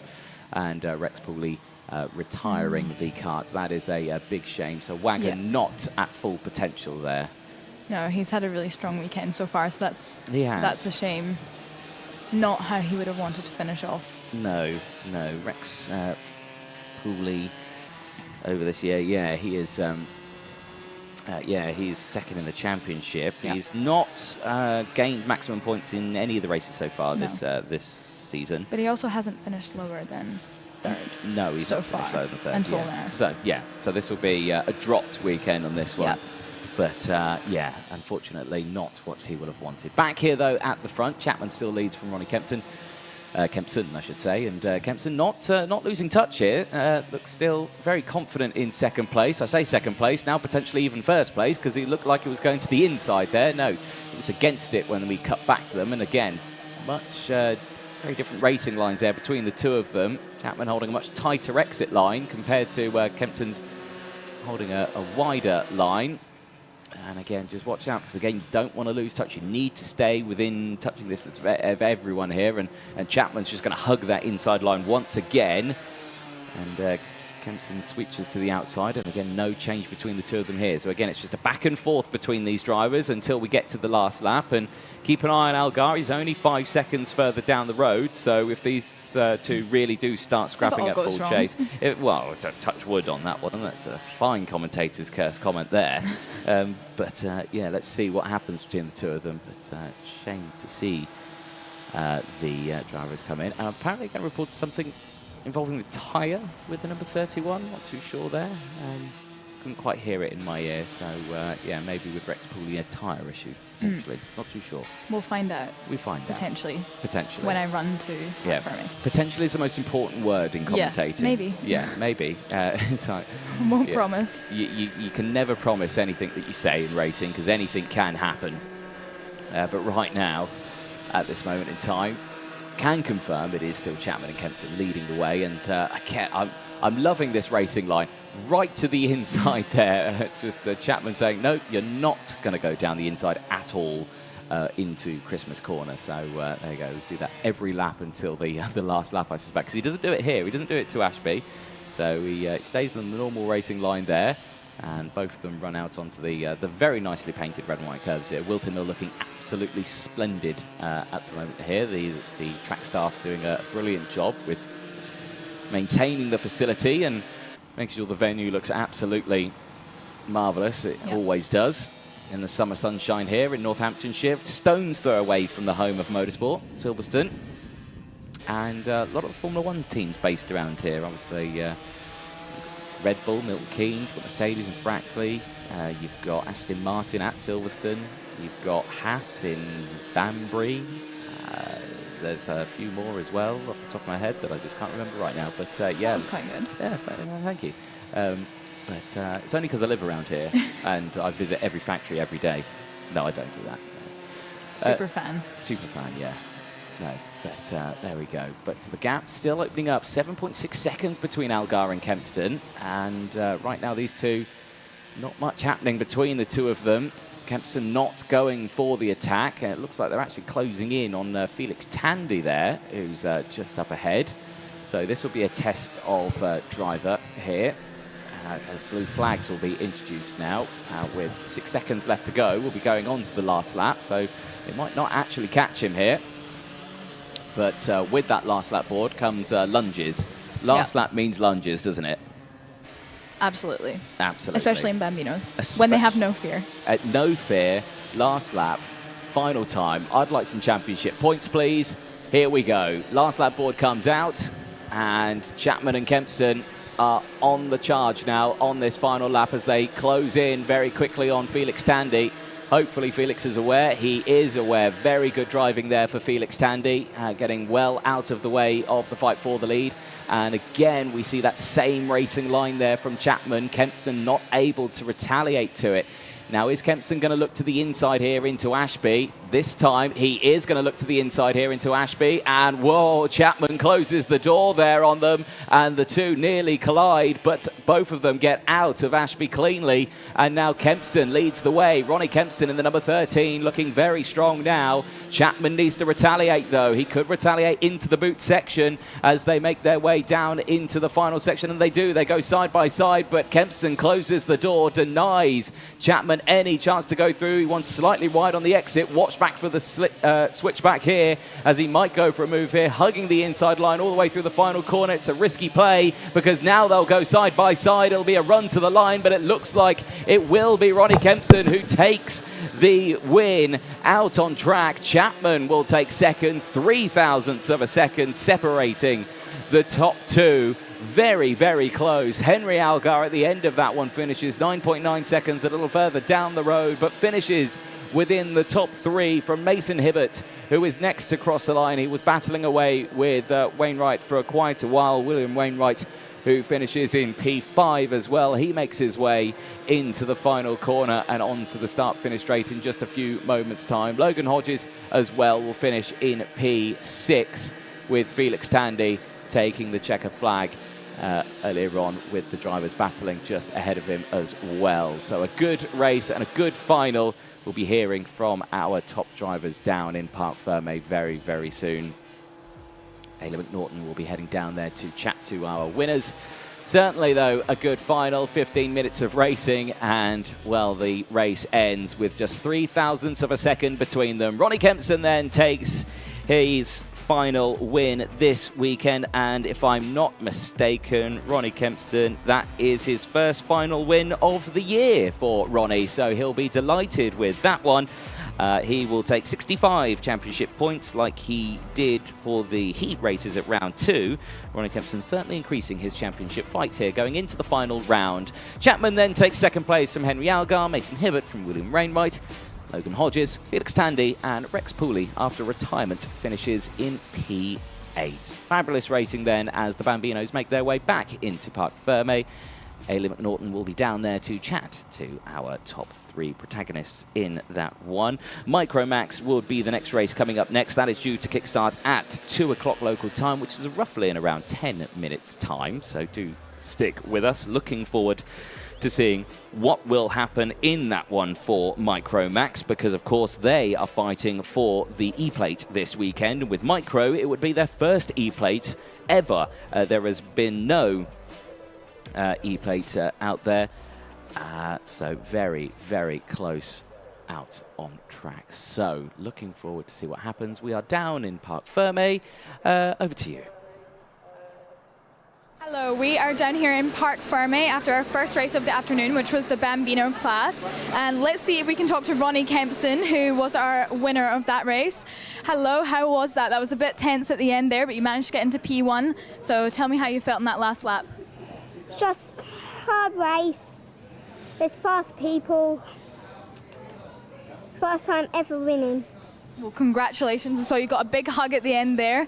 So I'm sure, is this your favourite race now, your favourite track? Not this track, my favourite. Larkall's my favourite, but really, I really want to win again. Amazing. Well, congratulations. Is there anyone you want to thank today? My mum and dad, Tim, and all my sponsors. Perfect. Well, congratulations again. Hopefully you continue your winning streak. Thank you. All right. Yeah, lots of congratulations for Ronnie. Let's go on to our second place. So we've got Harry Chapman here. How was that for you? Hard to come P2 in the end because you held such a good lead, but it was a really good race. How did you enjoy it? It was very, very exciting. And what was your favourite part of racing around Whilton Mill? And do you like racing against Ronnie as well, fighting for that lead? I like racing against Ronnie, and my favourite part around this track is going into the boots. Amazing. Well, congratulations on the P2, and you're still doing well in the championship. Thanks. Amazing. All right, let's see if we can find our P3 over here. Oh, lots of carts moving around. trying not to get in the way. All right, we've got Henry Algar here. Hello, Henry. How was that race for you? It was a tiring one? Very warm today around the track, but you managed to hold on to P3. Yeah. What do you think was the key to that and not falling back? You were trying to hold on to those first two. Oh, I tried to hold on, but they just kept pushing. Amazing. Was there anything you think you can change for next time that you thought you could have fixed during the race, or you think it was a really solid one? Probably just a solid one. Amazing. Well, congratulations. Was there anyone you want to thank? My dad, my engine builder, my mum and my brother. Especially my engine builder for making me the best engines. Amazing. Congratulations again. All right, that was good to hear from our top three. So I'll pass back up to commentary now, where I believe we have the Micromax next. Thank you very much, Eilidh, down there. And you've managed to get more words out of those Bambinos than I've ever managed to ever do, in this commentary career ever. So well done. Yes, you are correct in saying that is the Micromax coming up next. But before then, we are going to take a short break. Do not go anywhere. We'll be back with the Micromax UK Final for the E Plate.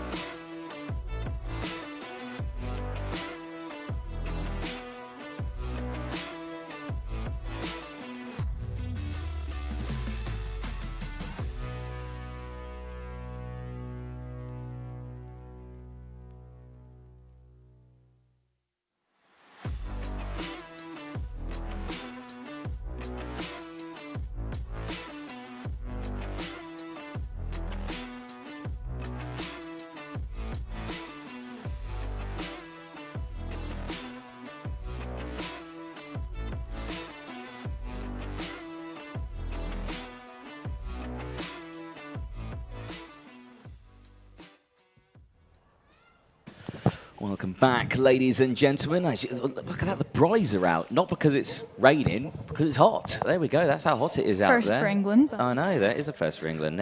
Never before seen umbrellas out because it's too hot out there. There we go. Right then, this is the first British E-Plate ever for Micromax UK. This is going to be...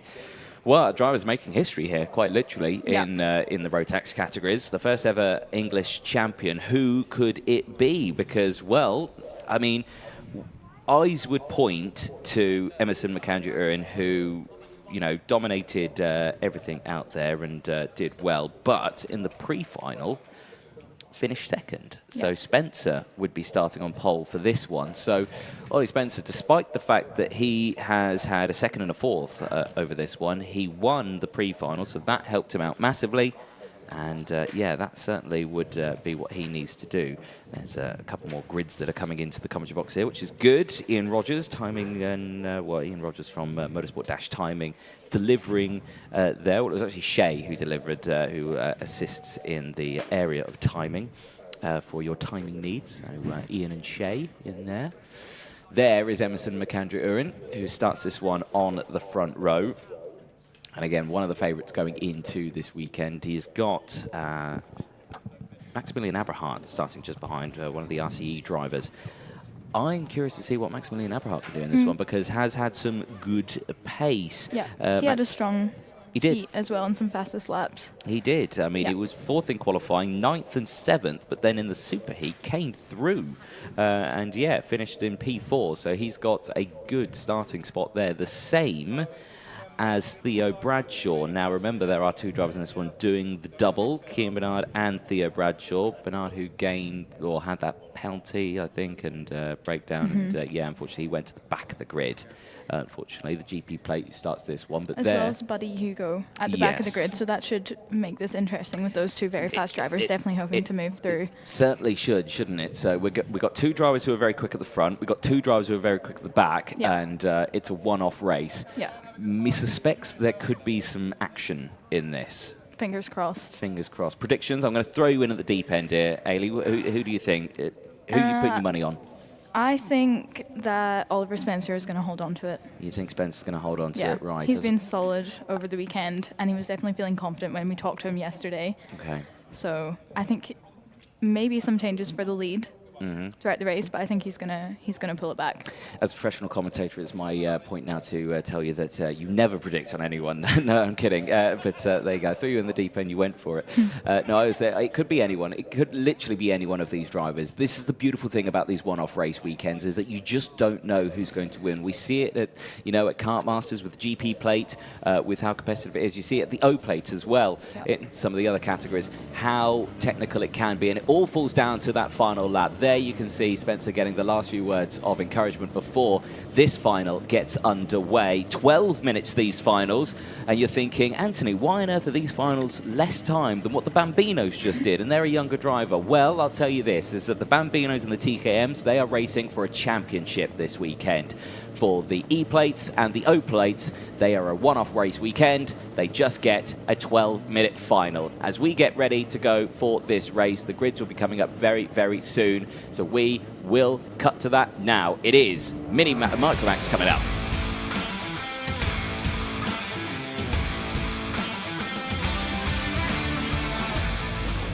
Micromax coming up next. Let's take you through the starting order then for this one. Oliver Spencer and Emerson McAndrew-Urin starting this one on the front row. It could be either of those 2 drivers. It could be either of these 2 drivers as well. Theo Bradshaw and Maximilian Abrahart, who start on the second row of the grid, or Sebastian Behrman and Arthur Farrow. They go from row 3. On row 4, we've got Akil Giannone, Ralph Rakitis, Mason Brooks on row 5, and Leo Livings. And then rounding out the grid, we've got Buddy Hugo and Cian Bernard on row 6. 2 very quick drivers who know what they need to do out there, and that is gain positions. So what can they do in this one as drivers? Well, there's vigorous tyre warming techniques going on out there from one side of the track to the other. But there we go. Reese Foxy 10 says, how do you get good at karting the amount of practice? Grammatically, that made no sense, but I'll do my best to answer it. Don't be mean to the children on the stream. No.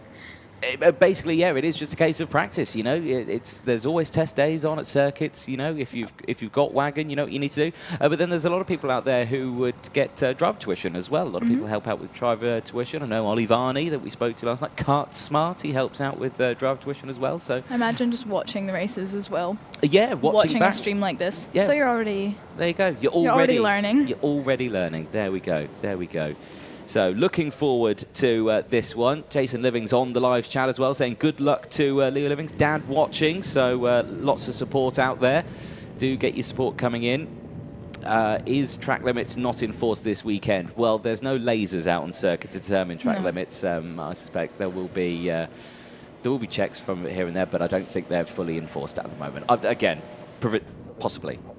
Don't listen to me fully. Here we go then. First E-plate of the weekend. Who's going to take it? It's green lights out. Here they go. Down in towards turn 1. Good start from Spencer. Holds on to the lead. McAndrew-Urin dips into second place. And now it's side by side in the background. Maximilian Abrahart looking to go for third place, but he has to concede with P4. And it is a good start for Bradshaw. He holds on to third place. So they all make their way through Oblivion and up into Christmas Corner for the first time unscathed. And Spencer leads the way. Abrahart looking to the inside, and there There comes Mason Brooks down the inside. Brooks and the number 84 getting past the number 37 of Sebastian Behrman.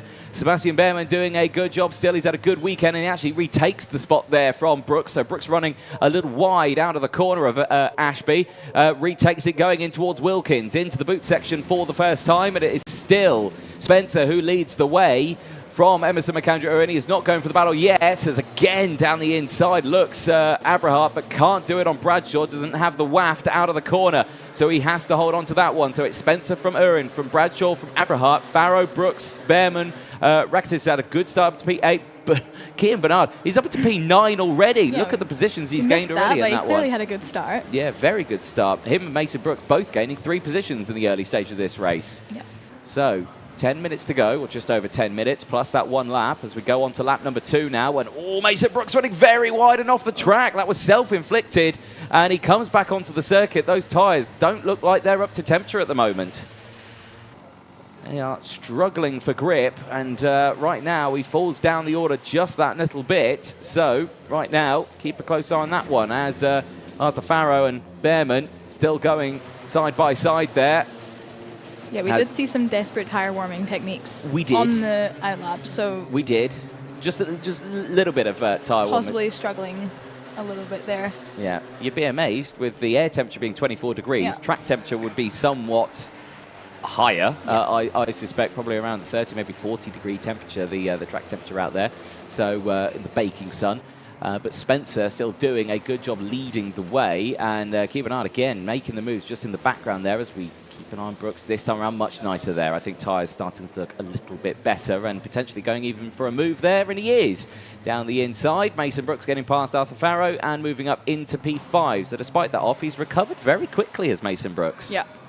So gaining several positions there. Yeah, he luckily bounced back onto the track in quite a good position. He did, yeah. So luckily for him, the grass is very dry now after the morning dew that we had. It was very slippery out there. So Maximilian Abrahart now sets the fastest lap of the race. He's currently there in P4 at the moment. So we've got 2 by 2 at the moment. So as Abrahart looks to the inside, the door closed from Bradshaw. Bradshaw denying Abrahart a chance to get down the inside, and crucially, that means he's dropped off now. So he's got to be careful. He's focus up again, close that gap, work together, try and close up to these two ahead, because you don't want Spencer and Emerson McAndrew to break away. But a slight mistake there from Bradshaw, I think. Just he looked over the shoulder going into Wilkins and then just missed the exit curb there. Yeah.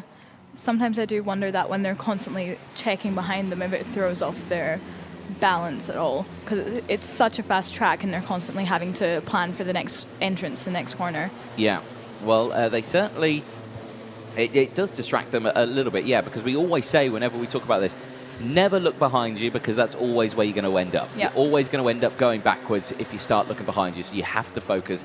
Granted, a check over the shoulder to see if an inside is clear or an outside is clear, 100%, but a big look over the shoulder to look backwards, yeah. You don't want to be doing things like that.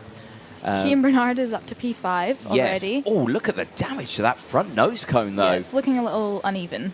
Looking uneven is a good way to describe it, but crucially, it looks like it's been pushed up, so not down. So if anything, that it doesn't benefit him, but it means that he possibly doesn't have a nose cone penalty. If it's got pushed down, yeah, it's a nose cone, but that looks like it's been pushed up. So yeah, the bracket will have stayed attached, so he might get away with that one. So Kean Bernard under pressure now with a possible nose cone.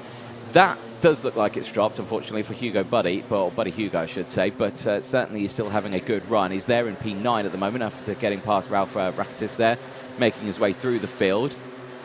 And there you can see as well, Aleki Giannone just pulling out of the situation just in the background there, trying to get a move done, not able to do so, staying at the back of that group of 4.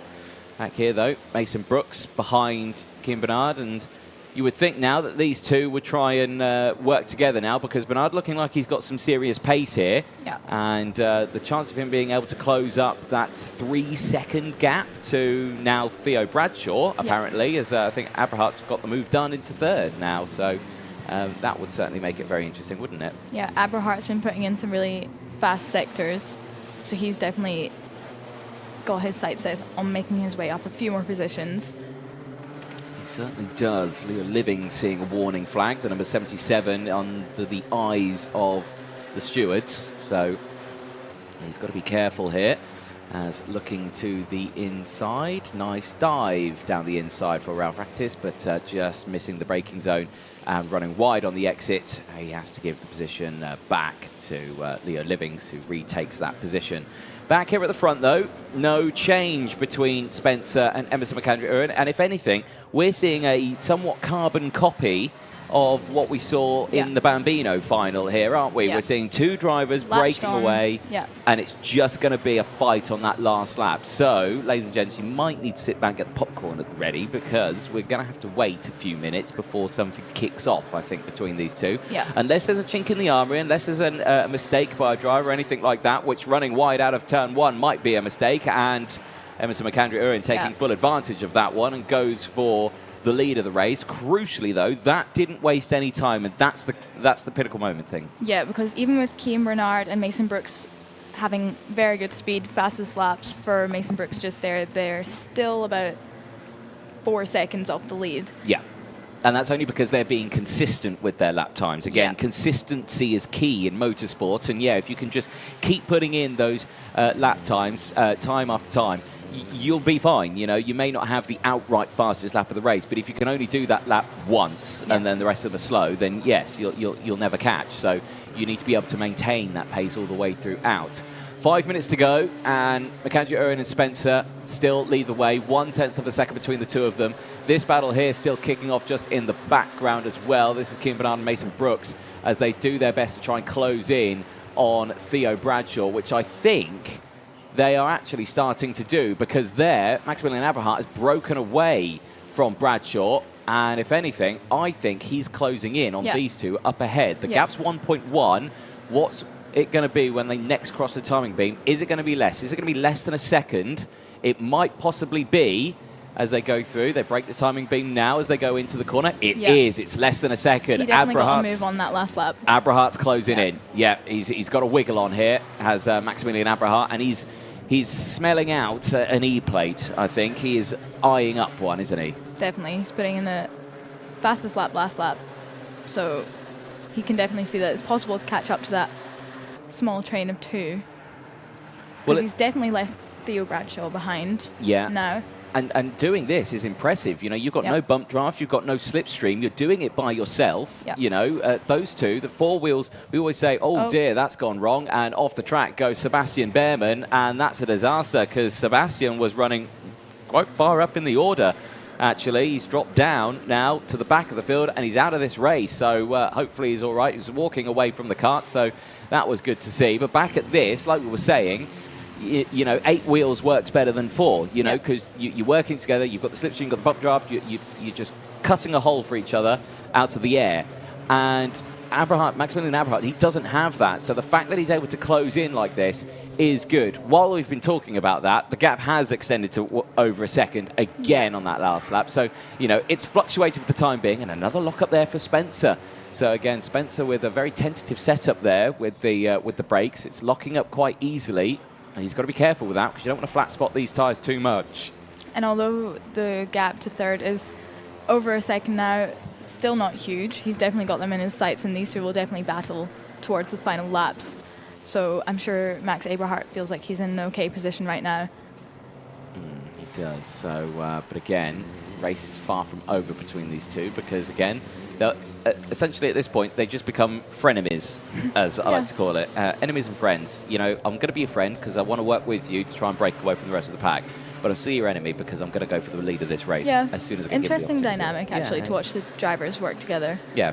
And it is an interesting dynamic, because when you see the different drivers working together, when you get the teammates work together, like this, they usually do quite well, because right now you've got Bradshaw and Keane Bernard, who have now latched onto the back of each other. They'll decide amongst themselves who wants to lead this one, and Bradshaw has taken upon that Bernard has taken upon that himself to say he's going to lead, but the two mates break the cardinal rule of motorsport. Don't hit your teammate, and both of them just did that when they went wheel to wheel at the exit of Ashby, and now Mason Brooks has closed back up. So these two, they're not going to work together. And like I say, it's a one-off. And again, they do the same down into the boot section there, and Mason Brooks goes through and splits them back up again. So Cian Bernard, who is trying to gain as many positions as he possibly can, now he's hit the wall. Now he's hit the wall, and he's going to have to fight for these next positions. Now he's going to have to fight all the way to the end of this race, because there's only a minute and a half to go, plus that one lap. And Bradshaw is still holding on to 4th place for the time being. We'll have to keep a close eye on that one. Back here at the front, though, Emerson McAndrew-Uren, Spencer from Abrahart. They still battle away. No change here. Brooks hasn't taken the opportunity to gain another position here. He has stayed behind. He has stayed right there. Spencer's still not looking for the overtake either. Again, it's just basically, this is a champagne bottle. It's been shaken, shaken, shaken. We're waiting for it to pop. Yeah. No. Again. Yeah, Oliver Spencer just waiting for the right opportunity. Yeah. Just sussing. Doesn't want to go too early. No. Because, again, well, it's a fine line in karting. You can go with like 2 laps to go, and then you've got to defend for 2 laps, but then you've got to defend for 2 laps. Or you could wait until the last lap where you might not make the move, and then you haven't got any more time to try again. So, you know, it's just that fine line of getting it right. If you are going to wait for the last lap, you've got to be 100% confident in yourself and the kart that it has got what it takes to get that move done. And right now, I think both of these karts have got what it takes to make those moves done. So honestly, it could go either one of these 2 drivers. For the favourite this weekend, it's been Emerson McAndrew-Uren with his good results over it.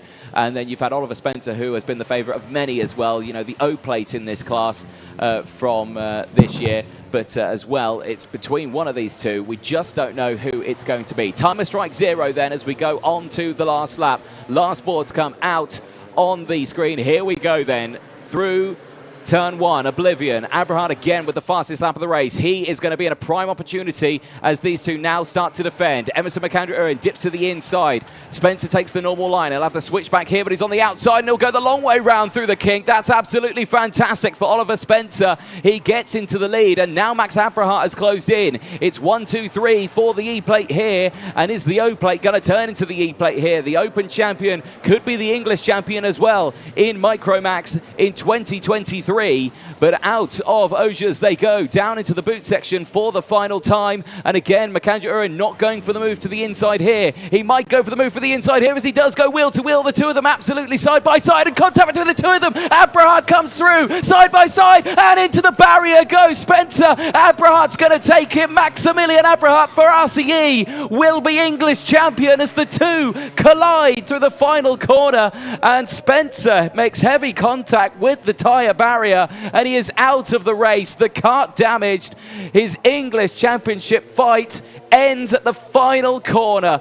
Well, I hope he's okay, but the 2, it was always going to go somewhat like that. The 2 were not going to give up the position, both of them fighting for that spot. And unfortunately for Oliver Spencer, he ends it at the back of the grid in P11, broken at the side of the circuit. At the end of that one, McAndrew-Uren did cross the line in 2nd place, some 2/10 down from Maximilian Abrahart, but your man would take it from Emerson McAndrew-Uren. Maximilian Abrahart is your English champion after 15 laps of racing for the RCE team.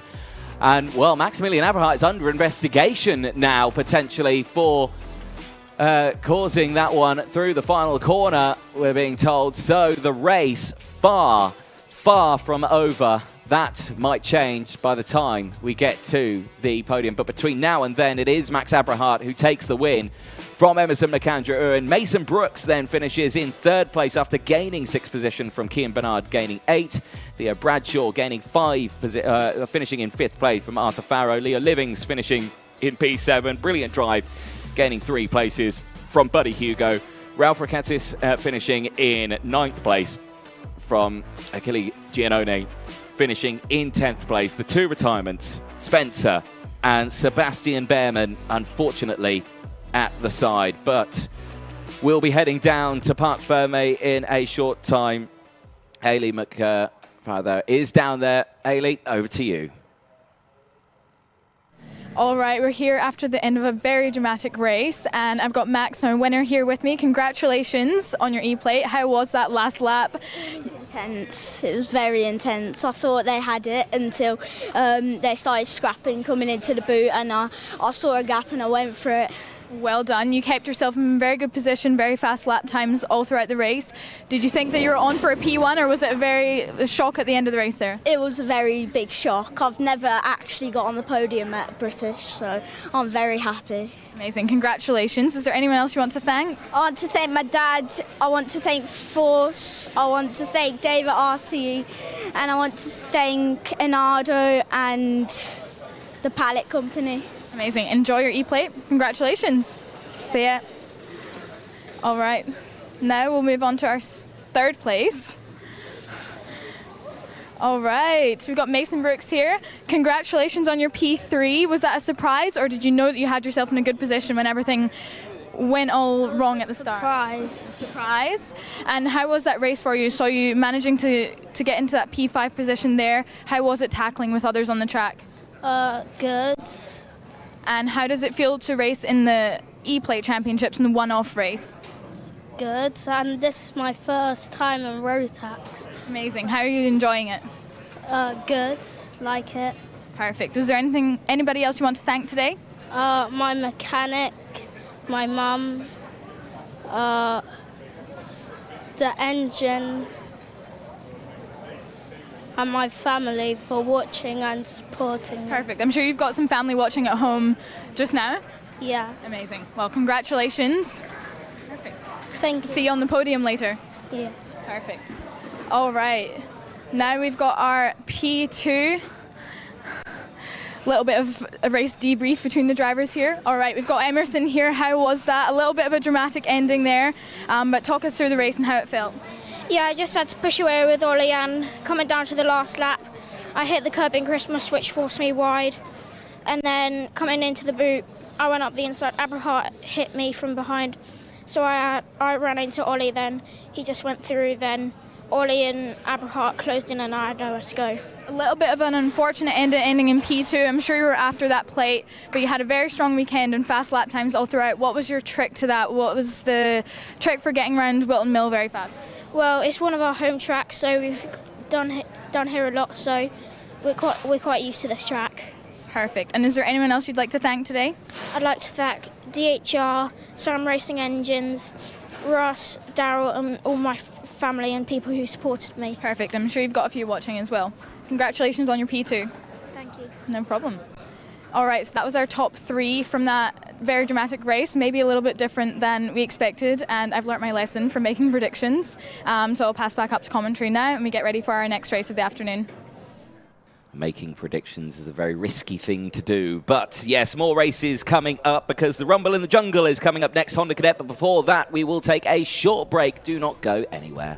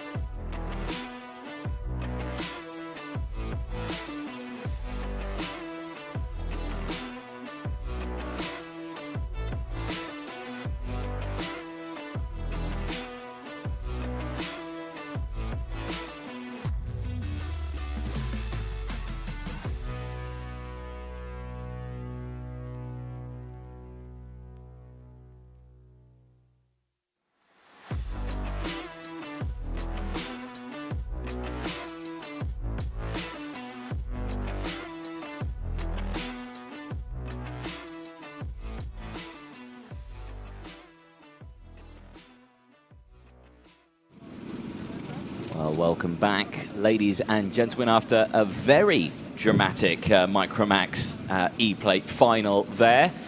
We turn our attention now to Honda Cadet, the GX200s, and this is their O Plate. And, well, I'll say it, you know, this is the first O Plate for Honda Cadet, the GX200 class, the new class regulations for Honda Cadet in 2023. And there, Rolly's out once again. And again, two of our drivers who are doing double duties in this one are starting on the front row, Cian Bernard and Theo Bradshaw. This time around, they may have not had it all their way in the Micromax class, but it could go all their way in the Honda Cadet class, couldn't it? Yeah, and both of them have been driving really strong all weekend, so definitely deserving of that front row start. So it'll be interesting to see how this plays out.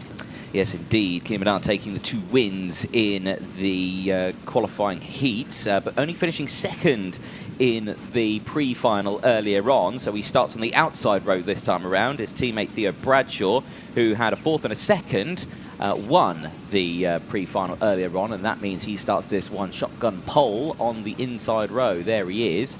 And yes, Bradshaw then certainly looking forward to this one. The row just behind, you see Max Today. Lots of support on the stream for Max Today as well, so do get your comments coming in. Let us know who you think is going to win. Eilidh, we have learnt our lesson of not making predictions in this one. Yes, we certainly say apologies. The best of luck to all of our drivers out on circuit.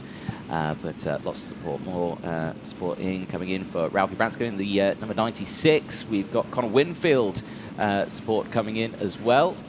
Connor, again, who had an interview earlier on in the weekend, saying that he said he was very confident. He said, "No, I'm going to win this E-Plate." He was very confident in his wording, and I liked it. It was good. He seems very confident this weekend. Let's see what he can do from this one. And again, it is very doable. He's starting this one P8, very, very doable from that position. So, yeah, really curious to see what he can do.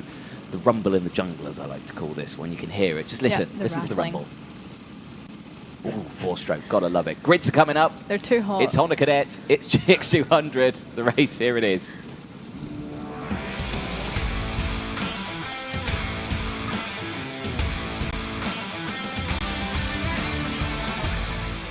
Honda Cadet O-Plate then, the GX200s fire up and they make their way out onto the circuit. Let's take you through the starting lineup. Theo Bradshaw and Cian Bernard on row 1, Max Today and Ollie Thompson on row 2, Ralphie Branscombe and Freddie Wall. The privateer rounds out row number 3. On row 4, we've got Ashley Haas and Connor Winfield. Row 5 is Cian Sullivan and Jack Cope. And then row 6, we've got Ed Spain and Albie Smith. Just further behind as well, Lewis Gilbert and Ronnie Smart on row 7. Row 8 and the final row of the grid is MZ Rosie and Ryan White. What can Ryan White do from the back of the grid? Remember, he had a dismal pre-final. Very unfortunate. We are expecting him to make moves here, aren't we? Yeah, he was our pole sitter for the time quali, and he did well in the heats as well, getting a P3 in the second heat, so he'll definitely be looking to make his way through. Certainly so. We look forward to seeing what he can do in this one. As again, some very vigorous tyre warming techniques coming in thick and fast. Another standing start, of course, for the Honda Cadets, them being 4-stroke. They don't oil up, so they can sit there on the start line and wait to get going. And yeah, you were seeing there a lot of the drivers saying, very, very hot. Yeah, it is warm out there. Air temperature here, 24 degrees. It is a beautiful day to go racing here at Whilton Mill. Certainly after all the weather that we've been having recently with all the rain. Summer's come late. Yeah, summer's come late. This is usual in the UK, ladies and gentlemen. You don't come to the UK for the summer, you come to the UK for the rain. And the tea. The tea is good. So I've been told. Do you not have tea? No. No? Why not tea? I don't know, I'm not a fan. Coffee? Pepsi Max. Pepsi Max all the way? Not sponsored. Not sponsored. Other carbonated beverages are available. I like Iron Brew as well, but not as much as Henry. Whoa, okay. What is it with me getting paired up with people that like Iron Brew? All right, but I'm from Scotland, so I have an excuse. Henry's is just... It's not good. I've tried it. It's not good. I've offended Sacrilege. The entirety of Scotland there saying that. Here we go, though. Honda Cadet lights are coming on the screen now. 4 red lights. Lights go green. Here we go. Great start for the 99. Albie Smith, who breaks away into the middle of the pack there and gets swamped by the field, so has to be careful there, but it's a good getaway for the Project 1 as well. Ollie Thompson up into second place now as he sides his way up the hill now in towards Christmas Corner they go. go for the first time, side by side in the mid-pack there. They're 3 wide, getting squeezed there in the midfield, but everyone gets through. It's a nice, clean start for Honda Cadet. Back down the inside there again. Here comes Theo Bradshaw looking to the inside. Does he get it as one of the karts going wide? That looks like it was Ollie Thompson, the 18. It was Ollie Thompson, who had a brilliant start, goes wide at the exit of Ashby and now tumbles down the order. So out they go. It is still, by the looks of it, Kean Bernard who leads the way, I think, as they make their way down. It is Kean Bernard who leads the way from the 43 of Bradshaw, who's there in 3rd place now. And it looks like it's another zip kart there that's going through. I'll have to try and find out who that is when they cross the line, because they cross the line, and it is Ashley Haas who's there in 3rd place. From Branscombe, who's got himself up to 4th. Ollie Thompson there in 5th place from Kean Sullivan. Jack Hope, Albie Smith and Connor Winfield there in 9th place. Ryan White already up into P10. Brilliant start for Ryan White. A lot of movement in the midfield, and then Ashley Haas up to P3. That's up 4 positions. Yeah. We've also got Jack Cope up 3 positions and Albie Smith up 4. And then Ryan White already, as you said, up 6 positions. Yeah, fabulous to P10. Start. Yeah, fabulous start to his race, isn't it? So Honda Cadet's looking very, very good here. Battles happening here right now. This is Ralphie Branscombe in 4th place, who at the moment is battling with Ashley Haas, who's having a fabulous start to this race. He was battling earlier on, wasn't it, in the pre-final that we saw. They're having a good little scrap midway down the field, but runs wide, and Branscombe goes up into a podium spot here. So the number 96, Ralphie Branscombe, looking very, very quick here in this final, and keep a very close eye on him. Ollie Thompson, who's recovered well, is back there in P4. As, well, Max today, he's not had a good start there. I've just noticed, because he's got the fastest lap of the race. The purple popped up on the screen.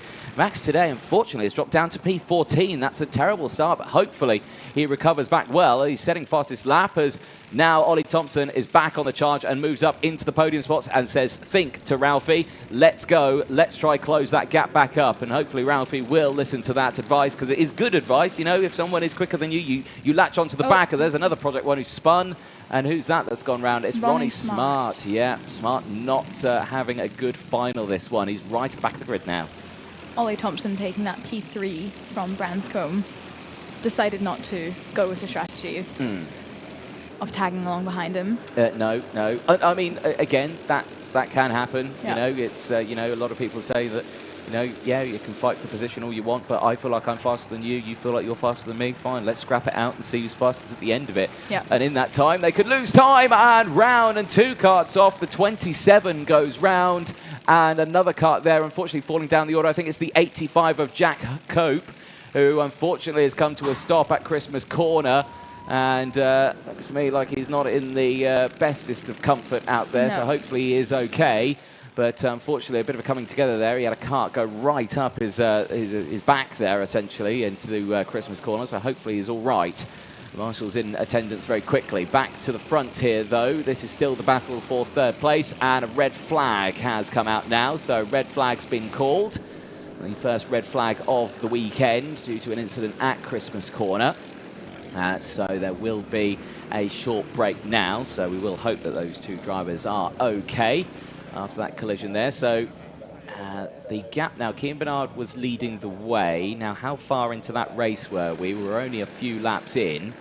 So I suspect they will be stopped going into the boot section. They'll be gridded up, and then we might go for a full race restart, or they will start it with a delayed time. So medics will make their way up to Christmas Corner to make sure all is okay. But yeah, certainly never nice to get a red flag. The first red flag of the weekend as well, so we do hope that our drivers are okay. I believe Jack Cope, the driver involved up there.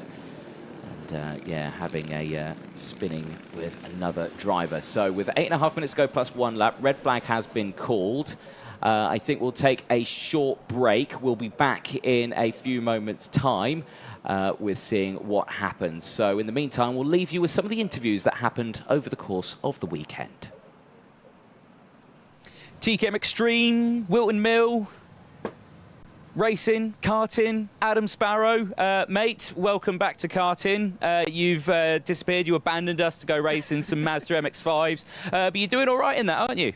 Yeah, doing quite well. Leading the championship with 2 rounds to go. We've got Donington and Silverstone left to go with that. So really enjoying that. Got a couple of wins on my belt, so that's going quite well. Cool. That's enough about that, because we're here karting this weekend. TKM Extreme, Whilton Mill, penultimate round as well. Only Wera left, I'm pretty sure, if I'm right in saying. Mate, this is going to be a good weekend. Whilton and TKMs, they always have a interesting combination, don't they? Yeah, so I think there won't be much to choose between us. Looking at practice times, there's nothing between us in the lap times, to be honest. And yeah, hopefully we've struggled a little bit with setup yesterday, so hopefully we can sort that out. But I think I'll be in the fight.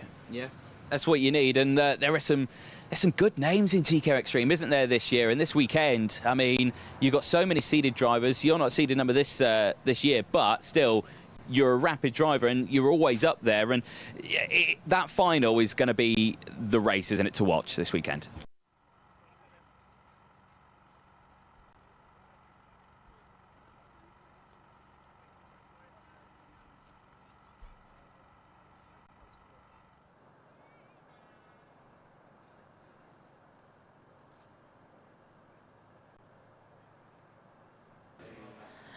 All right, we could see Ronnie Smart getting up and out of his cart just there. So it appears that he is okay to go. Not Ronnie Smart, sorry. So yeah, it was Jack Cope up at Jack Chris' Cope. corner, yes. But right, okay. So a word then of what is going to be happening. So I popped into timing and I could hear the radio chat and had a good chat with the guys in the organisation team.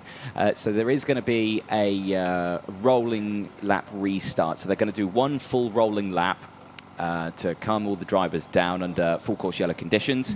They're then going to get to the line and it will be a single file rolling restart into the race in the order that they cross the line at the end of lap number 3. So that's what you're seeing now, is you're seeing the drivers being put into the order that they were in at the end of lap number 3. Yeah. And yes, it will be a single file rolling restart after one full lap under full course yellow conditions. So that is how it will restart. So if you have just joined us, welcome. You have joined us at a brief interlude red flag period in the Honda Cadet O Plate final. Before the red flag came out, it was Keane Bernard who was leading the way from Theo Bradshaw. And if anything, this restart, it brings everyone together again now, doesn't it? So we were seeing those gaps starting to form. You were seeing those races starting to get involved in, you know, here, there and everywhere. Now you're going to have the full group next to each other again. So essentially, it's another chance for a lot of these drivers to have a better start. A little bit of an evening of the field. Yes. But crucially, this time around, it's not a standing start. It's actually a single file rolling start that they've got. So you're just going to have to be on the ball here of, you know, where you can get going, where to get back on the power, everything like that, and get it sorted out. So I think they've given a green light to the mechanics to go out to the circuit now to help fire up the karts, because of course you don't want these overheating stationary on the grid, and plus they don't have the largest of fuel tanks, so these drivers will have to make sure that they maintain fuel, so they'll probably turn them off very quickly. So the mechanics will make their way back onto the grid to help fire up the karts, and they then will be very promptly told to get off the track. So yes, hurdle the fence again. Yeah, exactly. And yeah, it is a well-known sport of mechanic fence hurdling. That should be our next challenge. Yeah, exactly. What, hurdle a fence? Yeah. I don't want to fall on my face, thanks. That's good TV, though. What, me falling? That's what the people want to see. What, me falling on my face? Yeah. Thanks for that. You've fitted in just nicely here, haven't you? Perfect. Well, certainly not the way these drivers would have wanted it, but again, a restart effectively for these drivers. Not a full restart. Again, they had done 3 laps, so it's not a full race restart, but it is a... they'll have 1 lap under full course yellow conditions to calm themselves down, get everything back up to temperature, and then we go back to green flag conditions after a single file rolling start. There is Keane Bernard, the driver who was leading the way before the red flag, as the yellow flags drop and we get the first of the cool-down laps underway. Just get everything back up to temperature, get everyone nice and steady, ready to go racing again. So, accuracy on this one. Again, this is the O Plate. For anyone joining us, this is not a championship round. This is a one-off championship event. So the O Plate winner at the end of this one becomes the Open champion for Honda Cadet. And again, it could be any one of these drivers. We just can't call it, can we?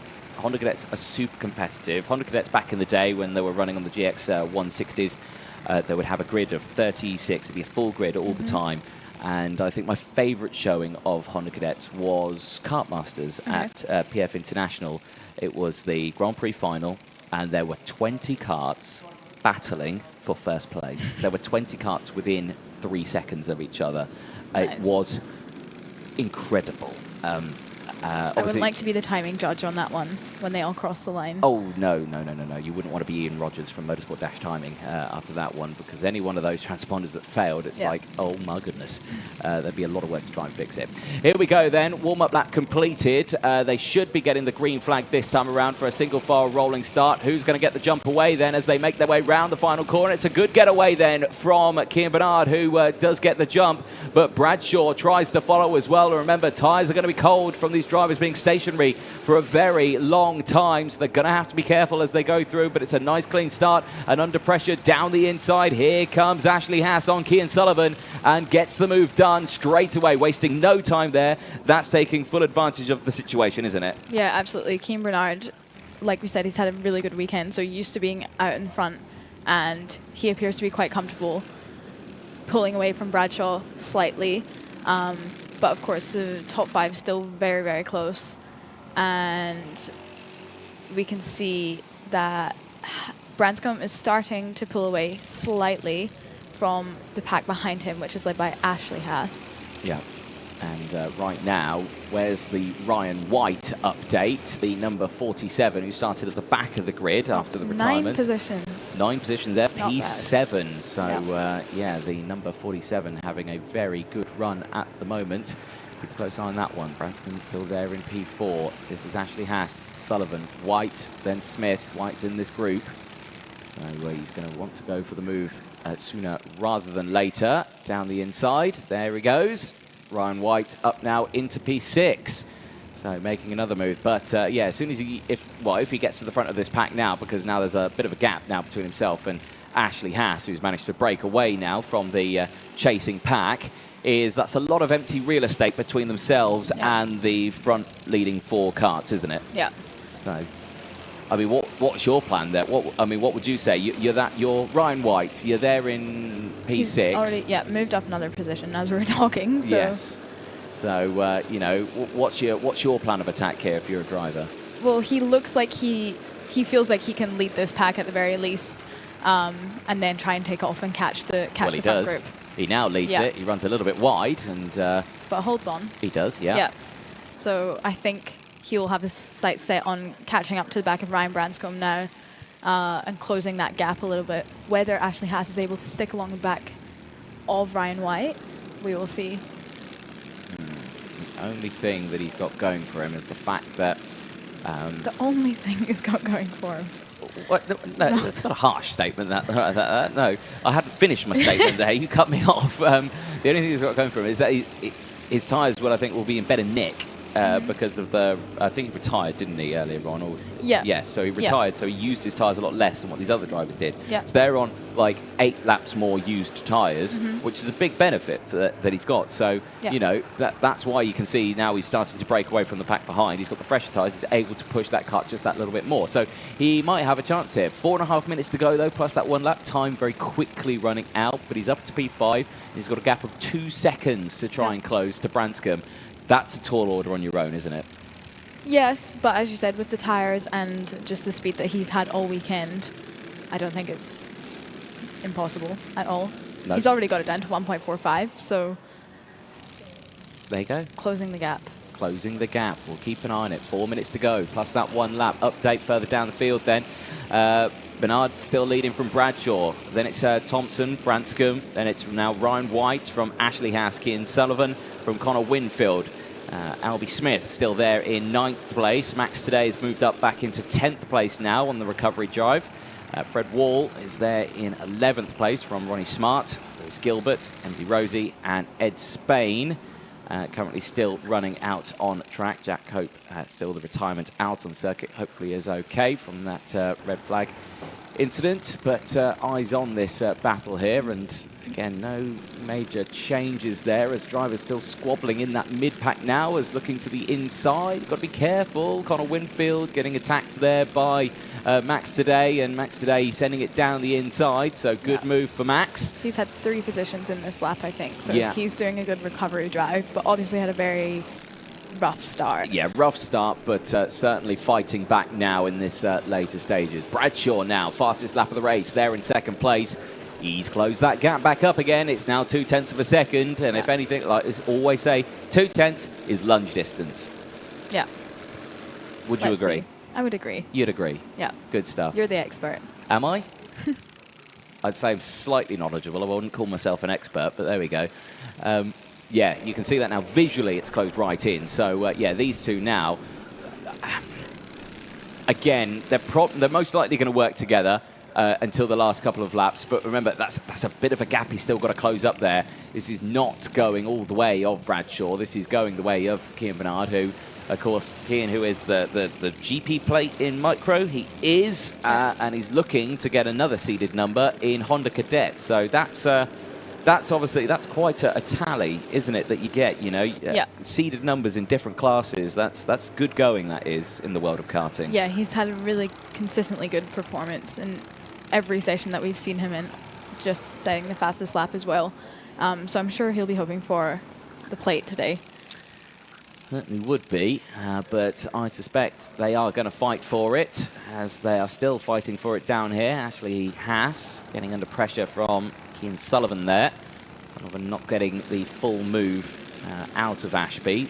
So driver still staying line astern, as Connor Winfield again doing what he needs to do here, waiting for that perfect opportunity to send it down the inside, and he's got a sticker on his engine that says "send it." Yep. So you know, he knows what he needs to do. Ryan White struggled to catch up to the front group of Ryan Branscombe. That gap's gotten a little bit bigger now. Yeah, 4 seconds, but he's breaking away from this pack. But subsequently, they're breaking away while he's driving away from that pack. But it's all just opening up now, isn't it? So yeah, I mean, you've got to give it. I mean, I'd give drive of the day. I know there's not for these drivers, but you know, I'd give it there to Ryan White, because that is certainly a drive he's had after that retirement through the field, but not able to fully close up the gap. It's certainly a very good effort that he has had over the course of this weekend, has Ryan White, but still the rest of this field being very, very strong. Cian Bernard once again setting the fastest lap of the race, and he is opening that gap just that fraction more between himself and Theo Bradshaw. Now half a second is that gap. Ollie Thompson still there in third place. He's some 1.9 seconds off the back of this one. And I've got to say, I think Max today is closing in on Ryan White. I don't think the battle for P5 is just over or over just yet. There they are. Ryan White just leading that one. There is Max today. There's the rest of the field just going through the shot now. Ashley Haas, Cian Sullivan, Connor Winfield, Albie Smith, Ronnie Smart, as well as Fred Wall, Lewis Gilbert, Ed Spain is side by side here, as this is now the battle for third place. Branscombe to the inside, and he's looking for a podium spot here, and he's got that podium spot now up into P3. But Ollie Thompson's going to retaliate as he goes back down the inside here, side by side through the final corner. You've got to be careful, running very wide onto the marbles there. And, well, Branscombe holds onto it as they go on to the final lap, but they've got to be careful. Now Ollie's going to have the slipstream here up into Christmas corner. Branscombe's going to take the tight line. He then cuts back across after he sees that Thompson isn't going to follow. They've closed back up again. The battle of the front, that's not raging on. There's 7/10 between them. Cian Bernard looks very comfortable, but the battle for third still rages. Branscombe holding on to it, but runs wide, and now he's under pressure. Side by side, Thompson on the outside. He's going to try and switch back if he can try and get the move down the inside here. He can't. Again, it gets cut off. Branscombe closes that door and says no to Ollie Thompson, who tries to get third place. But at the front here, Cian Bernard, who's got no pressure whatsoever. It was a GP plate in Micromax in Kartmasters. It's an O plate in Honda Cadet at Whilton Mill. A fabulous result for Cian Bernard for the Zip Factory team. He takes the win, and he becomes the Open champion. Theo Bradshaw takes second. Ralphie Branscombe at the end of that one finishes in P3. From Ollie Thompson, Ryan White recovers to P5 after starting at the back of the grid. From Max Today, who finishes in P6 after a pretty shaky start. He makes his way back through the field, but there on your screen, Keir Bernard at the end of 14 laps of racing, the driver from South Africa. A fantastic result. He takes the win from Theo Bradshaw, Ralphie Branscombe, Ollie Thompson from Ryan White, Max Today from Cian Sullivan, Ashley Haas from Connor Winfield, Albie Smith from Freddie Wall, Ronnie Smart from Lewis Gilbert, Ed Spain finishing in P14. Emsy Rosie and Jack Cope round out the 16 kart field. Jack Cope the only retirement of the race, but a solid drive from our Honda Cadet GX200, and another seeded driver is crowned here at Whilton Mill. And they all make their way back into Parc Ferme. There you can see Cian Sullivan going through into the Weybridge area. Again, they take one or two random drivers. 99 going through, all good for Albie Smith. And the rest of the field, so looking like nose cones all good there for our drivers, which is fabulous to see. And into Parc Ferme, there goes Ed Spain, as well as through goes the number 44, Esme Rosie. So a brilliant run then for Honda Cadet GX200. The O Plate completed in 2023, and it goes the way of Keir Bernard, who takes the win on that one, gaining one position. He started second on that one. He gains past his teammate Theo Bradshaw, who finishes in second place. But we're ready down in Parc Ferme. Eilidh, it's over to you. I'm here with Cian Bernard, who's the winner of our Honda Cadet O-Plate race. Cian, tell me how you're feeling after that one.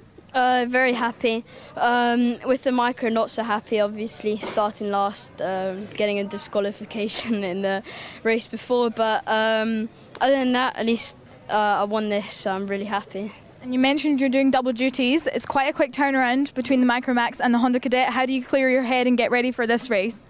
Well, I'm fine with fitness. I'm just like, I'm so thirsty right now because the heat.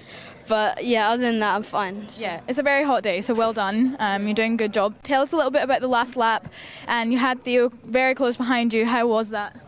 Well, I just focus on just winning, just pushing as hard as I can every single lap, just focusing, get ahead, and just basically just be consistent and beat my best lap times every single lap. So. Amazing. Well, it was a very well-deserved win after a consistent weekend. Do you have anyone you'd like to thank? Yeah, I'd like to thank the whole of Zipkart for this weekend, my brother for the mechanicking for the micro, my dad for mechanicking for the Honda, Beanie, Earl and Luke, and RPM, and yeah, I think that's it, yeah. Perfect. Well, congratulations and enjoy the plate to add to your collection. Yeah, thank you. See you.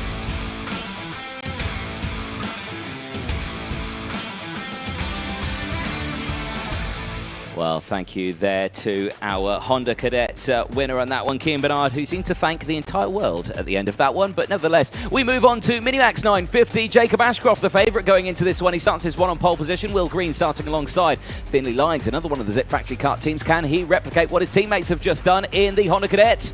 Charlie Wolfit, he starts alongside Charles Kitely and Zach Starbuck. They go from row 3. Row number 4 sees Thomas Hill and Katie Donaldson. Elia Velico goes from row 5 with Logan Lauder alongside. Stanley Clark and Ella Lucia round out row number 6. Thomas Butcher and John Richardson, they go from the 7th row with Harris Ali starting at the back of the grid. What can Richardson do? Quick driver, unfortunately did not have the pre-final he wanted. He starts this one nearer the back of the grid.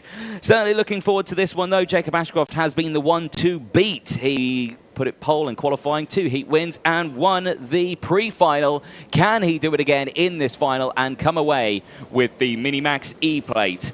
It's certainly been good results in previous years in the E Plate for Minimax. They've certainly had a good one, but we go green flag and racing, and it is a good start from the entire field. Everyone getting through, and a good run up into Christmas corner. Bit of side-by-side, 3 wide there as they all try and make it to the apex. Bit of jostling in the background there. The 132 getting punched out wide a little bit there. Gets back into the field. John Richardson fighting his way through the field there and doing exactly what he needs to do. Position the kart in a good spot, but he is still fighting his way through that back of that field, and a spin, and round goes the 134, and that's Velico who goes off the circuit. Ilya Velico, unfortunately, getting kicked out of the field and into the grassy area, recovers back, but all the way now back at the back of the field. That is an absolute disaster. 3 wide and sandwich, and another rotation. Round goes the 145 of Thomas Butcher, the privateer, also to the back of the grid and out of this race. He'll have to recover all the way back, and when that happens, you know it's race over. Previous winners in this one, Minimax, Owen Byer, Oakley Pryor as well, 2016, 2014 and 15 for the E Plate. There's not been many E Plates actually going around for Rotax, but certainly there has been some previous winners in this one. Who will be it this time around? And right now it's looking like it's going the way of Jacob Ashcroft in this one, because he's certainly looking very, very quick out there, breaking away nearly half a second already from the rest of the field, as down the inside there goes Charlie Wolfett, getting that move done on Stanley Clark. Clark having a much better start to this race. Had a bit of a disaster in the pre-final earlier on, getting kicked onto the grass, but this time around no such things happening, and he's looking much, much stronger as he's battling away with John Richardson there, and Richardson getting through as well. So John Richardson up into P8. Eilidh joining me back into the commentary box. Give me a second to catch my breath. No, you're fine. Run from park for me. There's no time to catch your breath in this one. It's straight into it. But yeah, certainly it was nice to chat to our racer on that one. It was a shame that he'd like to thank the entire world, though, at the end of that one. Yeah, I don't know if you got the 3rd place, but he also had some pointing demonstration for his sponsors, which I thought was very impressive. Oh, excellent. The children are well media trained these days. They are very good. Oh, it's all kicking off here though still, as once again they're side by side and through. This is Logan Lauder, I believe, or Casey Donaldson actually. Casey Donaldson getting the move done actually on Stanley Clark. So Clark now back down into 10th place as Jacob Ashcroft sets the fastest lap of the race as we watch this battle here. Now, crucially, both Stanley Clark and Casey Donaldson communicated at the very same time there, saying, right, you work with me, yes, I'll work with you. So hopefully they'll work together. Side by side here, down the inside, the 185 of Zach Starbuck and Thomas Hill going wheel to wheel, the 2 Zip Factory kart teammates who certainly had a very interesting moment earlier on in the weekend, and again doing the same here, battling away. Charlie Wolfett right behind. So Wolfett going to take full advantage of this if these two start scrapping with each other. So the 2 Zip Kart Factory team drivers working very well. They're in 4th and 5th place at the moment as well. Or 5th and 6th place, I should say. There is Charles Kitely, who's in 4th place in the 164. He's broken away from the rest of this field. Finley Lyons still there in 3rd place as well. He's about 0.3 of a second off the back of Will Green as they are still battling away here. Down the inside, Zach Starbuck gets it. Wolfett goes through as well. And Thomas Hill gets demoted down into P7 now. So again, a little bit of time left in this race. You can fight back. It's just now, if that happens, focus, get into it, get on it, and get it done. And just behind that group as well, there's John Richardson. He's had a very good start to the race, it looks like. Up 6 positions to P8. Very, very good run for him as Finley Lyons now sets the fastest lap of the race, 48.29. He is starting to wheel in Will Green, and there it is on your screen. This is the battle for 2nd place now. So Will Green doing what he needs to do. He's 1.2 seconds off, though, from your man who's leading, Jacob Ashcroft. So really, well, I mean, it falls down really to what these drivers want to do. Does Lyons want to go for the attack here, or does he want to push? No, he's going to go for the attack after a small error there for Will Green. And now Finley Lyons says to Will Green, right, let's focus, let's go. So will Green follow the instruction there from Lyons, and will they work together, or will Will Green attack again? Will Green. There you go. Well. There we go. There's so many wills in this one. But there we go. It's tongue twister is commentator work, isn't it? Yeah, it definitely. is. It is, yeah. But you get good at it after a while. I'm still bad at it, but it'll take a while more. But, I thought they'd gone off the track there. No, it was just the camera angle. Oh, God, blimey. There we go. Heart and mouth moment there. Blimey. I know. What? What's wrong with me saying core blimey? So English. Right. Sorry, that's where I'm from. But Just took me off guard. took you off guard. There we go. What would you say in Scotland? I don't know, but definitely not core blimey. Core blimey. Core blimey, governor. No, definitely there we go. But 6.5 minutes to go, and still Ashcroft just. Ashcroft's been untouchable this weekend, hasn't he? It's been a stellar performance from him. He's 1.8 seconds clear here. Clean sweep. Clean. P1 and yeah. Well, knock sorry. on wood. Not clean sweep. Yeah, he's got 6 minutes to go. Yeah, it's not a clean sweep just yet. Another fastest lap though, 48.11. He's doing well. Yeah. That's what he's doing. Same as these two drivers here, Finney Lines and Will Green. Got to say, that gap's not closing with these two. And if anything, I would think Charles Kitely is actually starting to close in on these two as well. So we could have a battle here on our hands for second place very soon, because these two also closing in. Zach Starbuck and Charlie Wolfett, they have dropped Thomas Hill. Thomas Hill has fallen down the order a little bit. There he is. He's not lost any positions, but he's still there. The gap behind him is still very big, and that battle's still going on. That's John Richardson and Katie Donaldson, who are going wheel to wheel. And still no change there. Lines is now starting to drop Will Green here. Now, can Lines close this gap? It's 1.9 seconds. Will he be able to drop that to 1.8? It fractionally went down there. Yeah. But again, at that pace, he's not going to close it within 5 minutes, is he? No, and they're almost, completely evenly matched on sector times. So there's really not much between Lines and Green at all. No, that's the damning thing, isn't it, about racing? You just think, I'm trying my hardest, but I'm just matching the pace. I'm not beating it. I'm not slower than it. It's not a bad thing. You're on the pace. That's a good thing. But, it's the same across the board there. Now, they have closed in a fractionally to Jacob Ashcroft there. It's dropped down to 1.8. It's still not a big jump, but it's still a 10th. So we'll keep a close eye on that one as this one carries on. And the only good thing that Ashcroft's got is that he's on his own. He knows that he doesn't have the pressure of anyone trying to attack him. He can just focus on his lines. Yeah. Putting in clearly the fastest laps. Yeah, exactly so he's feeling good out there. Last lap for him, 48.39, 48.31 for Finney Line. So it was fractionally faster. Sector 1 on that last lap. Again, Ashcroft slightly faster through Sector 1, and then Finney Lines faster through Sector 2. Again, they're just matching each other's pace. They're not able to just close it up just that fraction too much. So it's a bit of a stalemate that we've got at the moment here, and with the decent start that Jacob Ashcroft got, essentially it's just drive to the end, really, in this one and hope for the best. And he's doing just that. Yeah. So still Ashcroft from Finney Lines, from Green, Kitely, Starbuck, Wolfett, Hill. Then it's Richardson, Donaldson. Well, Clark's just gone up into 9th place. Lauder's gone through as well. So Katie Donaldson's just dropped down actually to P13. Where's Katie Donaldson got? She's tumbling down the order now. Has she stopped on circuit somewhere? Retiring, potentially. Well, she's crossed the line now in P14. Okay. Not sure what's happened there to Katie Donaldson. But hopefully all is well, and she's still going out on track. 3 minutes to go. The race leader, Jacob Ashcroft, driving away. The battle for second and third still raging on. This battle here for 4th place. And now it is Charles Kitely under pressure. Down the inside, Starbuck goes, Wolfett follows. No time wasted there whatsoever. And look at the gap they've opened up already.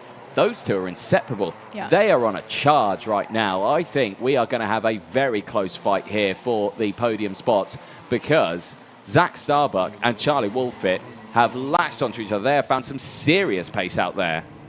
And that Zach Starbuck's had a lot of experience of moving through the field and had a really strong pre-final as well.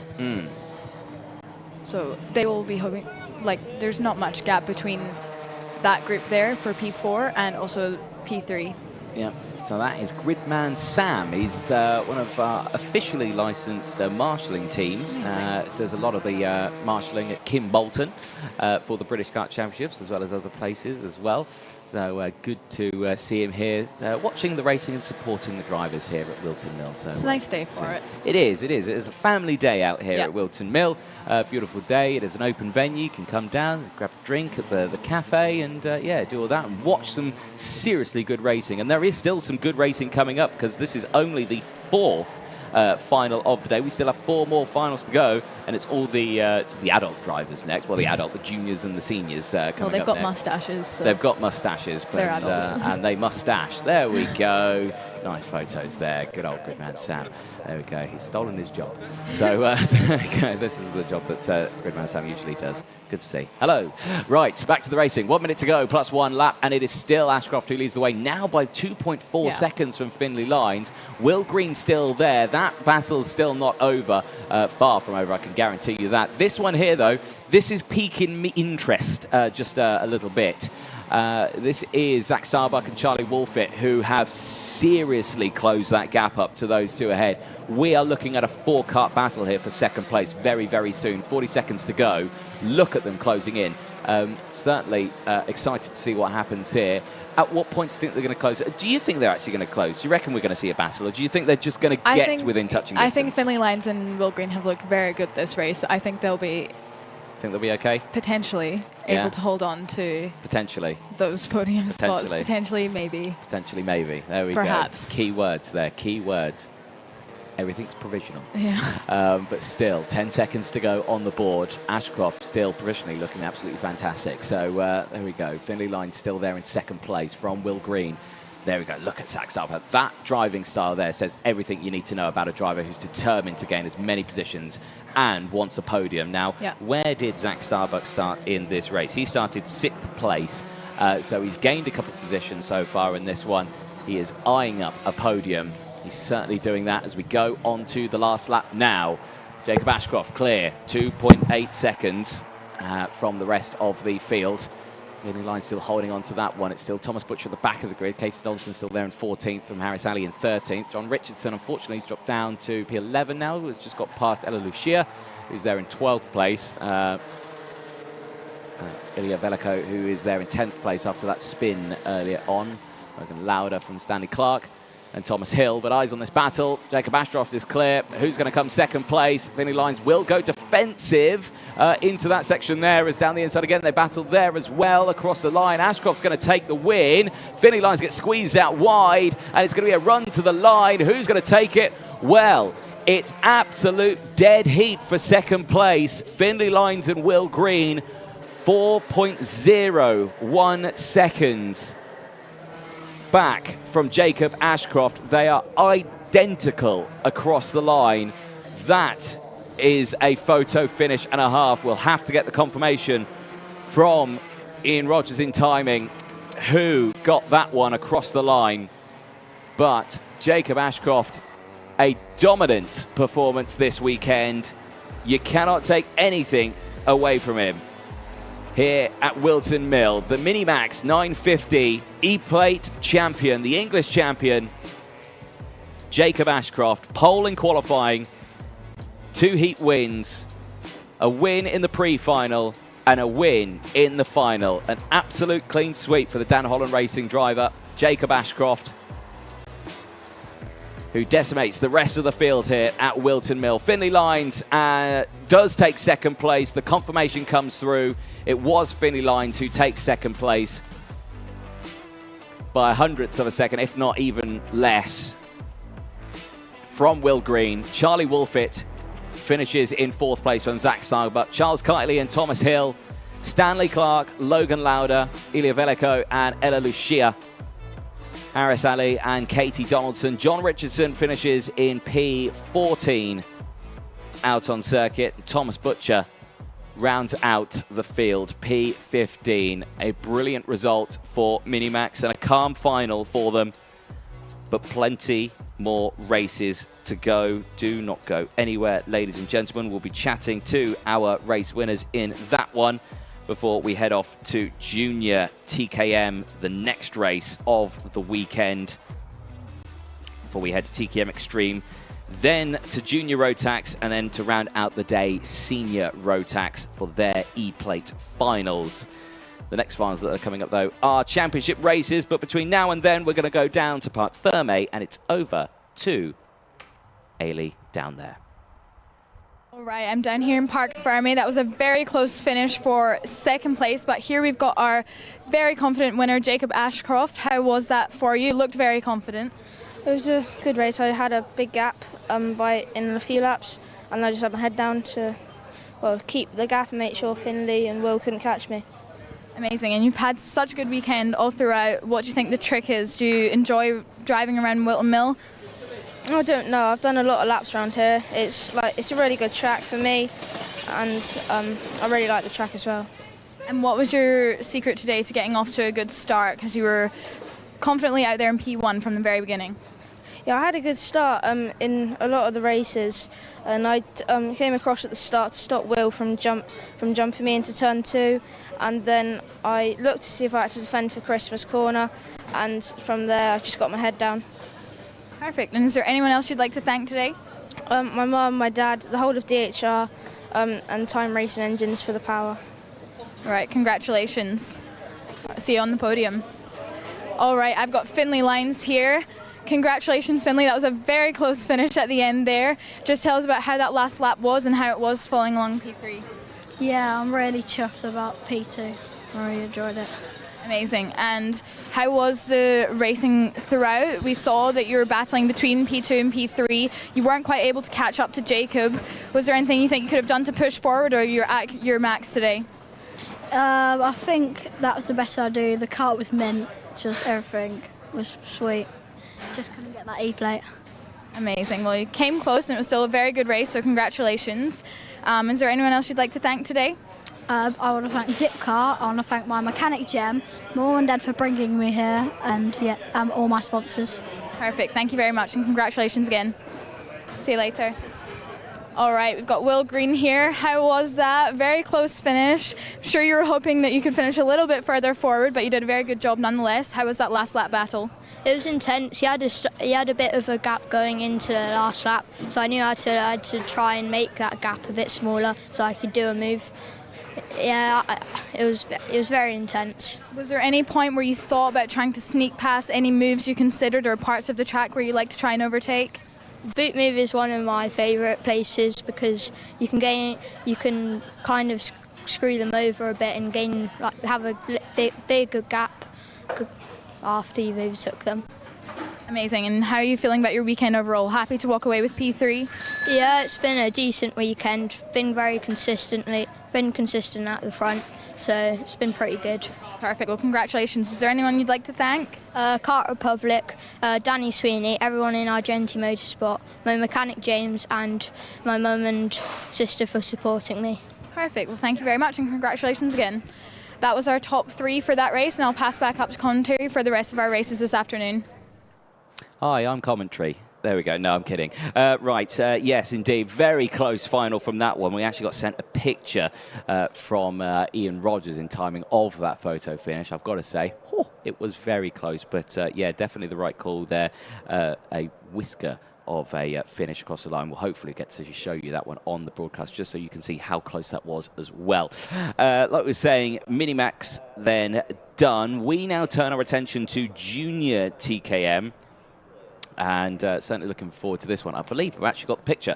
Can we see that photo finish across the line? There it is. Look how close that is. That is how much timing could see out of that one. A whisker. It was like an inch across the line, but Finley Lines does take it across the line. Absolutely fabulous photo there. That is the sort of data and equipment that these guys have got to make sure that they can see what's going on as they maybe described as massive plane flying over the circle. Wow, look at that. Is that a Lancaster bomber? It is indeed. Oh, there we go. I've just turned into a child.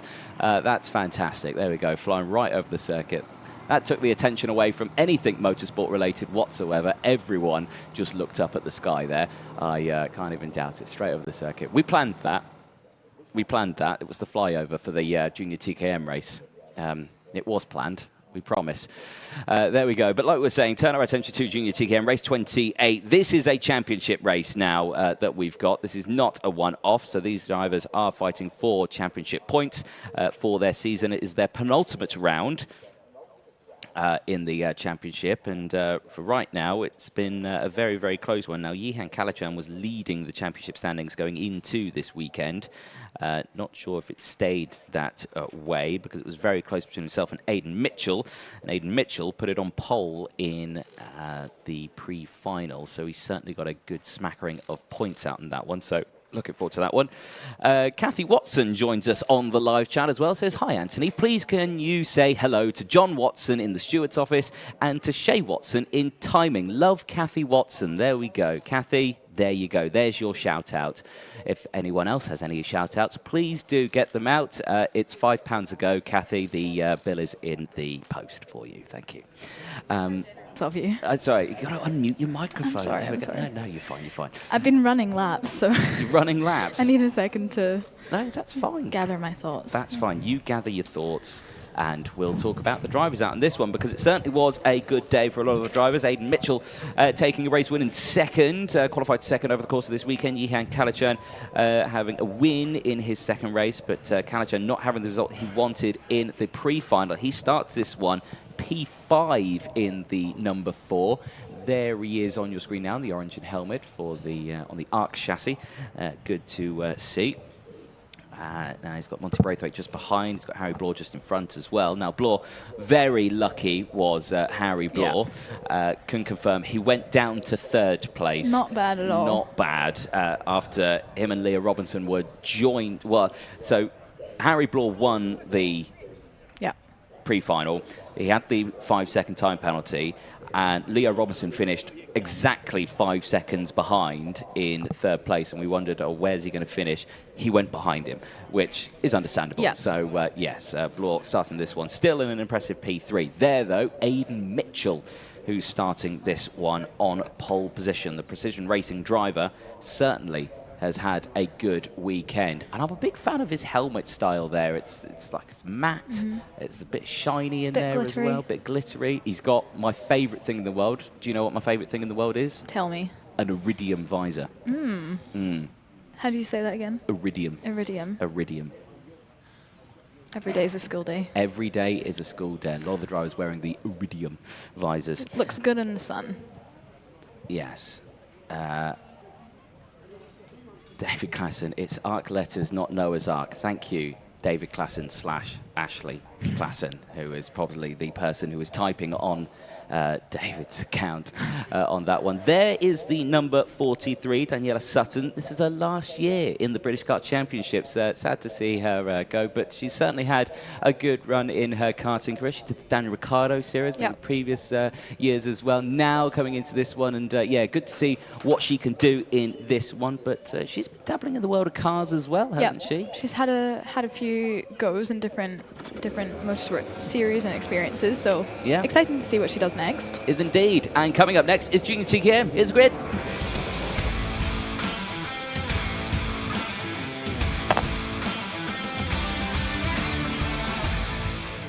Here we go then, Junior TKM final time. Who's going to come away with those 65 championship points? Could it be Aiden Mitchell or Leo Brown who start this one on the front row? Harry Blore or Willoughby Steele, who had a good run in that pre-final to get back up into a good starting spot there of P4. Yihan Kalachan, the championship leader, he starts on the 3rd row of the grid with Daniela Sutton alongside. On row 4, we've got Monty Braithwaite and then Patrick Leaf. On row 5, we've got William Bryan and Jack Stewart. Row 6 is Harrison Morrow and Jake Humphrey.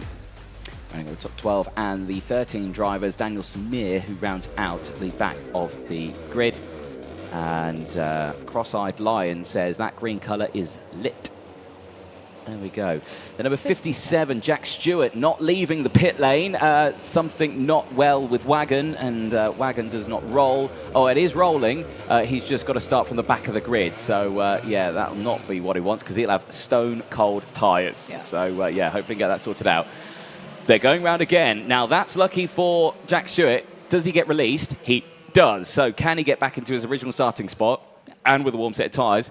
He got away with that one there. Making the best of a worst case scenario. He got away with that one then. He can gain those positions because he's starting a little further back. He's starting P10, so he only needs to get past 3 or 4 drivers to get into a starting spot. So, did you see the photo finish? Wow. Ian Rogers in timing. That's so, yeah. a true photo finish. That is a true photo finish. It was absolutely fantastic. What, sorry? The mouse is perfectly placed right on front of the nose. Yeah, you can blame Ian Rogers for that, for putting the mouse in the way. But yeah, very much a photo finish. It was very good. That's the sort of technological equipment that we've got here this weekend. Only the best. Only the best. Olympic standard. It is. Yeah. It is. The same standard of equipment that they use in the Olympics. So there you go.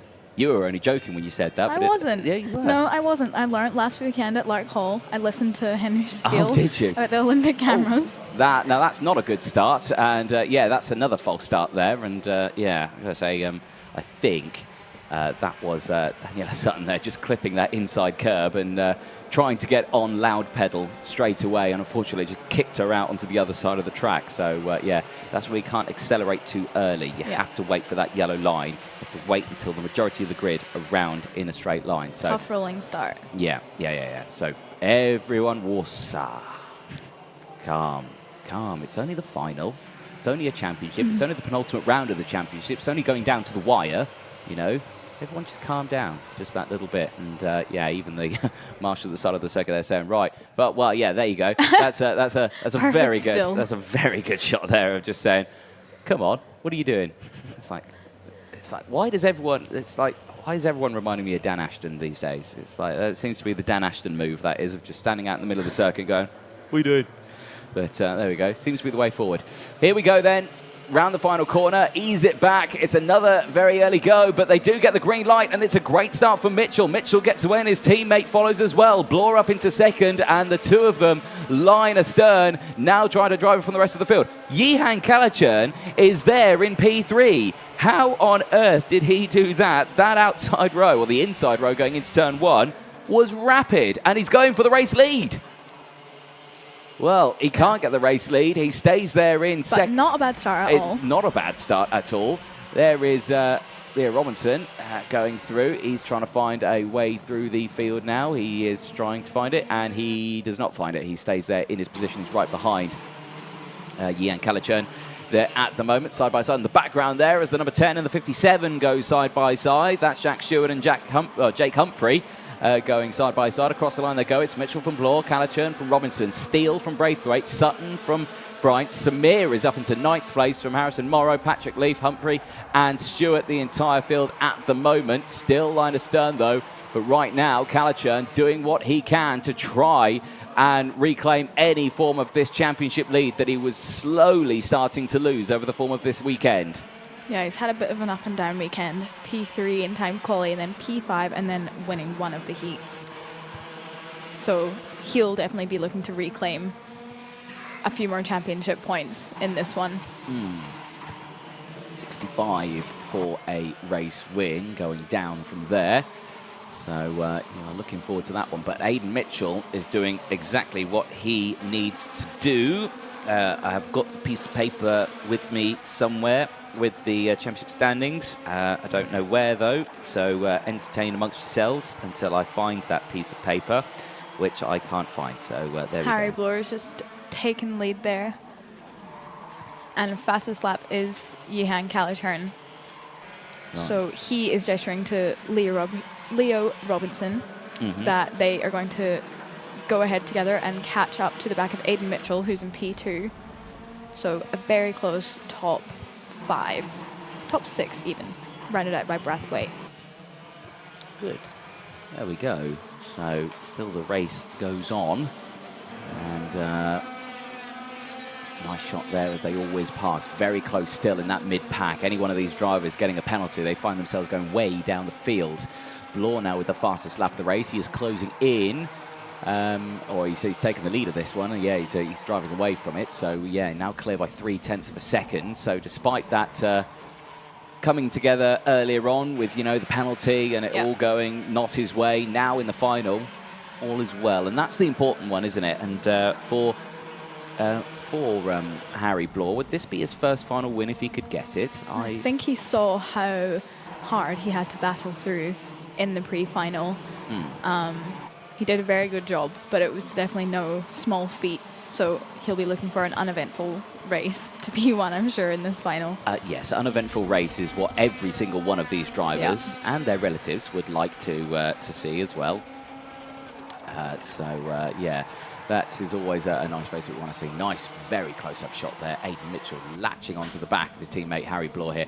They're not splitting up here, are they? No. They're staying line astern, and a little wide there from Mitchell. Slightly overdriving the cut there in towards the Ashby hairpin, so just needs to bring it back a little bit, get it back into focus and latch onto his teammate. He's tucked into the steering wheel. Calichurn still under pressure from Robinson. Steele still doing a good job. Willoughby Steele, the O plate in the junior TKM category. Still having a much better run this time around. It's been not the best. It's been an up and down weekend in the qualifying heat, but certainly making up for it in this final. When it matters, pre-final and final, he seems to be doing well, making his way through the field. But he'll be hoping for better than P5 today, definitely, because he's shown that he's got the pace and that he can get past lots of drivers on the field. 100%, 100%. So let's just see what he can do. Right, I'm going to bring up the championship standings in a moment, so do bear with me, ladies and gentlemen. I would like to see if Harry Bloor has won a final so far this year. One would say with my vast knowledge of racing, I would know, but certainly I do not know. Junior TKM, Mr. Bloor, he has not won a final yet this year, so this could be his first then. So career first, maybe, in Junior TKM, not too sure, or British Kart Championships 2023 first final win for Aiden Mitchell. He himself has also not won a final either. So both of these drivers have not won a final. So that would be crucial for one of these drivers if they can get away with one of those. Calichurn has won finals so far this year. Yeah. Leo Robinson also has not. So undefeated a little bit is Yihan Calichurn in the finals. He has won every final so far this year. Yeah, I would say this weekend, luck maybe has not been on his side so much. No. But still not in a bad position in P3 and doing his best to hold on to the back of Aiden Mitchell there.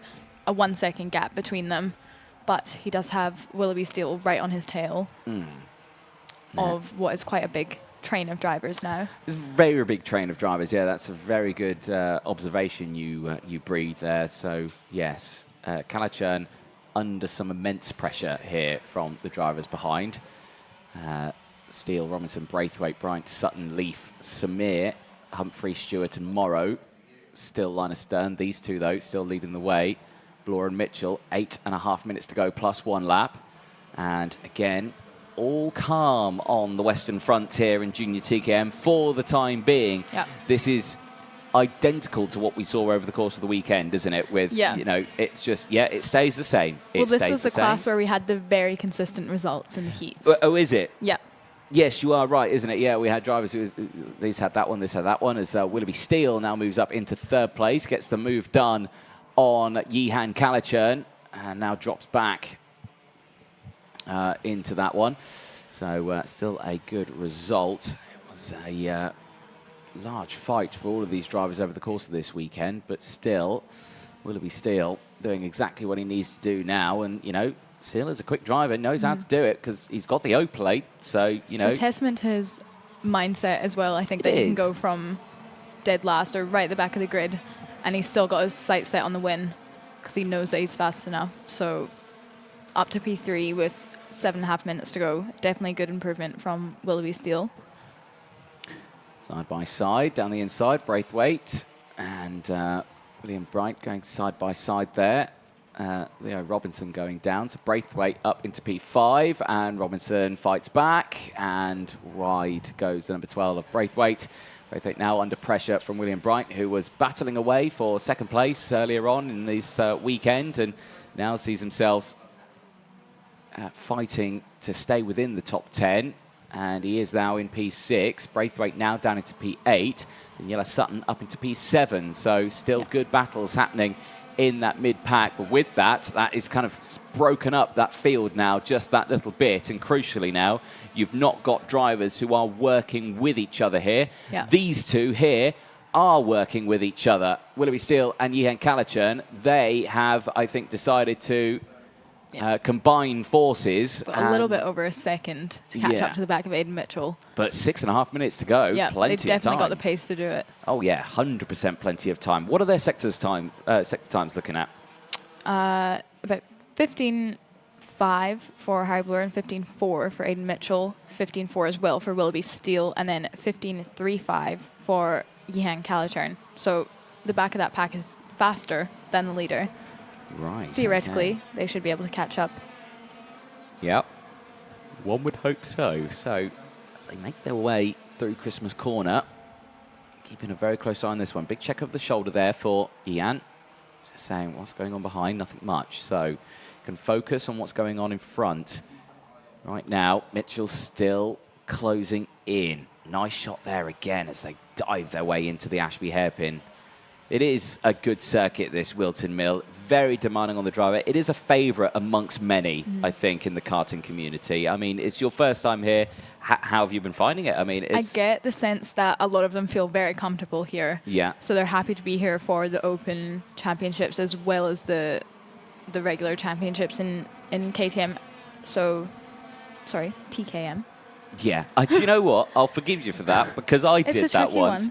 I did that once. TKM. Yeah, TKM or not KTM. Yeah. No. But yeah, they're very comfortable around this track, and a lot of them know it well. So it gives them a chance to work on things like their setup, their driving styles, and obviously getting those points that they need in this kind of business end of the season. So what kart tracks have you been to now? Just Lark Hall. Just Lark Hall and now Whilton Mill. So you're adding them to your list. Yeah. So there Collecting we go. them. You're collecting them, yes. I was the exact same when I first started. I was collecting kart circuits. So I've got a little wall. And how does Whilton Mill compare? Whilton Mill compared to other kart circuits? Yeah. Oh, it's definitely up there as one of the circuits. It's fast, it's demanding, but it's a drama causer, is this track. Down the inside, nice change there. William Bright getting past Leah Robinson, now moving up into P5. And now he's on the charge towards Yihan Kalachern and Willoughby Steele, who have broken away quite substantially. There they are, well up in front. Bloor again, another fastest lap on that last lap. Bloor still leading the way, but Bright now losing that one again as Daniela Sutton getting the move done and does get the move done. And once again, just William Bright struggling at that boot section. It's that penultimate corner, isn't he? Yeah. It's been his Achilles heel all weekend, hasn't it? Yeah, and you do find, I think, a lot of the drivers will have a sector of the track that they're particularly strong in. That's where you'll feel they're making gains on the driver in front of them, but it'll drop back again when they get to that sector, potentially the boot, sector 3, that they're not so keen on, or they can't quite get the right exit. And it makes it that much harder for them to catch up to the driver in front. That was a little bit of a grass touch there, but no dramas. No dramas so far, but there's still 3.5 minutes to go, and I suspect we are yet to see the main battle start to ensue at the moment because everyone wants championship points. And talking of championship points, I wonder if the disembodied voice in my head could bring up the virtual championship standings for the ladies and gentlemen at home, because it is the penultimate round, and I've got to say the championship looking very close here as well. Yihan Kalachern just very calmly drives past Willoughby Steele there, going up into Christmas Corner. Now, I didn't see a mistake there from Willoughby Steele, and that just looked like Yihan just had pure waft there to get past Willoughby Steele. Another technical term. Another technical term, waft. Yeah. Wow, we will do our best to bring up the championship standings for the time being. We're struggling at the moment, so we'll aim to bring that to you. But I can say Yihan Kalachern is leading the way with 745 championship points. Aiden Mitchell still second with 728. Leah Robinson third with 711. So the gap comes down even more between the two protagonists for the lead of the championship. But crucially, Kalachern still leads it. So gaining that extra position there certainly benefits him with trying to maintain that top spot there as they make their way down once more into the Ashby hairpin off camber, downhill, tricky braking zone, very easy to run wide. And yeah, you just got to be careful with that one. So less than 2 minutes to go, plus 1 lap. And there is on your screen, Leah Robinson under pressure from Daniela Sutton. Sutton all over that rear bumper now, potentially looking to go for a move here. Yeah. Not close enough. She's done a good job, though, to get back up into her P6 position. Yes, yes, she has. And yeah, certainly doing a good job there. And again, there, just the number 12 of Monty Braithwaite, whose rear number plate has gone slightly askew. Yeah. So it's a bit difficult to spot him. But he is still there just behind those two. They are still battling. Tim Wilson Motorsport trio battling away. I would say the battle for third, considering the weekend that Willoughby's had and the championship standings, is probably just as tense as the battle for first and second. Oh, yeah, 100%. They will definitely go elbows out in the last few laps. 100%. And again, well, you say that. Well, I mean, Willoughby Seal is battling for the championship, 4th in the championship standings at the moment. So, you know, Willoughby Seal is a driver that needs championship points. You know, you always get a seeded number. The top 10 get a seeded number at the end of the championship. And, you know, to get the lower the number, the better, obviously. And if you can get away with the top 3 in that one, it's good. It also means you get a ticket to the awards night and you get a nice big championship trophy at the end of it as well. Nice. Always nice. Yeah. So we'll be aiming for that 100%. Yeah, so we've got Harry Bloor still confident lead, setting the fastest lap with Ada Mitchell following 0.6 behind, so they are very close. However, they have managed to pull away from P3, which is Yehan Calichurn, followed closely by Willoughby Steele. And they have also managed to pull away a little bit of a gap to Leah Robinson in P5. They've done a good job to build that gap up. Was once very close between that 3rd and 6th position. Yes, they have. So, once again, they will try and find what they can do. But eyes are going to be on this battle here with Harry Bloor, well, seemingly driving away from his teammate here, Aidan Mitchell. Mitchell was looking like the favourite going into this weekend after qualifying 2nd and a race win and a P2. Yehan Calichurn also taking a race win in his 2nd heat, but he can only best a 3rd place spot here at the moment. There is still another lap and a half to go in this one, as they will see the last lap board this time around. But Bloor from Mitchell, Yehan Calichurn under pressure from Willoughby Steele. This is where the battle's going to be, because Willoughby Steele is going to go for the move if given the opportunity, as well as the battle further behind. Leah Robinson and Daniela Sutton, who are still battling for their position as well. Here, though, the battle at the front, it looks like, well, it's going to be a precision racing 1-2 at this rate, with Harry Bloor and Aidan Mitchell seemingly absolutely flying here at Whilton Mill for event 8. Of the championship here for junior TKM. An absolutely sterling round for both drivers, despite mishaps with penalties, but both of them getting away. And there's been a coming to, I think, Willoughby Steele here, and Steele's dropped back from Yehan Calichurn, and I saw hand gestures there, and not happy at all is Willoughby Steele. And a hand up again saying, what was that? So we didn't see it, so I don't know what he's complaining about. But Bloor and Mitchell are going to take the checkered flag. There it is across the line. Harry Bloor, his 1st championship final win, and he takes it. Aidan Mitchell just missing out on it by 0.8 of a second. He finishes 2nd place from Yehan Calichurn. Willoughby Steele takes 4th. A brilliant result from Daniela Sutton, who finishes an impressive P5 after gaining a position. Leah Robinson dropping and finishing into P6 after losing 4 positions from William Bright. Monty Braithwaite from Patrick Leaf. They round out the top 9 from Jake Humphrey, rounding out the top 10. Daniel Samir, Jack Stewart and Harrison Morrow round out the field. But there on your screen, Harry Bloor for Precision Racing. He takes the final win, and this time around, without controversy, he will enjoy that one as he gains 65 championship points and a nice spot on the top of that podium later on. Looking forward to seeing that podium presentation. But there, Junior TKM Race 28, the final. Harry Bloor taking the win. A Precision Racing 1-2 here at Whilton Mill, with Aidan Mitchell finishing in 2nd place. And championship leader Yehan Calichurn holds on to his championship lead. But with that win, Harry Bloor pushes himself up to 5th in the championship standings now, surpassing Patrick Leaf, and surpassing Jake Humphrey. They drop down to 6th and 7th on circuit. So Blorn now with 679 points. Goes in very closely behind Willoughby Steele with the 698 championship points as they go into the final round. We'll be ready down there in Parc Ferme. So we'll head down there to Eilidh. Over to you. So we're here in Parc Ferme after that race, and we're going to multitask dodging karts and wrangling our race winner, Harry Bloor. Hello, how was that? It's your first win, if I'm right. Talk us through a bit about the last lap and if you're confident holding on to that P1. I mean, last lap I was just scared, honestly. I thought someone would come behind me and do it, but I only realised, I think, to the end I was by myself, so I was really happy, and it's my first win. I did get a second place at GIG, but I've been wanting to get a first place this year. And it was definitely hard fought having to make your way through a couple of positions in the pre-final. What was the trick to that, and do you enjoy driving around Whilton Mill? You find there's a lot of opportunities?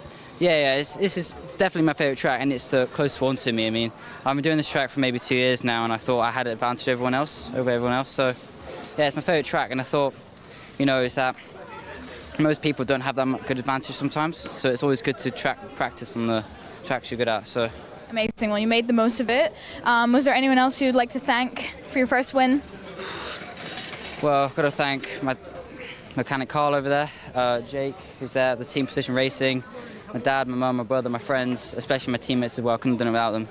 So, yeah. Amazing. Thanks so much and congratulations. Thank you. All right, we've got our second place here, Aidan Mitchell. Again, dodging.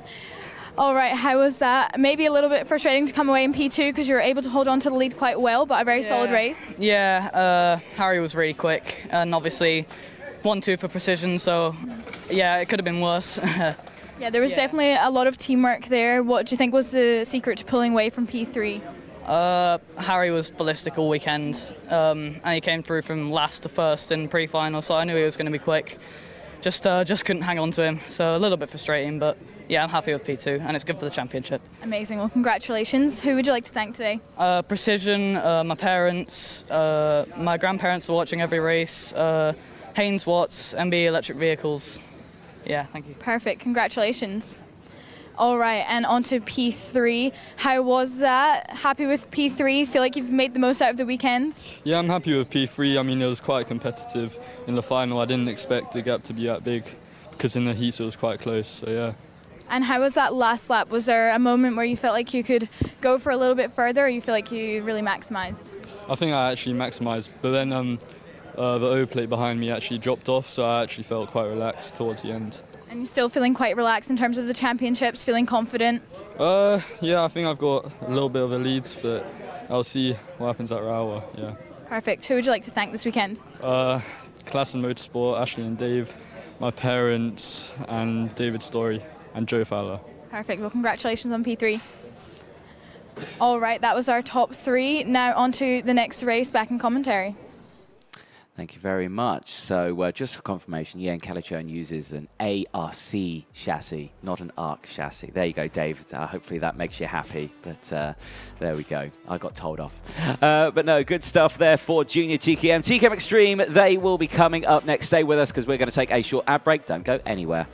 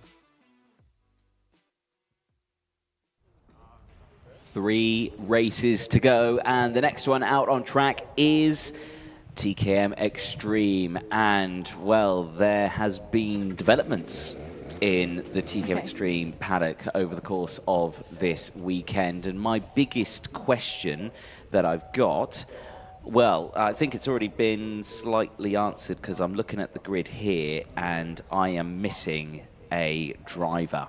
The number 1 kart, Chris Whitton, is not on the grid. The driver who was pole in qualifying, won both the qualifying heats and the pre-final, has been, I think, excluded from the weekend, actually, for technical infringements with the kart, which is a huge dramatic piece there. So there you will see the number 6, Charlie King, who starts this one on pole position. Now, Charlie said to me at the start of this weekend, Anthony, can you do one thing and one thing for me only? And that is say, Henry Burdett, Charlie King misses you. Charlie, this is your chance. Wave at the camera and show your love for Henry Burdett. There we go. Thank you very much. Cool. Yes, Henry, I'm sure is watching along at home, but yeah, he is getting ready for his race as mechanics get the green light to clear the grid, and we get going ready for TKM Extreme. We'll have the grid very, very shortly. Lee Whittingham, though, starts alongside on that front row. Lee Whittingham also having a very good weekend. Qualifying did go all his way. Qualified P9, but had a 4th and a 2nd, and then finished, I think, 3rd on track, now being promoted up to 2nd here. So be curious to see what Lee Whittingham can do in this one, because once again it is close in the championship fight. Charlie King and Alfie Garford more or less joint on points. There's 2 points between them going into this round. Lee Whittingham there on your screen is 3rd in the championship standings. He is 25 or so points, 27 points behind these two with 1 round to go. Grids are ready, so we will get ready for TKM Extreme. It's coming up next.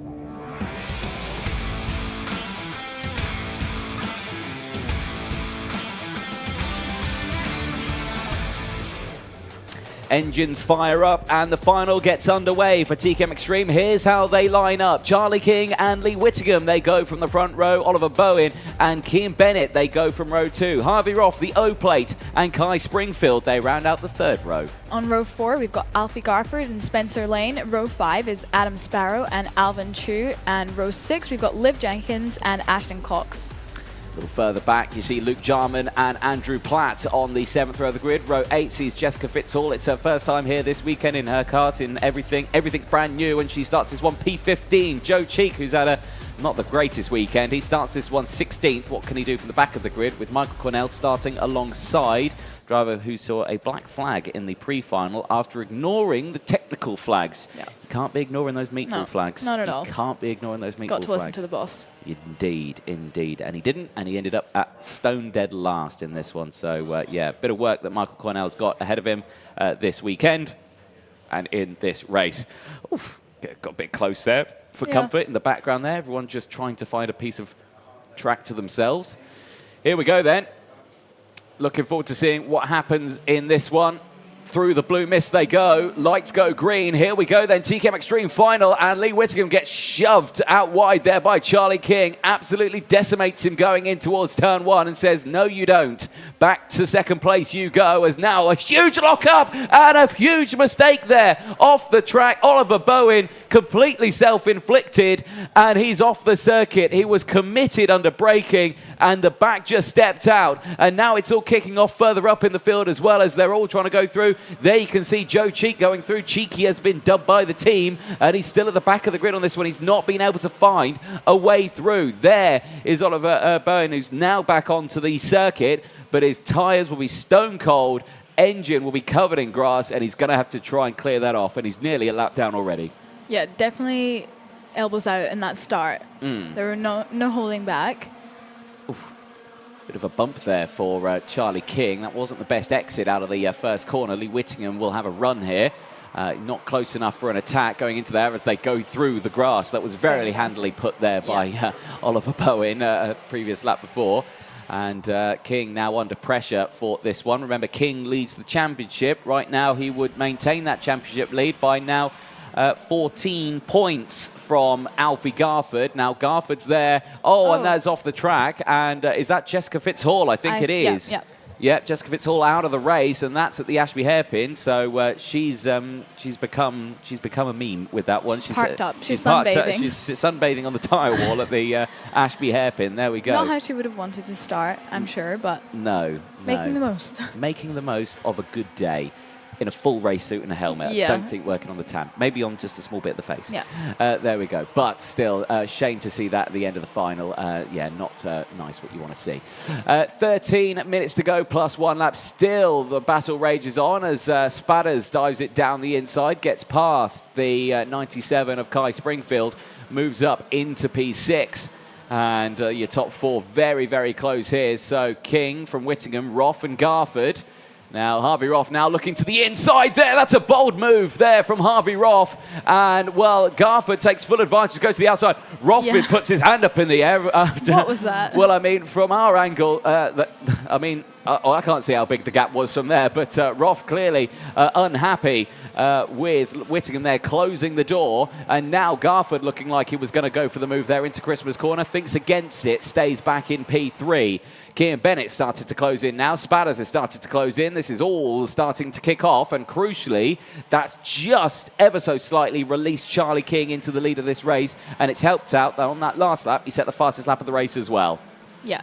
I wouldn't say he's building too much of a lead. They're still looking at the back of him, Lee Whittingham, but he's looking confident out there. And like you say, fastest lap. So definitely off to a good start for Charlie King with that inherited pole position. It certainly is indeed. Look, it's an inherited pole position. He worked hard for that. Of course. Worked hard for that. There we go. I've got your back, Charlie. Yeah, Lee Whittingham, though, certainly working. Sorry. I mean, just throwing you under the bus there with the Creating drivers. enemies for me. I am, yeah. I do that very well. Lee Whittingham there in second place, though, still looking very, very strong. But not going for the move just yet. Garford there in third place. This is helping him out a little bit now because that's opened it up just that little bit more in the championship standings. Now 711 from 724 for King. So just a fraction closer. He needs to really needs to try and get past him as much as he possibly can because there's only 2... well, no, actually, that's a lie. That was results from previous further back. So, yeah, he needs to gain a couple more positions in that one. There we go. So, championships are very close for the front of them, but King still leads it just ever so fractionally. King checks over the shoulder. So does Whittingham. Garford not going for the move just yet.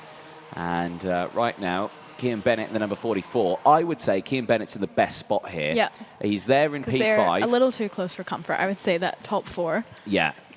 They're too close to comfort. If anything happens, he's got a good reactionary distance away to be able to deal with anything that happens, and he can just scythe his way through. So he's in a good spot there. If I was Kian Bennett, I would just, I'd keep just a gentle distance away, but stay within touching distance, especially you possibly can.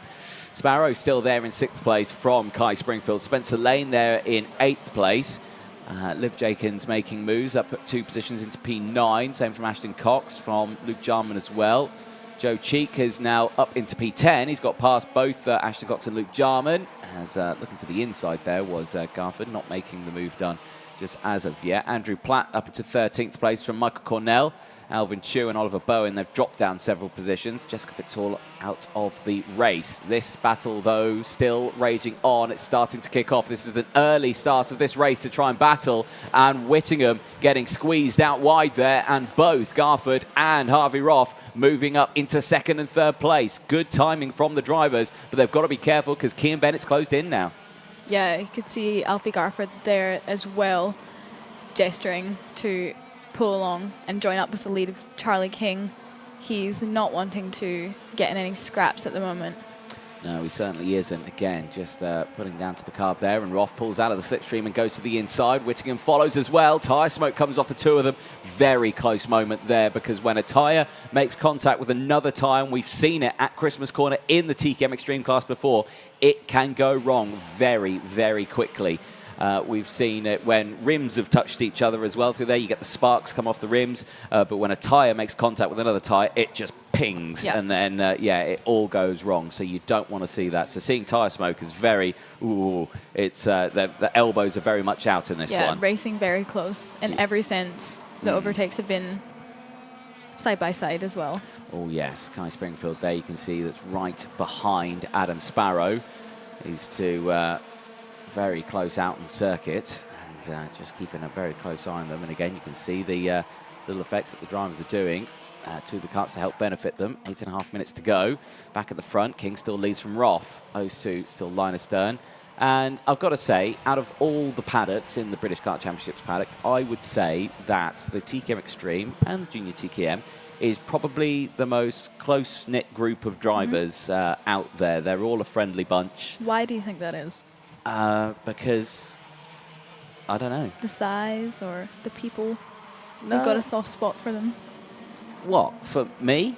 For the TKM? For the TKM? No, it's just, no. I just think that every time you see them, they're always laughing and joking with each other.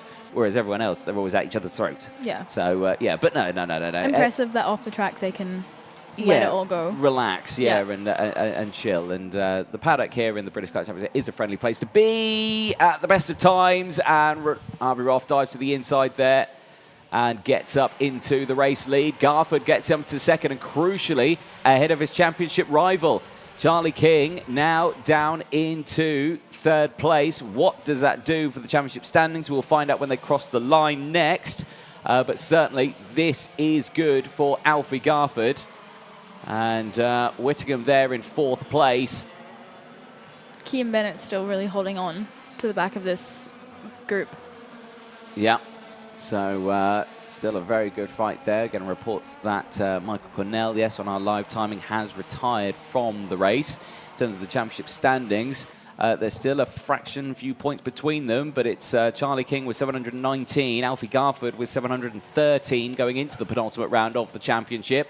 So still very, very close. If King drops another position, it will be even closer.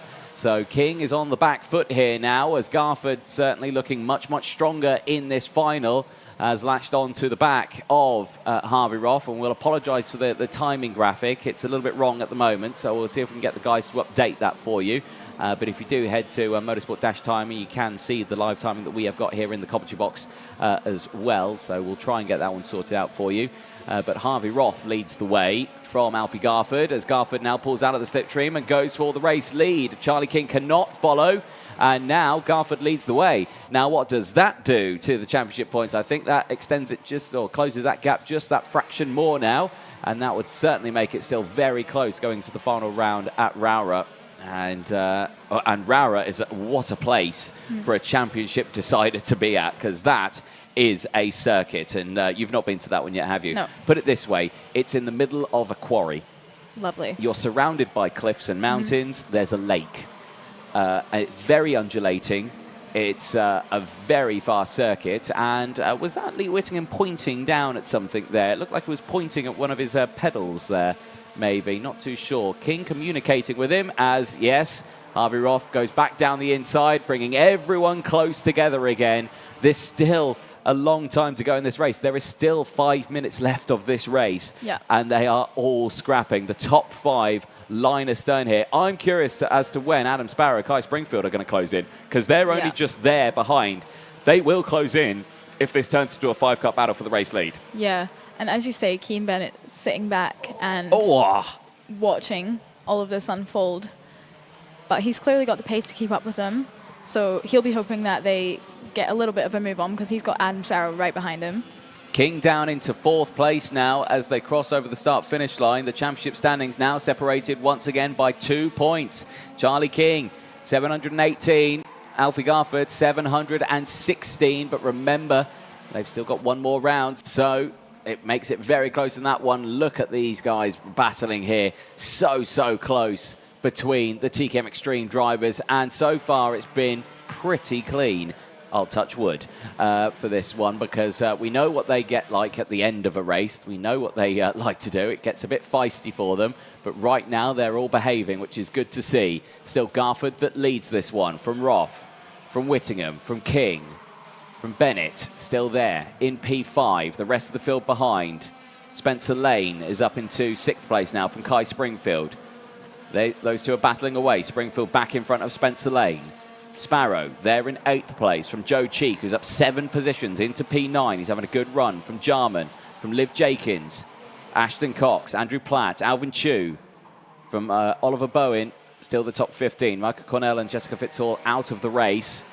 3.5 minutes to go as we continue to watch this battle for the race lead. And hey, I've got to say, I think there Lee Whittingham's front nose has dropped. Look at it. It's bouncing up and down. Can you see that? That bracket has come off. So I think then at the end of this race, Lee Whittingham may be seeing a 5-second post-race time penalty for a front fairing. And with a grid so close, a 5-second time penalty will move him right down to P... I would look at this one, so I think that would drop him down to around P5 still. Yep. So, yes, still a good one. So, yeah, the timing board there on your screen still not up to date. So, please do not pay attention to that one for the time being. We'll keep you updated. It's still Garford leading from Harvey Roth, Lee Whittingham, Charlie King, and Kean Bennett. And at the moment there, Lee Whittingham, big question mark over that front nose as it is dropping and drooping all the way around this lap. Now, they won't pull him in for that, because it's not a technical flag, but he would get that post-race penalty at the end if it is dropped. I mean, I could be wrong, could just be loose and it might not be dropped. So, yeah, provisionally. Still, the battle rages on, though. Garford and Roth still line astern, and Garford again checking over the shoulder. Is Roth going to go for the move? Yes, he is. He's going to pull out the slipstream now, and he's going to go for it. 2 minutes to go in this race, and again, Whittingham just getting that front nose, clouting that front nose just as he closes in. He's got to try and go for the moves here now. Lee Whittingham needs to take the lead of this race, and he needs to try and pull a gap, but that is nigh on impossible, really, at this moment in time. I think he would only drop back to the back of this group of 5, so it might not be too bad, but if they start scrapping, to which they are, as Garford sends it down the inside, and Harvey Roth goes off the circuit, he rejoins, and now Whittingham goes through. That's exactly what Lee Whittingham needed, and now he needs to try and pull away from the rest of the field. With that front nose with a question mark, he needs to break away as far as he possibly can to try and gain as many places as he possibly can. He leads the way, but Garford fights back for the race lead now, and Harvey Roth back into P5 once again.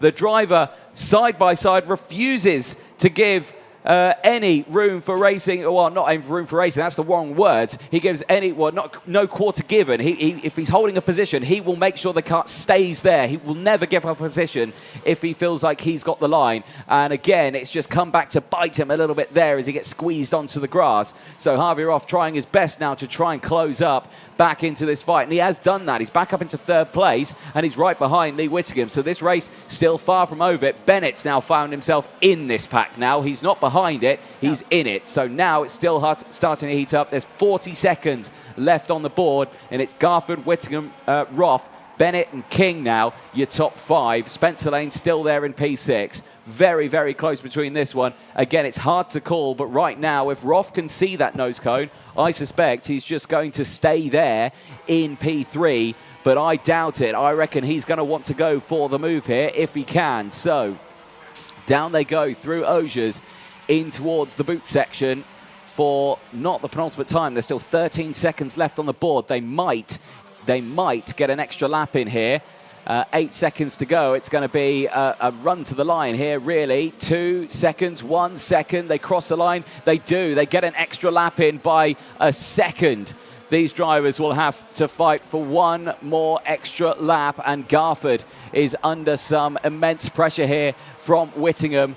Roth is just waiting for the opportunity to send it back down the inside, and he's going to do it here at Ashby. Looks to the inside of Lee Whittingham and goes over the top, and both of them are off, and Harvey Roth is furious at Lee Whittingham there, and Lee Whittingham equally as furious back, and both of them off the circuit. So Lee Whittingham's chance there of trying to get anywhere near the top, even with that nose cone, has just fallen out of play. The same for Roth. It's just not going his way this weekend here at Whilton Mill. But for the drivers up front. For Garford, it's working perfectly. He's now clear by nearly a second from Charlie King, and King now has just been gifted back a commanding championship lead once more. 721 from 716 for Alfie Garford. So going into the final round at Wera, it will be Charlie King leading the championship by quite a few points. But right now, Garford doing what he needs to do as we wait for the last lap board. This is a little further back in the field. This is Adam Sparrow battling with Spencer Lane and Kai Springfield as Roth now tries to make his way back through the field. Down the inside, Kai Springfield trying to get the move done through Osiers. I don't think he managed to get it done. Back here at the front, though, as we go on to the final lap. As under investigation now is Harvey Roth, and they've actually thrown the checkered. The checkered flag has gone out. So the last lap board, it didn't come up on my screen, but apparently it did for the drivers. So Garford took the checkered flag. Charlie King finishes second from Kean Bennett. A very close race, but Alfie Garford, what a drive that was. 6 places gained. He started this one P7 out on track, and he came through that field to take the race win. Garford takes it from Charlie King. From Kean Bennett, Sparrow finishes in 4th place after gaining 5 places from Spencer Lane. Kai Springfield finishes in P6 from Luke Jarman. Joe Cheek finishes in 8th place from Lee Whittingham. Unfortunately, the end of that one dropping down to P9. Liv Jakins rounds out the top 10. An impressive result for Olivia Jakins, finishing in the top 10. 1 position gained from Harvey Roth, unfortunately dropping down to P11 at the end of that one. Ashton Cox from Andrew Platt. Alvin Chu from Oliver Bowen finishing in the top 15. Michael Connell and Jessica Fitzhall, the retirements. And we wait now for the nose cones. Charlie King is good, and it looks like Kean Bennett is good. I believe Alf Garfield was good. Adam Sparrow next to come through. And is Spadders all good? He gets a thumbs up. He's fine. Now, this is the number 11 of Spencer Lane. That one looks good to me. And Dave Hillary confirms it is just that. Kai Springfield goes through. He's all fine. Here is Luke Jarman going through. He's all fine as well. Joe Cheek, he had a great run, did Joe Cheek. 8 positions gained. He's all good. There's a big chunk of damage for that one, and Harvey Roth, helmet off already, being told to go to the weighbridge. He'll put that one in. Lee Whittingham there, and yeah, confirmation he has been stopped. That nose cone had dropped on circuit, so that will be a 5-second post-race time penalty for him. Olivia Jakins comes through in the number 48. All is well for Liv Jakins. And I think for the rest of the field as they make their way in. That NASA panel is not in the correct spot there for that Tim Wilson Motorsport kart as that comes in. That, I would love to tell you who it is, but I can't actually tell. It's number 25. It's Alvin Chu, whose NASA panel has slightly broken there as it comes into Parc Ferme. Still, an exciting end to TKM Extreme, and it means that their championship gets ever closer going to Wera, the final round. We are going to head down to Parc Ferme and see who we're chatting to. Over to you. All right, we're here in Parc Ferme with our race winner, Alfie Garford. How was that one? That was an impressive drive, moving up through positions to P1. How does it feel? Amazing, yeah. It was hard. Yeah, definitely a hard-fought win. Lots of changes for the lead, lots of battling, but all fair racing, it looked like. How was it? Tiring, yeah, really tiring. It was a fun race, though. Dad's over here making it all happen for me, so a big thanks to him. But yeah, the racing out there was great. I think we had about 5-6 changes for the lead, but at the end we came out on top, and it's a great feeling. And you all looked pretty evenly paced out in that front group of 5. How was it constantly jostling for the lead? Was it a little bit nerve-wracking, or did you feel confident that you would come out in P1? I didn't feel confident that I would come out in P1, but I was definitely confident that whatever happened, it was going to be a good race, and we all had a load of respect for each other. At times it got close, but there's 3 of us in the fight for the championship, and we're all at the front, so it's always going to be a hard one. But yeah, it was an amazing race, and it's nice to have a win this year. Amazing. And how are you feeling going into the last round of the championship? Good, great. it's all up to play for. So just got to keep heads down and keep on getting results like we have been doing. Just hope for the best. Perfect. And is there anyone you would like to thank today? A big thanks to Wera Tools, helping us out in many ways with Motorbase, the academy, media-wise, helping funding. Also Next Base dash cams, they give me a load of help. Having a nice few days with them, messing around in some nice cars. All my different sponsors, I've got Resource Engineering, paying for a few sets of tyres this year. Miller Oils, helping us out. So yeah, there's a load of people back home just putting in a load of effort, and it's nice to bring back a result for them. Amazing. Well, congratulations on the win. Thank you very much. See you later. All right, hopefully we can get our P2. How was that one? Obviously a little bit frustrating, lots of changes for the lead, but are you happy to walk away with your position? Second. It's really good results. Main reason being is because we finished ahead of Harvey, which was the main objective. Couldn't quite catch Alfie at the end. He had so much pace over us. We had a slight tyre issue, like pressures. Towards the end, lost a bit of front end grip, so it was just more waiting for them to battle to be able to actually do anything with it. But no, it was all right. And how are you feeling heading into the last round of the championships? Feeling confident after that race? Yeah, definitely confident. We did a bit of testing at Wera towards the beginning of the year. Really quick there. Same with Alfie, he was really quick there. So it'll be a good scrap between me and Alfie. Unaware of the others because I'm not quite sure how much testing they've done, but really confident going into it and hopefully get the championship in the bag. Amazing. Well done today. Is there anyone you'd like to thank? Yeah, I'd like to thank Class and Motorsport, my mum, my dad, Ash and Dave. I'd like to thank just all the teammates as well for helping out, like Lee, Joe, Yihan, Harrison and Jake. I also like to thank Kong as well, Sam Johns, and that's it. Perfect. Well, congratulations. Thank you. All right, and now I've got our P3 here. Well done today on your podium position. We saw you sticking with that front group, but maybe holding back a little bit and seeing how everything panned out for them. What was your strategy today? In the final, I was just probably struggling for grip a little bit. Had too much grip, so I was not getting the exits out of the corner that I was hoping for. So it's just kind of holding on and taking any positions if there were any collisions when they came up. So you're still struggling with grip, but you're still able to keep up with the pace of the others. How were you managing that throughout the track? Was there any particular points where you were able to pick up speed? I feel like it was like some laps were good, like better than others, but it was like we were like I was dropping off and closing up and just keeping going no matter what. Just had to keep there and hold on. Perfect. So you feel like you've maximised the weekend. You're happy to walk away with the P3? Yeah, definitely. Especially after the qualifying we had this weekend, I ended up in the barriers, so we started last. So it's been a recovery. I wasn't happy after qualifying, but made up for it hopefully. Amazing. Congratulations. Is there anyone you'd like to thank? Yeah, Rob from Rob Saw Racing, and obviously all my family, all their support they give me. I wouldn't be able to do it without them. So yeah, big thanks to everyone. Congratulations on the podium. Thank you. All right, we will head back up to commentary for our last two races of the afternoon. Thank you very much. And those two races coming up very, very soon. Junior Rotax and Senior Rotax to round out the day. No more championships to decide, but two E-plates to decide. Before we do that, though, over the course of the lunch break yesterday, we had a challenge for a couple of our drivers. One of them was the driver who finished P2 in that last race. Charlie King and Joe Cheek joined us for tyre curling. Here's how it went.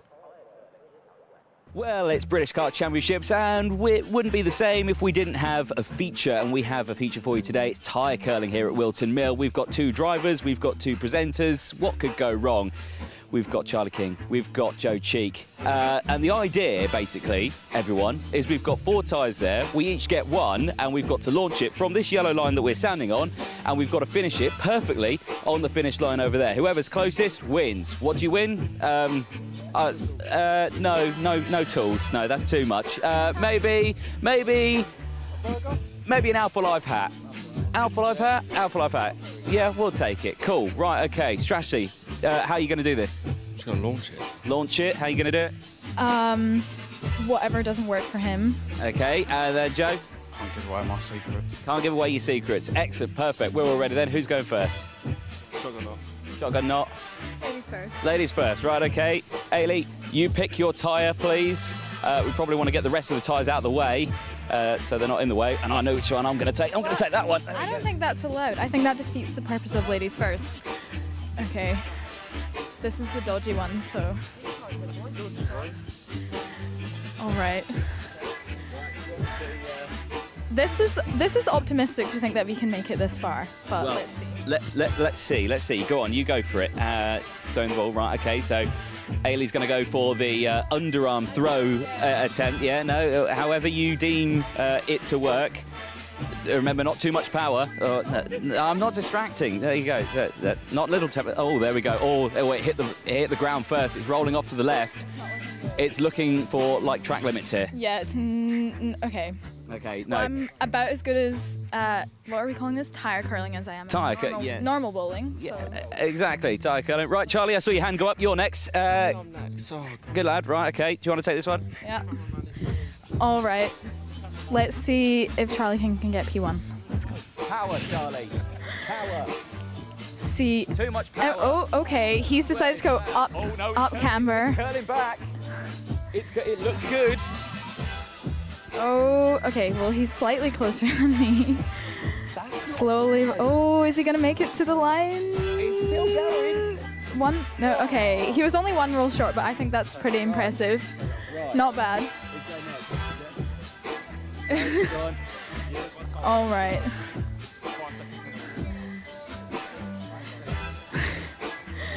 He's strategizing. He's deciding to start downhill. We've collected a crowd. Okay, very different strategy. Launched it over the line. Backspin on the tire. No, I don't think so. It's not looking promising. I'm gonna say that's dead last for the moment. Right. Lucky last. If Anthony wins, it's only because... Okay, yeah, well, that's what I was going to say. If he wins, it's only because he's been able to watch the Masters.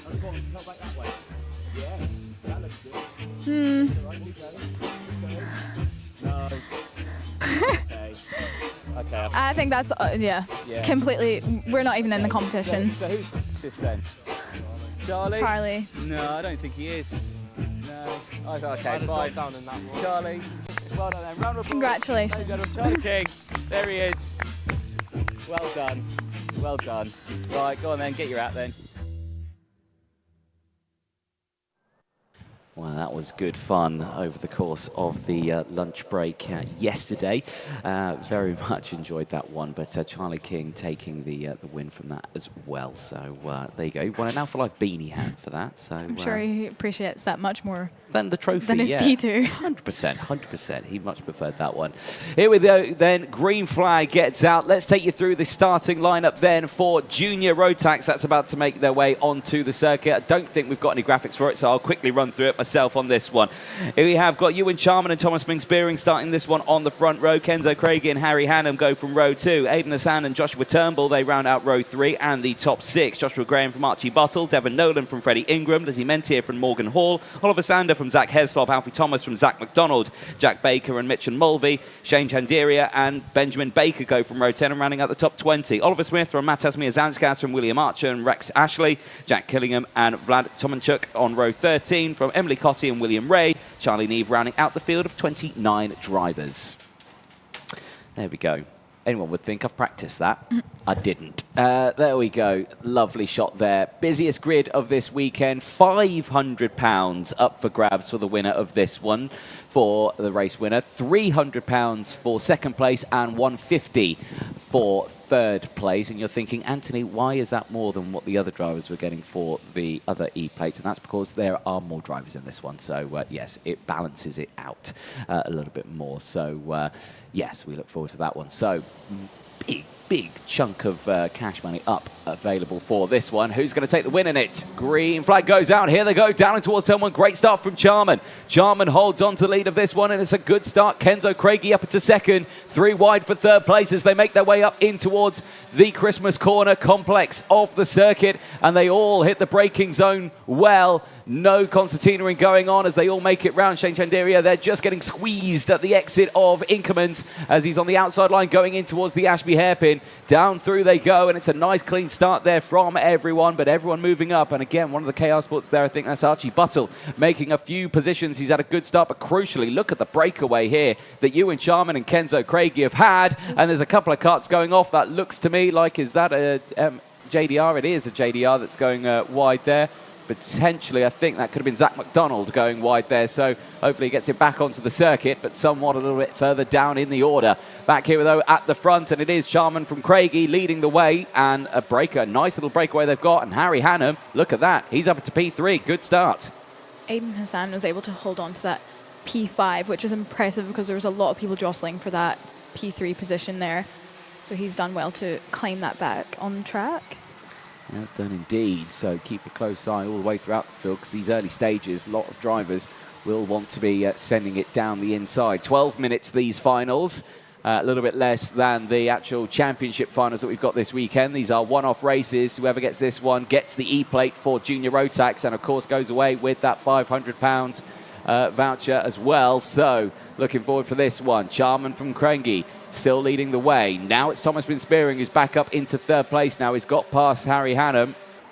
And Harry Hannum, who, sponsored by the EBC brakes, did very well at Kart Masters. And I think those brakes were working top-notch for him. So the sponsorship working well. And he's had a solid weekend this weekend as well, picking his way through positions. We've seen a lot of movement from him. We have indeed. So, yeah, we're looking forward to seeing what he can do in this final. Still plenty of time left in it, though. As a clear breakaway off the track. That is that Aiden Hassan? I think it is. The number 64, Aiden Hassan, off the circuit. And he is out of the race. What a disaster for Aiden Hassan. He was in 5th place. And it's all gone wrong. And he's out of this one. And that looks to me like that's the exit of Osiers. That's gone wrong. And, well, that's an absolute disaster. And there's another kart going slowly there. Another kart breaking down up the hill. 2 karts going slowly. Now, what's happened here? Now, okay, so who's going slowly there? It's 83. The number 83 that's going slow. Is that... Joshua Turnbull. Okay, it's Joshua Turnbull who's one of them. Did I see Harry Hannum one of them as well? I'd like to confirm that because I don't want to alarm anyone because... I want to see where Harry Hannum was because I thought I saw the 19 there tumbling down the order. So we'll double check that. And actually, slippery surface flag. I reckon either a radiator's gone pop or some oil's gone down. It was Harry Hannum. Yep, Turnbull, Harry Hannum, and Alfie Thomas all dropping down the order. And again, change of condition flag out at turn number 1 as a change there as through further down in the mid-pack of the field. It's all started to kick off. Oliver Sander diving to the inside there in the number 39, the 52 involved in that scrap as well. That's Jack Baker trying to find a piece of track to himself. And look how quickly it all concertina's up. Lizzie Mentier is in the middle of that as well. He's got Freddie Ingram and off the track. And who's that? It's an Argenti that's gone off the track. 50. And it is number 59 who's gone off the track, the Argenti. That is Oliver Smith, who's off the track, and he's trying to clear the grass that's all collected up around the radiator. You've got to clear that because if that clogs up the radiator, your engine will overheat. Well, this is all kicking off here again now as back down the inside, further down the order. We've got karts left, right, and centre. Freddie Ingram on Devon Nolan getting the move done, and Devon Nolan trying to fight it back now as well. Not getting it done. Lizzie Mentier under pressure from Sander. Back here at the front, though. And Thompson Smith. Oh, and it's all gone wrong again. All gone wrong at the hairpin. Ashby hairpin, 2 drivers off the 66 and the 23 going off the track. That William Archer. Benjamin Baker. Benjamin Baker, yeah. The 2 were next to each other as well. So it's all gone wrong. A feisty opening few laps here in Junior Rotax. But crucially, like we've seen over the course of this weekend, it's an Argenti 1, 2, 3. Now this time it's an Argenti 1, 2, 3, 4 as you've got Joshua Graham who's gone up into 4th place, and that is very broken. That radiator completely detached. Yeah, there's a few key players, Harry Hannum and Aiden Hassan, who are out of the race, which is a shame because they've had a very solid weekend and we're definitely in the mix for the win today. So a shame to see them out. And we've got quite a few retirements from this race. There's a lot of close racing, a lot of battling in this first half. There certainly is. Well, there again. Oh, and it's all kicking off again in the background there. They've got to be careful here. All still kicking off. And Morgan Hill and Matas Miazanska still battling away. Back here, though, at the front, Devon Nolan trying to defend from Jack Baker. Oliver Sander is latching onto the back, so is Lizzie Mentier. And again, just defensive play in towards the hairpin. And, well, again, I think everyone getting a bit fed up of it. And Jack Baker taking to the inside there and trying to get him past. And Lizzie Mentier has gone through as well now. And it's getting a bit feisty. Shane Jandiria, they go 3 wide. Oliver Sander in the middle of them. The sandwich and off wide into the grass. That's not gone well at all. So, again, that was never going to work. 3 wide. And, again, Sander just in that rear bumper of the driver in front. And it's all going wrong. So it was Mitchell Mulvey in front. Who was the driver that went down? I think it was Morgan Hill that went down. Not too sure. But drivers are just going off left, right, and centre, especially in this mid-pack. And they're not even battling for the lead here at the moment. There's so much grass that's been kicked up onto the circuit all over the place. It's going to make the track conditions just that little bit more slippery. Sander, again, just trying to defend here from the pack behind.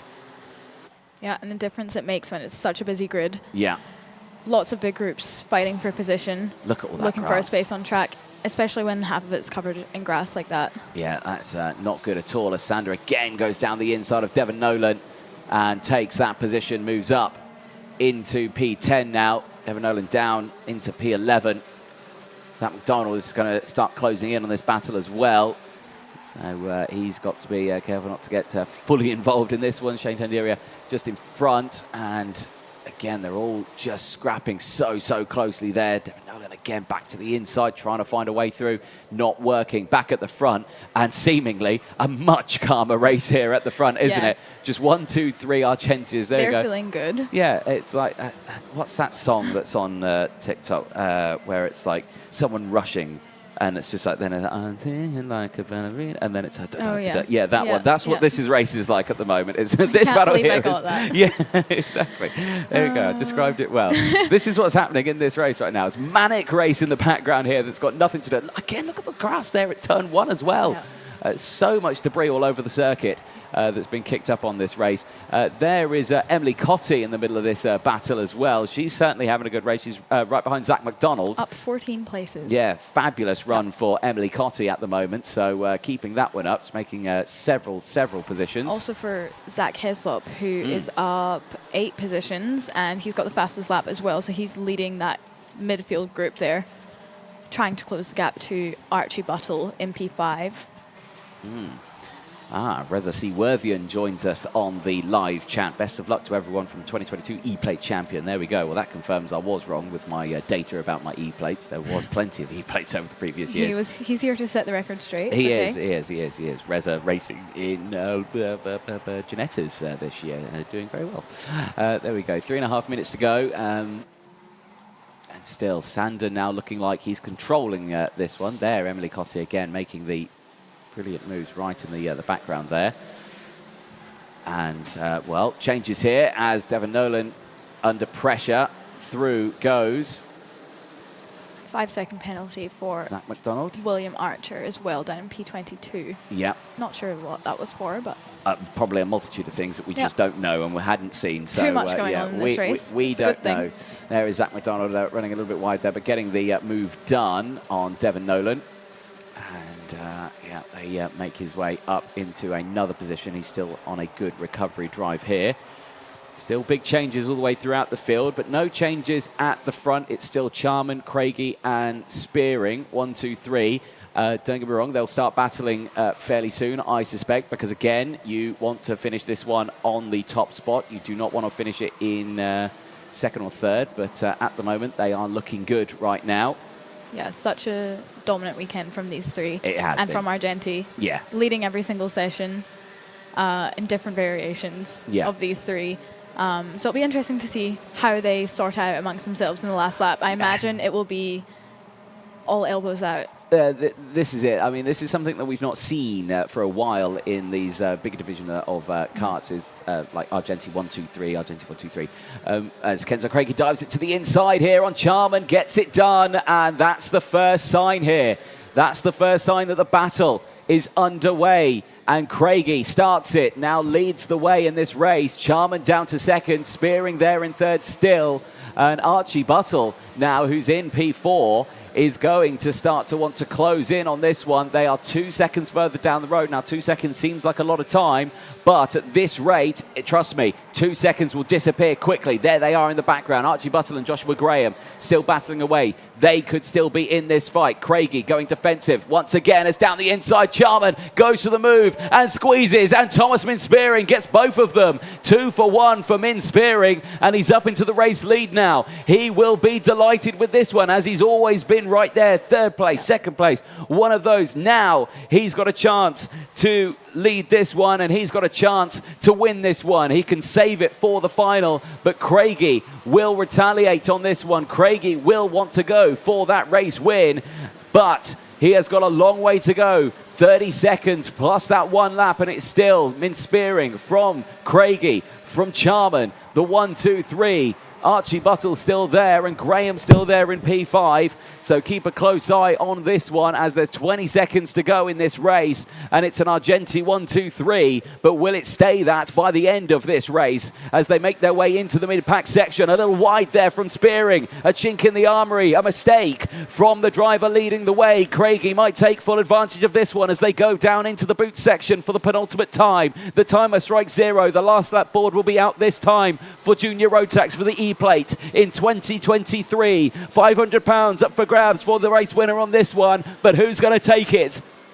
Through they go, through turn 1, up the hill, and Spearing goes defensive. Craigie sticks to the outside line. He tries to get the dive down the inside, but Spearing hits the brakes and just denies Craigie the chance of going down the inside. Now they've closed up again. Charman's going to have a fight here to try and go around the outside, but he can't do it. Side by side for the race lead as they go through, and Ewan Charman goes through into second. Kenzo Craigie tries to fight back, but he can't do it. Can Ewan Charman from third get to first place in 1 lap as he goes into the boot section? Spearing goes into the boot section first, but who's going to come out first as they make their way into the final section? Kenzo Craigie to the inside of his teammate. He gets into second place, but Spearing will take it. Thomas Min-Spearing across the line will be English champion and will take the £500 voucher from Kenzo Craigie and Ewan Charman. It is going to be an Argenti 1-2-3, but it will go the way of Thomas Min-Spearing. It was third all the way this weekend, second in the pre-final, but now in the final, Thomas Min-Spearing strikes hard at his teammates,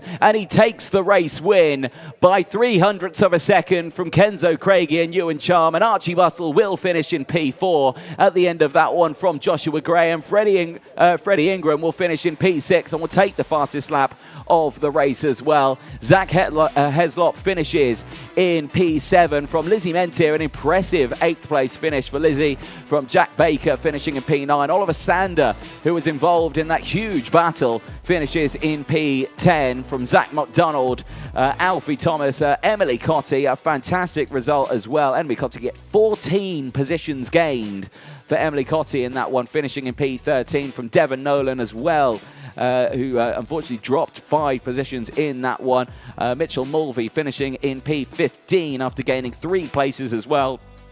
Matas Mierzanskas finishing an impressive P16, 6 places gained in that race. Shane Tandiri as well, 2 places gained from Jack Gillingham.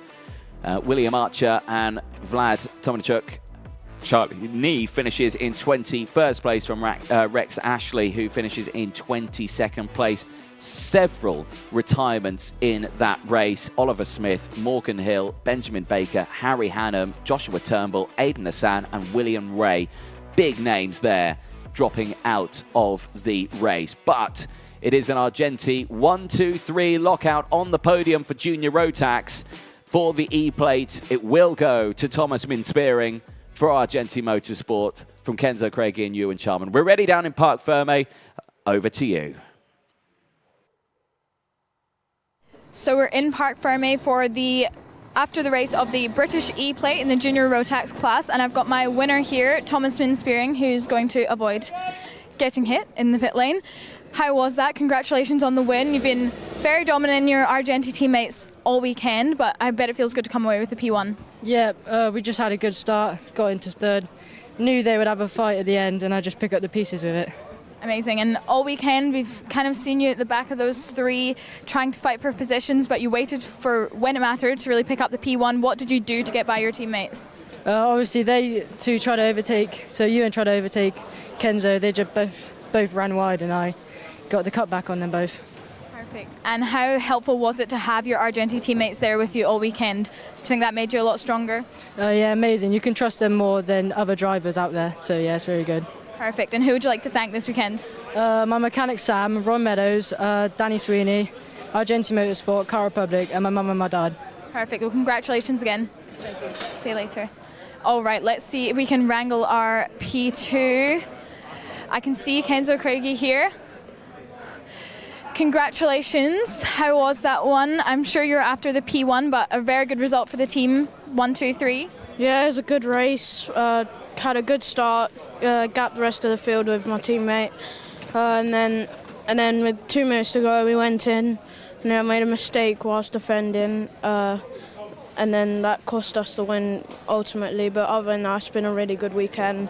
We pulled in quali, won one of our heats, second in the pre, second in the final. So really good positives to take away from the weekend. Amazing. And what do you think it was that made you so strong this weekend? Do you think it was having your teammates around you, or the strength at the track?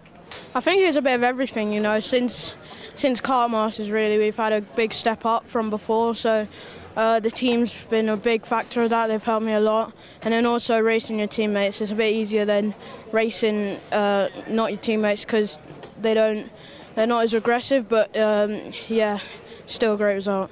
Amazing. And who would you like to thank this weekend? I'd like to thank the whole of Argenti Motorsports, Ron Meadows, Mercedes AMG F1, my parents, my family, and my mechanic Louis Diamond. Faultless job on the spanners all weekend, so yeah, thank you. Perfect. Congratulations on your P2. All right, and now for P3, our third and final Argenti driver. How was that? Happy to come away with P3? Feel like you've done everything you could this weekend? I mean, yeah, it was a good weekend overall. I mean, we started pole, started to stretch away at the start, got a good start. Started to build a little bit of a gap on Kenzo and Tom, and then yeah, with the slipstream and everything, they caught back up. And then when Kenzo went in, it just turned into a little bit of a hack, and yeah, it was fun for the last few laps. It's a shame that to come away P3. Of course, always hoping for the win, but yeah, I mean, I'd like to thank Argenti Motorsport, OH Media Management, my dad for being a great mechanic, and all the support from my family. Perfect. Well, congratulations on P3, and it was a very good weekend for the whole team. Yeah, not too bad. Amazing. See you on the podium. All right, good to hear from all the Argenti drivers. A very dominant performance from them this weekend. And now it's on to our final race of the afternoon with the senior Rotax class for the British E Plate. Thank you very much down there, Eilidh, down there in Parc Ferme, chatting to our winners from that one. We do have a bit of time before our final race. Senior Rotax Race 31 for the E-Plate will be next. Curious to see, can Harry Linden dominate that one as well? We'll take a short ad break, but don't go anywhere, because that race is coming up very, very soon.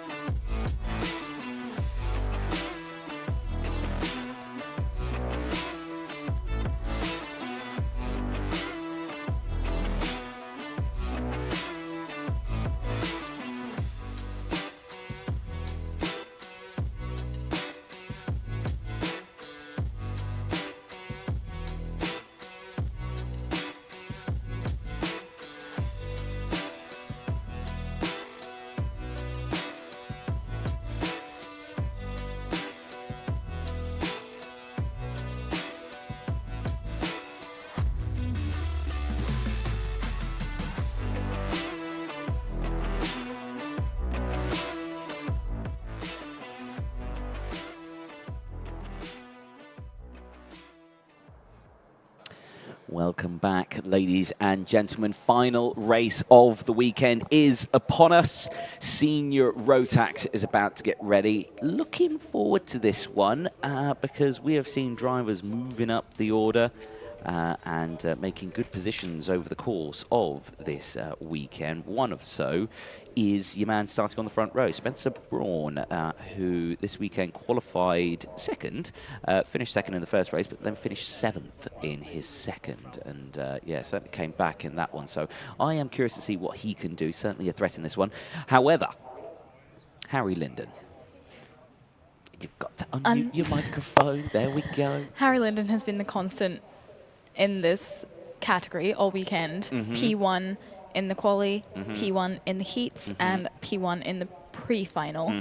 So he definitely has his eyes on that E Plate.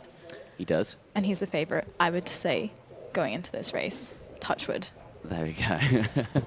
Oh, Harry, you've been put in danger now, I'm afraid.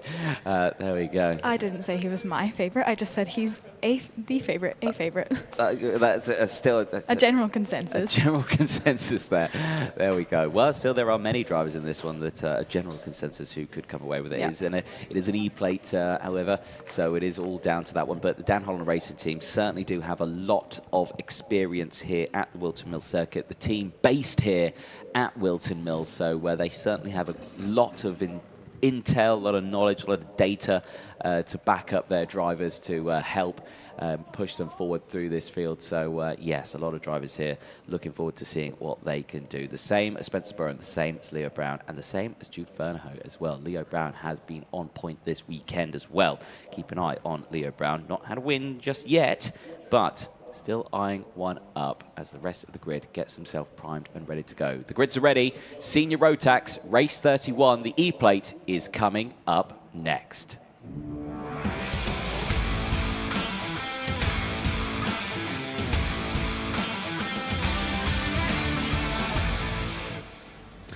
Final race of the weekend gets ready as the engines fire up. Let's take you through the starting lineup. Harry Linden, can he make it another perfect weekend for the Dan Holland Racing team, the same as they did for Jacob Ashcroft earlier on? Spencer Braun starts alongside. Leo Brown and Jude Fernahoe go from row 2. Alex Duncan and Stefan Kazmarzik round out row number 3. On row 4, we've got Evie Pulane and Jack Collins. Row 5 is Ollie Ward and Finley Patterson. And on row 6, we've got Brentley Sims and Samuel Cook. And at the back of the field, Tom Patterson rounds out the field. This is going to be a close race on this one. Looking forward to seeing what happens. We've got support on the live chat. UNTT says, let's go Jack Collins. Get the comeback. And that could possibly be done in this one. Jack Collins starting this one, the number 17, P8 out on circuit. And again, what we've seen drivers come through the field from P8 in these races this weekend. So, yeah, very curious to see what happens. But can Spencer Braun take this to Harry Linden? Can someone finally beat the DHR lockout at the front here? Into the tram lines, lights go green, here we go, down in towards turn 1, Linden again, a perfect start, and Leo Brown follows him soon. Braun cannot get a good getaway, he gets swamped by the pack, he's dropped down into P4, as it looks like Jude Fernahoe maybe has got the move done, as well as are coming together, several karts involved, and karts scattered all over the place. Jack Collins, one of them, who's gone off the circuit there, more involved as well, as they've gone off. It looks like Stefan Kazmarzik was one of them also, and potentially Ollie Ward also off the track. Brentley Sims trying to drag his car back onto the track. Yeah, the number 66, he's off the circuit also. So drama at the start of that one, and that's what we talk about, the first pinch point here at Whilton Mill, Christmas corner. They all get loaded under braking, and they all have to try and fight a piece of track, and sometimes it ends like that. Yeah, nobody gave an inch there, which ended in them all scattering. Not what you want to see. So, clear breakaway here. Linden and Brown fighting away from the rest of the field, but can Brown match the pace here of the driver in front? At the moment, the answer to that is yes. Can he maintain that? That is the question. After 10 minutes plus 1 lap, we will find out. But Linden, at the moment, is doing everything he needs to do. As into the pit lane there already, our first few retirements, Stefan Kazmarzik, Finley Patterson, and Brentley Sims, unfortunately, all retiring from the final in these early stages. Yeah, some big gainers from that incident. We've got Evie Pullane up to P6, Ollie Warden up to P7, Tom Patterson up 5 places to P8, and Samuel Cook up 3 places to P9. Yes, indeed. So big changes all the way throughout this field. So keep a close eye on that one. But eyes on this one. I'm just keeping a close on there. The style that these two drivers have got, slightly different. But right now, for both of them, it seems to be working. I think there's a slight mistake there from Leo Brown. He's now found himself under pressure from Spencer Braun. Now, these two, if they're going to start scrapping, they need to sort it out sooner rather than later. They need to just get it done and try and work together now to close that gap. Because if they don't, they're just going to release Lyndon. They do not want to do that. You don't want to do that in these one-off finals. This is a E Plate final. Ladies and gents, they are fighting for a seeded plate. And they need to try and work together in these stages to try and close up that gap. You do not want to allow anyone to break away. And right now, Lyndon is doing just that. Yeah. Harry Lyndon, just dominant this weekend. He's got the fastest lap at the moment. However, Spencer Braun does have the fastest sector in Sector 1. So he's still holding on to the back there. And they've switched. Yep. So Spencer Braun up to 2nd place now. So he's got the job done on Leo Brown. So now it's Spencer's turn here to have a go. And can he close that gap? So the gap's now 0.8 of a second as Lyndon takes another fastest lap of the race. He's got the clear air now. He's got the rhythm. He's not outdoing himself. He's just doing what he needs to do now. This is textbook driving from Harry Lyndon here. Exactly what he needs to be doing. And these two drivers here need to react to that. They need to try and find some form of pace that they can try and close that gap up. Yeah, he's feeling very comfortable at the front there. Like we said, led every session. So feeling confident. It definitely will feel like a tall task for Braun and Brown to catch up to him. But saying that, they're only 0.65 seconds behind. So still a lot of time, still 8 minutes to go in this race, plus 1 lap. He is. Now, Spencer Braun has retaliated, 44-1-2. He is starting to break away now from Leo Brown, and he is bringing the fight to Lyndon. Now, Jack Collins, who is at the back of the grid after his spin, now takes the fastest lap of the race. So it just shows that the pace is all the way around, and the pace is on there for Jack Collins. 44-0 compared to the 44-1, a full 10th faster from Jack Collins there, but he is at the back of the grid. So he's got a few positions to gain from that one, but that doesn't take away he's got the fastest lap of the race. Yeah, but even being at the back of the grid, he's not even 11 seconds behind the leader. So no. We've got this compacted race here. Yes. Top 10, all very close together. Spencer Braun again now retaliates. A new fastest lap of the race, 44-0 as well. So he is starting to reel in Harry Lyndon. And again, over the course of this weekend, I'm pretty sure these drivers only get allocated the one set of tyres that they use over the course of the weekend. So again, it brings down to that factor. Who has looked after their tyres the most here? Has Lyndon, who's been at the front and not had to fight too hard, you know, has he been able to maintain those tyres well enough? Or has he been pushing it so hard to open up these gaps and win these races that he's used those tyres more? Granted, he's not had to defend, he's not had to overuse them in that aspect, but, you know, it brings those asking questions there. Yeah. Who's got the better set of boots? One of the luxuries that Harry Lyndon has had being at the front that he's allowed himself is that he's been able to think about things like tyres and tyre management over the weekend. Yes. So that'll definitely do him in good stead for this race. It certainly will. But right now, he just keeping a close eye on this one. The gap goes down to 0.3 of a second. Alex Duncan's moved up into 3rd place now. Leo Brown down into 4th, and Leo actually running a little bit wide there out of Inkerman's as they go down in towards the Ashby hairpin. Gap still 0.6 of a second, now 0.7 of a second. I think they've hit the wall now at the front, and I think either there's been some messages for Harry Lyndon from his mechanics to the side of the track. Oh dear, and off the circuit, that's a retirement. And the 36, Ollie Ward, race is done. And that just shows how sticky and hot those tyres are. Yeah. Look at them caked in grass. Yeah. You'd never clear those quickly. So a lot of the drivers actually in Park Farming have been mentioning how hard the heat has been on them throughout the races, even though it's only short races, 12, 15 minutes, really struggling with the heat. Well, we spoke to Stefan Kazmarzik, didn't we, in the Paddock show, and he was actually saying that I've actually found it quite difficult this weekend, purely because the track's so grippy. Yeah. So, you know, it is a challenge, and a lot of drivers actually prefer like a loose driving style where they chuck it into a corner, back steps out a little bit, you know, they can feel it moving around behind them.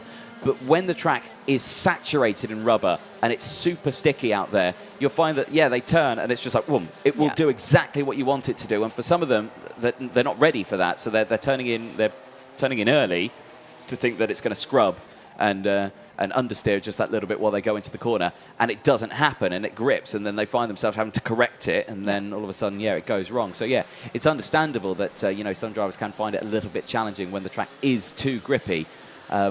But some drivers absolutely loving it when you've got it nailed and it's just driving on rails, isn't it? And there's nothing better when you get like that perfect lap, isn't it? Yeah, and it's impressive that they've had so many different conditions this weekend, especially for these one-off competitions. Different competitors and a different setup potentially don't have their team around them that they're used to having.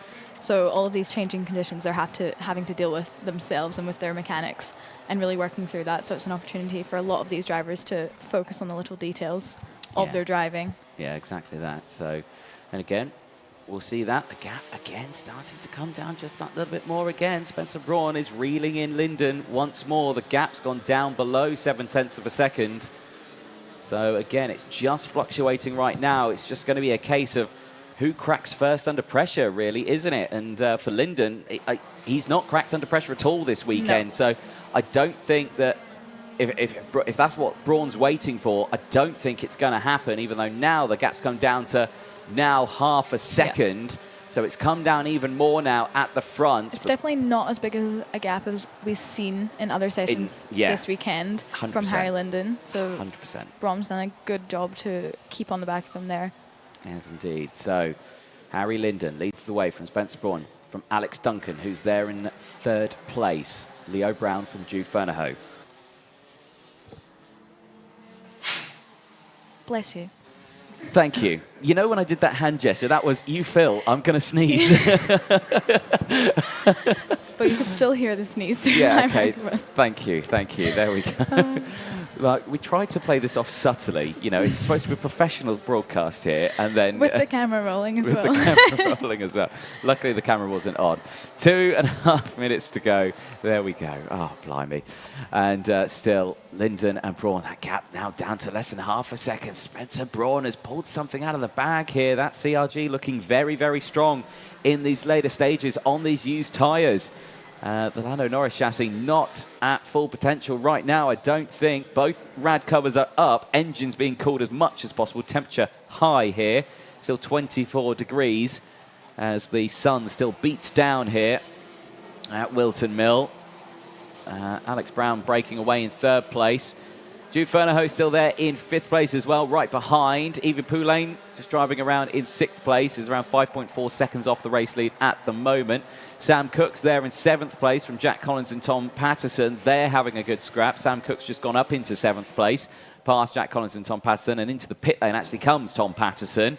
So a retirement from his pre-final, and now he sees himself retire from the final as well. It's not been his weekend, has it? No. I think you could say that for a lot of drivers, considering almost half the grid is retired. Yeah, Ollie Ward retiring, Stefan Kazmarzik, Finney Patterson, Brentley Sims, all retirements from this race. And, you know, that due down to that big coming together at lap one at Christmas Corner. So you can be forgiven for that one, but still not what you want to see in this one. So it's all been down to really what happens at the front. And again, it's just opened up again. Braun got closed that gap so much, he got it down to less than half a second. Now it's opened up to 0.7 of a second once again.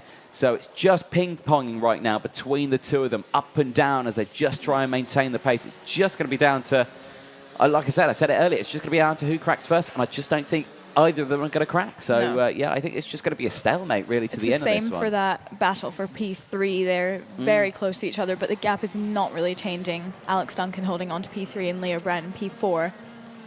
Less than 0.7 of a second. I thought you were going to start singing then. I was doing quick maths in my head. Quick Around 0.7 of a second between them. So quick maths in your head results in singing. Yeah. Excellent. Okay, copy that. Right then, 30 seconds left to go, plus 1 lap.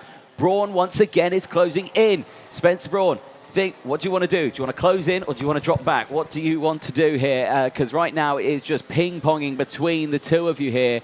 Harry Linden has been a dominant force all the way over this weekend and has certainly done what he's needed to do. With 14 seconds left on the board, they're still going to have a couple of laps left in this race as they cross the line with 8 seconds to go. The last lap board will come out this time, and Linden and Braun, once again, fastest lap. He's holding on to it, 44.04. That last lap, though, Harry Linden was 0.2 a lap faster. And Braun again, the gap's opened up to 0.7 of a second between these two. Absolute fighting. DHR versus the Privateer. The Lando Norris chassis versus a CRG chassis. Just right to the end of this race, these two battling away. But there can only be one English champion, and right now it's looking like it's going to go the way of Harry Linden. One more lap to go in this race as the last lap board comes out now, and Linden just needs to maintain this pace now. Braun needs to pull a miracle out of the bag if he wants to try and close up on this one. Alex Duncan still there in third place. He's not having a drama at all, but he checks over the shoulder just in case anyway. Leo Brown is still there, but he's not fully close enough for an attack. Back at the front here, and Linden just looks comfortable as ever as he's opened up the gap to nearly 0.9 of a second now. He's only got a half a lap to go for this one. And once again, for Dan Holland Racing, it's going to be an absolutely dominant performance like it was for your driver earlier on, and it was just an absolutely brilliant one for all of them. But for Jacob Ashcroft and for Harry Linden, it's a perfect weekend, and it's 2 E-plates here for Dan Holland Racing. And for Harry Linden, the Welshman takes the E-plates, and he'll be delighted with that one across the line. Linden takes it from Spencer Braun. Duncan finishes in third from Leo Brown. Jude Fernahoe from Edie Poulain. Jack Collins finishes in P7 after going off the track and involved in that incident at Christmas Corner on the opening lap. He finishes in P7 from Samuel Cook, who finishes in P8. Tom Patterson, after gaining 4 positions, retires in 9th place from Ollie Ward, Stefan Kazmarzik, Finley Patterson, and Brentley Sims, all retiring from the race. But for Harry Linden, for Dan Holland Racing, after 18 laps, he is your English champion and will take the £300 voucher as well. He'll be delighted with that one. Spencer Braun finishes in 2nd place. He takes the £150 voucher. The nose cone check happens. Looks like Linden's gone through already. It's good for Spencer. It's okay there for Leo Brown. High in the mouth moment there, and it's all good for Alex Duncan. So it looks like your top 3 have gone through, and for the rest of the field as well, it is all good. A nice, clean, calm race for the field that finished it. A dramatic start, though, with the 4 retirements at the early stages of that one. But what a way to end the weekend, and a congratulations to all of the E-Plate winners here, and of course the Honda O-Plate winner, and of course the drivers who are competing in the championship for event 8 of the Wera Tools British Kart Championships here at Whilton Mill. We'll be heading down to Parc Fermé in just a moment's time to chat to our winners in that race, but I'm sure Harry Linden will be delighted. We'll head down to Parc Fermé. Over to Eilidh. Over to you. We're in Parc Fermé for the final race of the afternoon, which was the senior Rotax class for the British E-Plate, and I've got my winner here. Harry, how was that? You were so dominant all weekend, P1 quali, P1 in your heats, P1 pre-final, and a win. What do you think it was that gave you the performance this weekend? I just think the grit and determination on and off tracks really helped us pushing forwards. Obviously, from the get-go, it was really fast, which is a really big bonus. I'm just happy to come away with the win, first one in a while, so let's keep it going forward. And in a day like today, where it's really hot, it's really demanding on the driver, and Whilton Mill as a track as well is quite tough, do you think off-track really makes that big difference? Yeah, just making sure you're coming off track, drinking lots of fluids, just keeping cold, and yeah, just make sure you stay and concentrate on the racing. And have you felt confident that whole race that you were going to come away with P1, or were you looking behind you at all? Yeah, all I knew was I just needed to stay confident, just keep my head forward, and then we'd hopefully get the win from there. Perfect. Well, congratulations on such a good weekend. Who would you like to thank? I'd like to thank the Dan Holland Racing, my mechanic Scott, and my dad. Perfect. Well, congratulations again. We'll see you on the podium. Thank you. All right, lots of hugs. Well deserved on this weekend. All right, we've got P2 here with Spencer Braun. How was that? Are you happy to come away with P2? Feel like you've maximised everything? Oh yeah, really difficult race. Dropped to 4th at the start, back to 3rd, and then made a race 2nd, and then it was just about trying to chase him down. So difficult, but to compete against those boys out the back of the van especially, it's you can't knock it. And was there anything you were doing specifically to try and catch Harry at the front, or did you feel like you were doing a good job just trying to keep on the back of him? Yeah, it was so close. I mean, lap after lap, it was I catch, he pulls, I catch, he pulls. It was just about consistency, I believe. But at the end of the day, he won, and I couldn't quite catch him. Still did a good job to come away with P2. Yeah. I'm sure you're happy with that. Who would you like to thank this weekend? Oh, my mum, my dad, my sister, Peter, CRG England, Ogden Racing Engines, and everyone who supported me. Amazing. Congratulations. Thank you. All right, let's see if we've got our P3, and we do.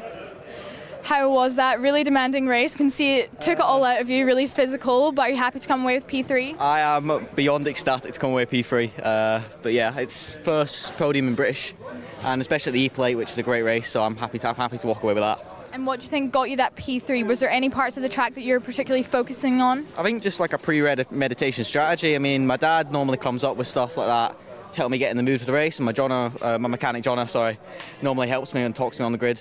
So yeah. And how was the track feeling today? Did the heat affect you at all, or was it feeling good? Not at first. So the first half of the race was fine. I felt physically fine, and the last half of the race, I felt like my arms were about to fall off. Not ideal, but you still managed to come away with P3, so congratulations. Yeah, it's good to go drive all the way 6 hours back to Scotland. All right, well, good luck with that. Who would you like to thank this weekend? I'd probably like to thank most of my granddad for supporting me, for watching all the bad races to begin with, before he gets to watch the good ones. I'm saying hi to him in France, who's on holiday. My dad for driving me 6 hours every weekend, and my mechanic Jono for putting up with me. Perfect. Congratulations again. Thank you. See you later.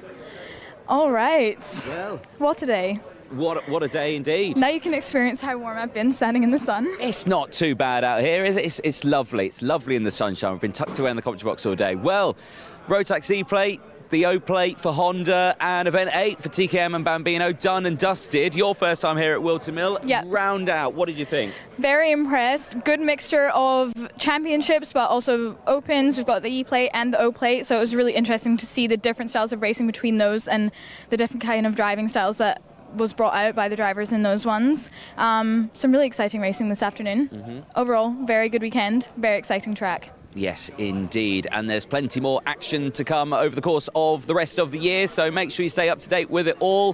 The next round's coming up, but just want to say huge thank you to everyone here this weekend, to all the Alpha Live camera crew who are doing a good job, even the cameraman who's holding this very camera here as well. He's been out here in the sun, he's got a lovely hat on as well. Yeah. But to all the marshals as well, the medical teams who are out there as well, and to the spectators and the viewers at home as well. Without you, this racing would not be exciting. Thank you so much for all of your comments over the course of the day as well, and from myself, Anthony, and Eilidh here. It's been thank you as well for having me. No, you had a good time. Good. I'm glad you've enjoyed it. And yeah, are you going to be at the next one? I hope so. I hope so. There we go. I don't know if I'm at the next one. I hope so too. But from us here at Whilton Mill, thank you so much for watching. We'll see you next time. Bye for now.